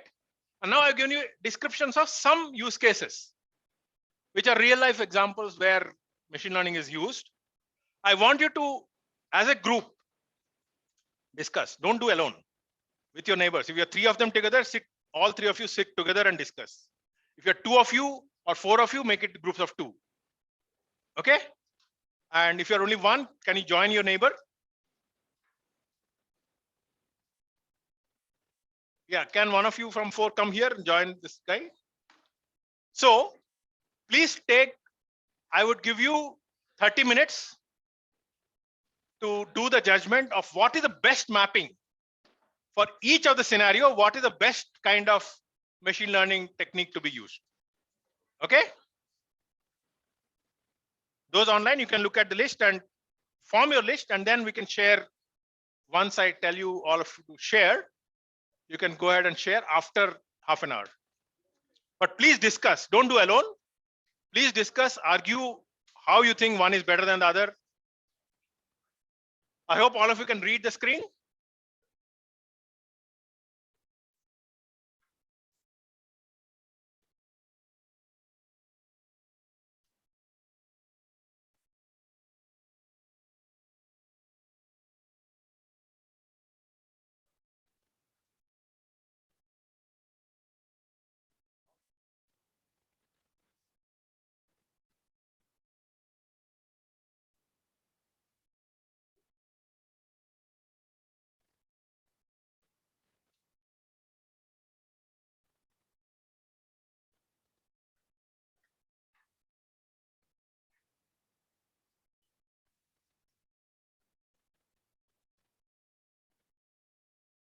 So those of you who have come in late, as I said, form groups among your neighbors and do the exercise given here, which is there are life science, life studies here. You have to map it to the right machine learning problem.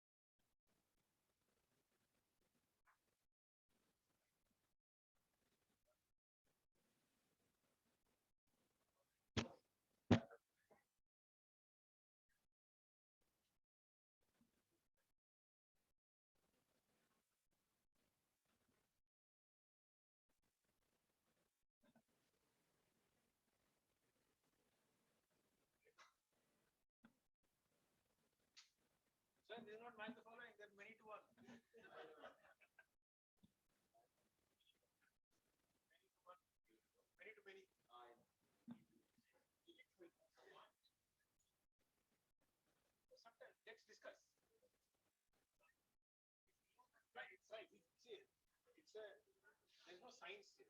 It's basically art of flesh fit.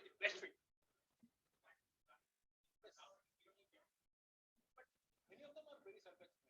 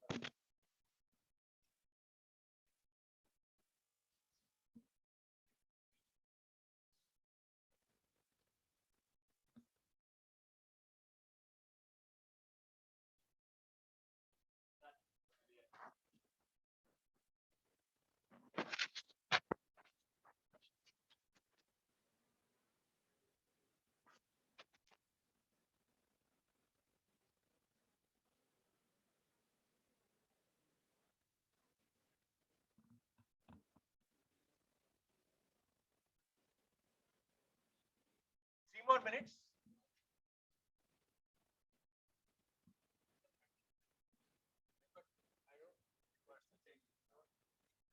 50 is good enough, right?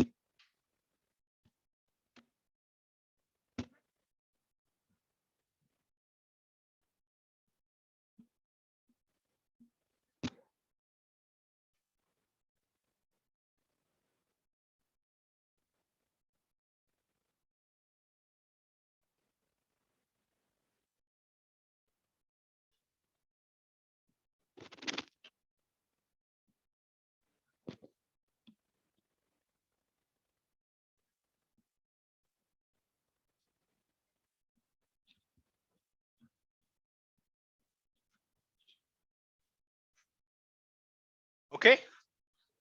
Are we ready to go? One or 2 more minutes? 2 minutes. Okay.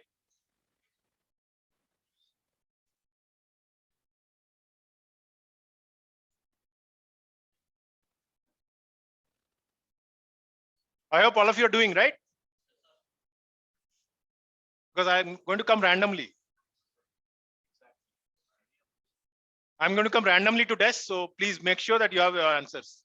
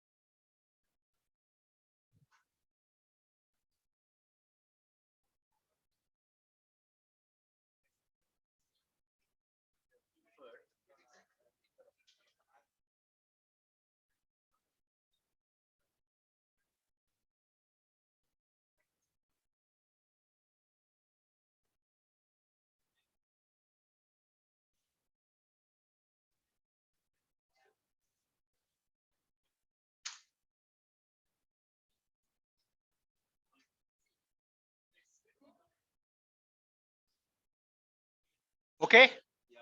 Can we go ahead? We'll go ahead. Okay. Okay. What is the first one which you think where you're trying to, as a government representative, you take census, right? Anybody has ever answered a census questionnaire? Come with 200 questions. That's it. No, they add a lot of elements also when come to market research. So when you want to form different groups of similar people, like number of children or kind of house pattern. So what is the thing you're doing here?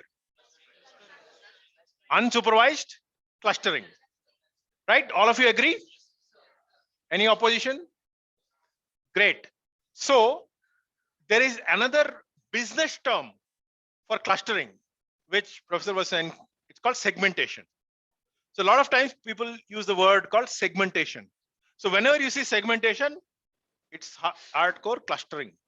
It can be customer segmentation, it could be product segmentation, it could be population segmentation. It could be different. Like for example, if you have documents of text, you may form text segmentation. So like that. So it's important for us to understand that very commonly market research uses clustering. Market research uses clustering.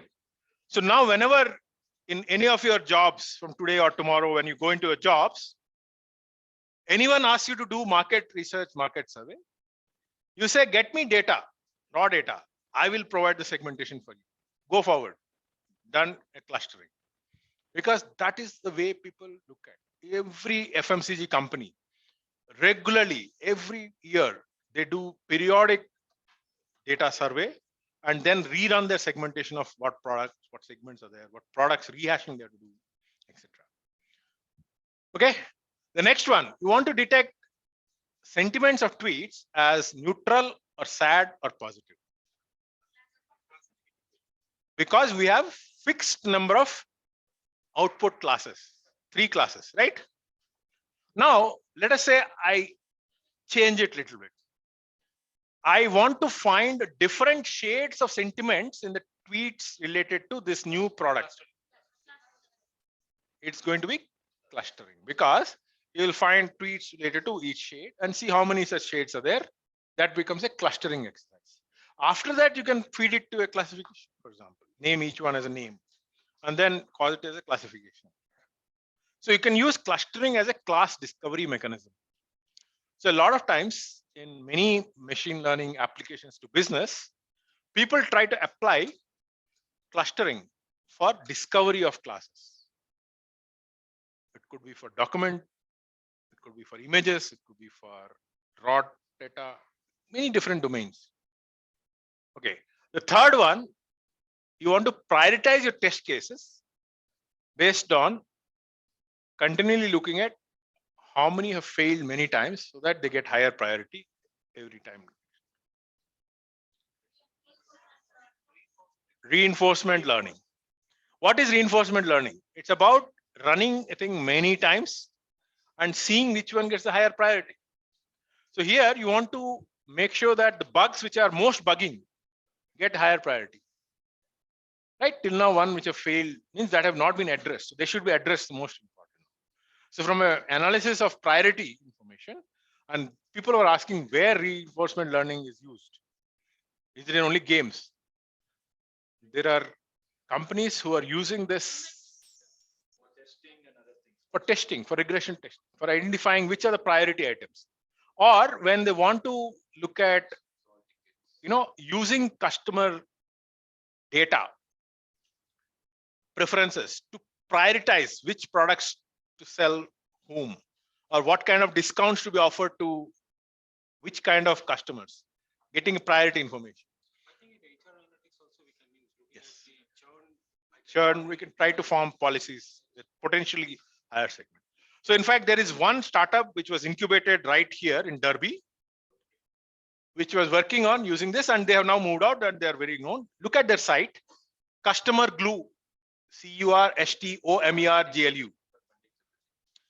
They have been raising funding. They have got pre-seed funding. They're now going for Series A funding, actually. So look at that site. Please open the mobile, look at their site,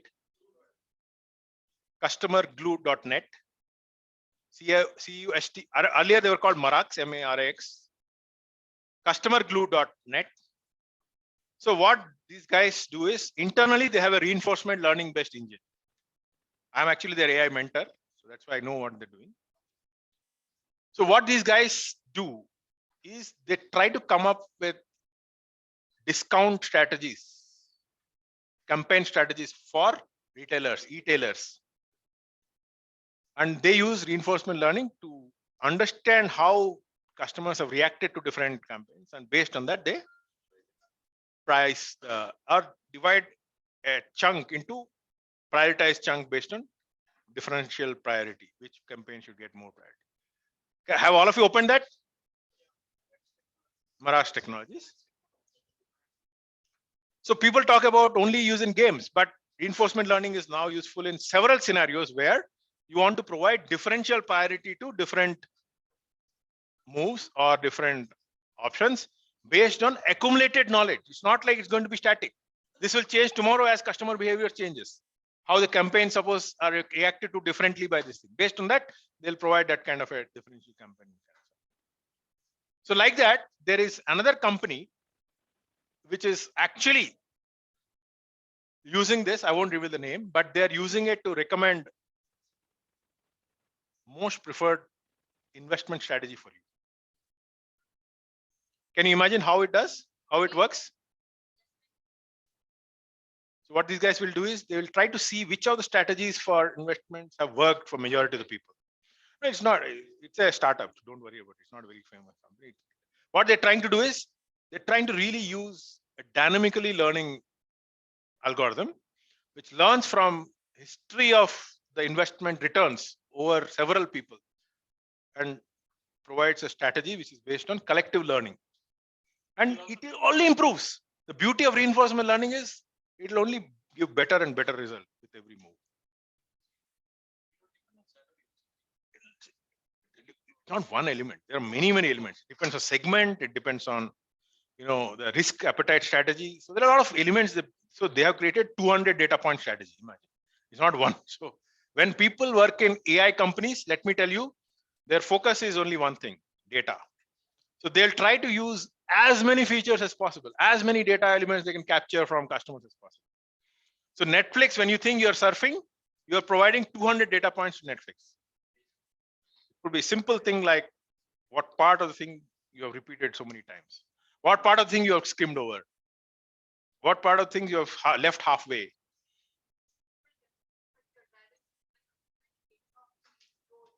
Correct. And one more thing, which is, I don't know, any of you have any experience with US insurance companies like Allstate or Progressive? So what these guys are doing is, what is an insurance policy you pay for every year for a car? 10,000 rupees for a standard first party. But do you know, there is a new model. It is called as insurance per ride. Insurance per ride will give you micro insurance for that particular drive. And there will be a IoT sensor in your steering wheel, which will detect your driving pattern. And that will going to give feedback into, for that trip, you will be given that much insurance. And now can you tell me, if I'm driving to a bank or if I'm driving away from a bank, which insurance will be higher?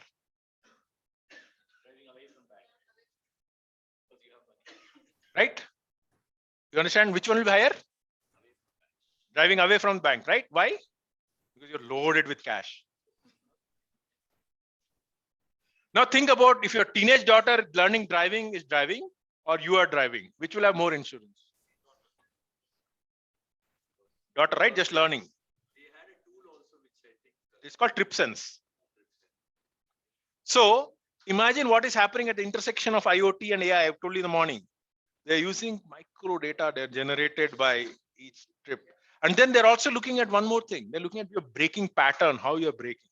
And in general, this is again not to discriminate against men, but females have lower insurance because they're considered a safer driver, even from driving practices that have been found. So the point you want to understand is each of these are input data to help you derive the overall practice, which is dynamically going to change. It's not like today. Tomorrow, men can become much safer drivers as they become more and more responsible. Quite possible, right? Yes. Thanks, man. Okay. What do you think is about finding a potential hack attack on your website? Anomaly detection. So what is a hack attack? It's basically like somebody trying to give load on your, it's called denial of service, right? So normally if you see the pattern, there are like 10 hits per second. And suddenly you see there is a spike where many zombies are hitting your server. That's an anomalous pattern. So hack attack is typically analyzed by looking at your logs. And sometimes some of these self-healing log systems, what they do is the moment they detect anomaly, they in fact stop the server because they don't want to be further affected by the behavior. And then they recollect and reheal. So anomaly detection need not be only about India versus Pakistan, that example. It can be pattern of access. Or another amazing example I want to give you. Let's say normally birds fly. But generally when you take ostriches, right? Do they fly? So when you give images of birds which are flying and you give ostriches images only, that's like anomaly. So you have majority of the birds which are flying and there are these ostriches which are not flying. So in every behavior, you will find scenarios where you have this anomalous. And anomaly detection, let me tell you, is one of the largest use cases in the financial services industry for AI/ML. In stock market, when SEBI, I told you, right? Well, how do you think they stop the circuit? Sometimes they just detect based on hit the upper circuit. Sometimes they may even detect anomalous patterns in the way people are gaming, and they try to like large volume trading suddenly. So everywhere in the financial services, they have financial fraud detection, anti-money laundering. Many use cases in finance domain are around fraud detection. So when we do AML finance next week, when we do vertical focus, we'll see a lot of use cases around ML based fraud detection. Can anyone tell me any other examples of scenario of anomaly detection? Flights that are flying, what kind of anomaly you think? Suppose they are supposed to go at a certain level. They're changing the levels. So somebody is attacked or something, you think? I don't know. No, maybe because of birds or because of, it's a deviate from the flight path.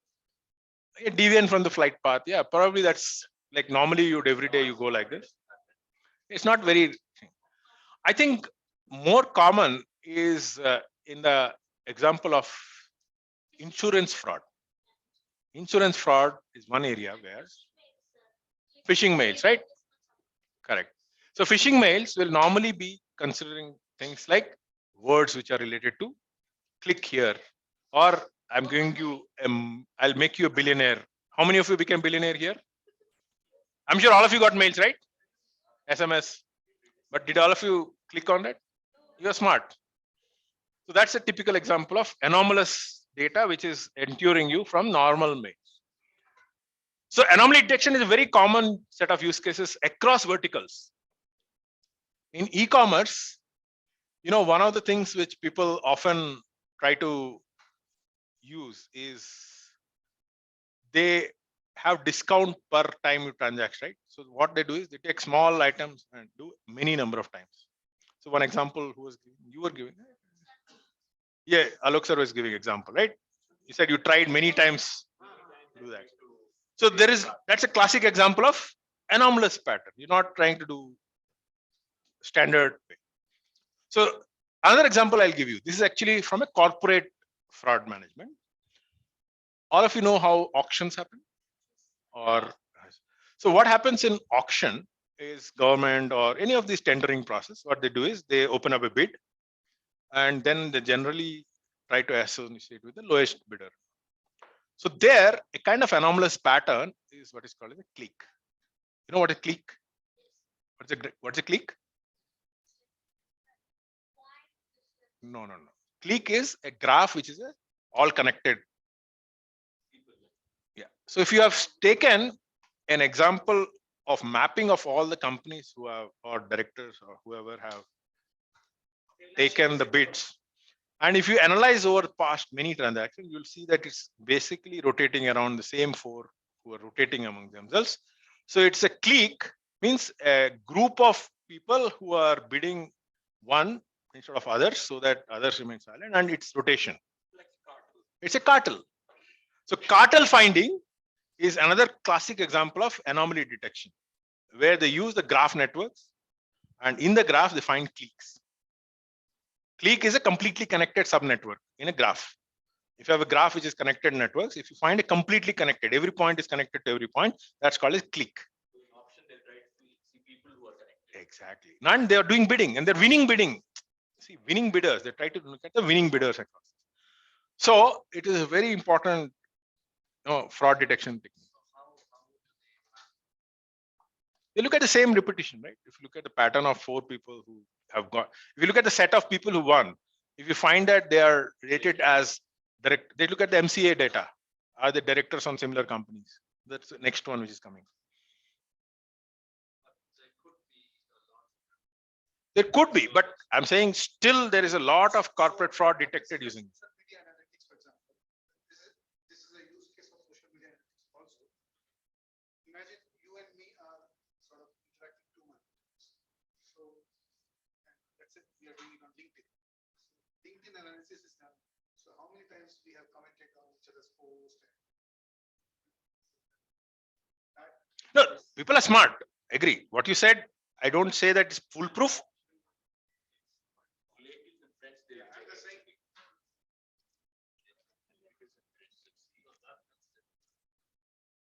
No, but this is a module developed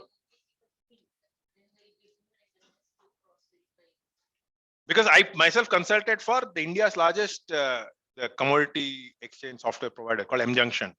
M Junction is the largest auction provider for Government of India. So I consulted for their AI thing, and this is the biggest use case they found is the idea of corporate fraud by analyzing clicks. CLIQUE, click. Okay, finding out if an image is a fruit or a vegetable. It's a classification. There are only two classes. You take set of fruit or vegetable, you put tag this is fruit, this is vegetable, train it, and then when a new thing comes, you'll say, is it a fruit or a vegetable? If it's a bindi, it's a vegetable. If it is like mango, it will be a fruit. But this can go further. You don't worry about only training for fruit or vegetable. You can verify into specific fruit, specific vegetables. No, then also it becomes classification. It's a classification. You're only detecting what category it belongs to. I'm not recommending anything here. Facebook auto tags your friends.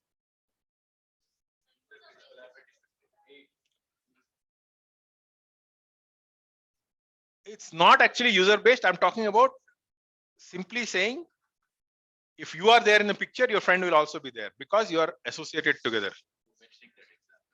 So it's like association rule mining. You are associated, you are there with him. So what is a friendship network? It is idea that you are associated with the person, right? What is a network link in Facebook? That you are friend with this person. So friend means you are associated with them. So that is basically, you can say association. Market basket analysis. Because in the, possibly you may have 10 different people, but out of that, it only tags those who are associated with you in Facebook, who have a relation, you are friends with. It won't tag those who are not friends with you, right? Does it? So it is important for us to understand that it is a classic example of some kind of a market basket analysis where you're trying to associate based on Facebook association and the fact that you're together in that picture. So I'm sure this also helps in criminology. Can you tell me how?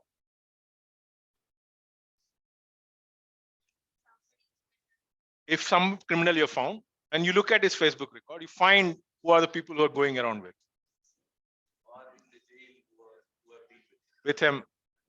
So that is basically, and I'm extending that to the example, which is accomplices of a fraud director by looking at co-directorship details. This is high-tech fraud. Network, because they're on same company, they're associated with the same company as director. So if you got one guy who's doing corporate fraud, I'm sure he's accomplishing with others, with other companies. And then when you discover many of them are actually shell companies. You know, recently MCA did analysis and they found in Calcutta one address, no name address at 400 companies. Imagine the kind of corporate fraud. So what is happening here? They're using association rule mining or market basket analysis, that you are associated with him in this place. You're occurring along with him in this company as a director. So a lot of times the idea of association, right, between two items based on whether you're co-occurring together. I use the word co-occurring. Remember that? So same thing also, you can think about examples, you know, in a lot of gene matching.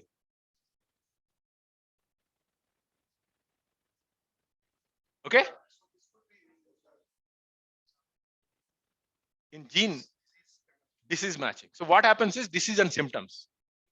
You find that actually symptom is occurring with two different diseases, co-occurring, common cold and fever.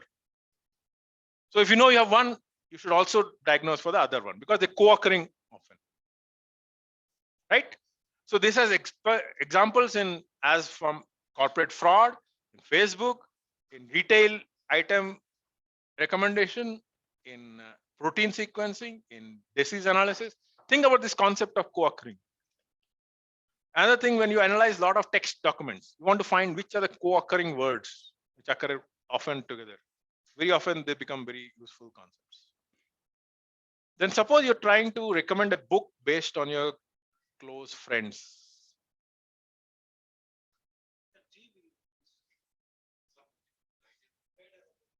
Okay, we'll come to that. Let's look at this. You recommended a book based on your close friends. User-based collaborative filtering.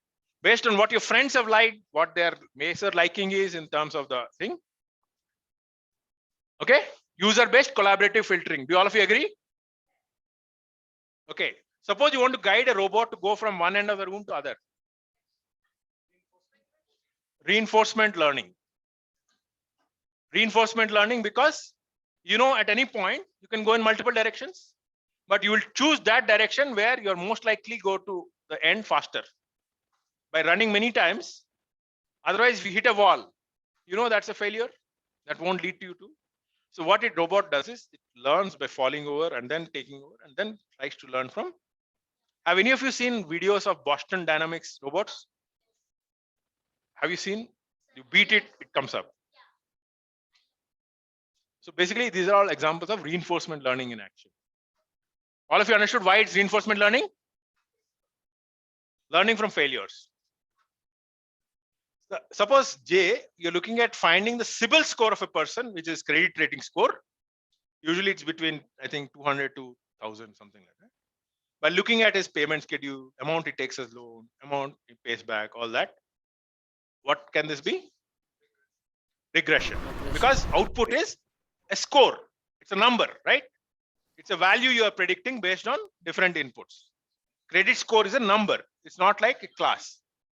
But on the other hand, the same problem, I suppose give 3 classes: high default likeliness, low default likeliness, or moderate default likeliness.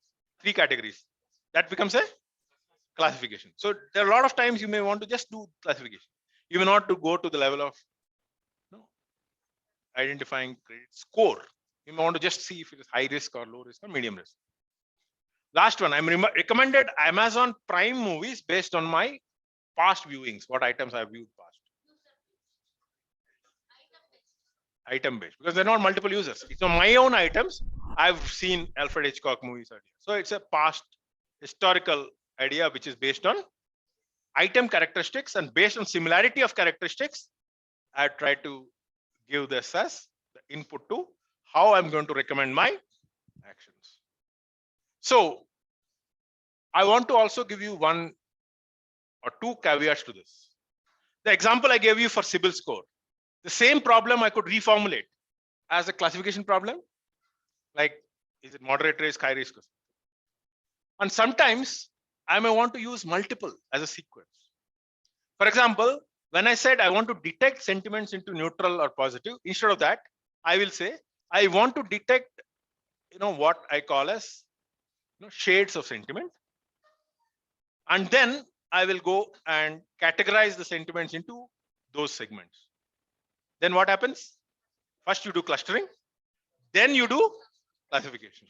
So a lot of times it is not that one process or one machine learning model is being run on the data only. It can be a pipeline. First you do one, then you go to next. Same thing if you want to look at any of these examples from a different angle. In how many of them you see that the data is structured? In how many of them you see the data is unstructured? Structured means tabular data. You have proper fields, input columns, and you have values. So for example, CIBIL score, I have 2 variables input, right? That is X and Y, which is present schedule, how am I paying correctly and taking loan. But let's take the image classification. Is that structured input? Unstructured input, which is an image. So we will stop our lecture today with this note that our techniques here can work on structured data, or it can work on unstructured data. Both it can work on. But there is a subtle difference in both, which is what we'll come to when we start to discover this in the next class. And before we go, I want to give you an exercise, all of you. All of you have seen the WhatsApp group. There is a shared document I've shared, Excel.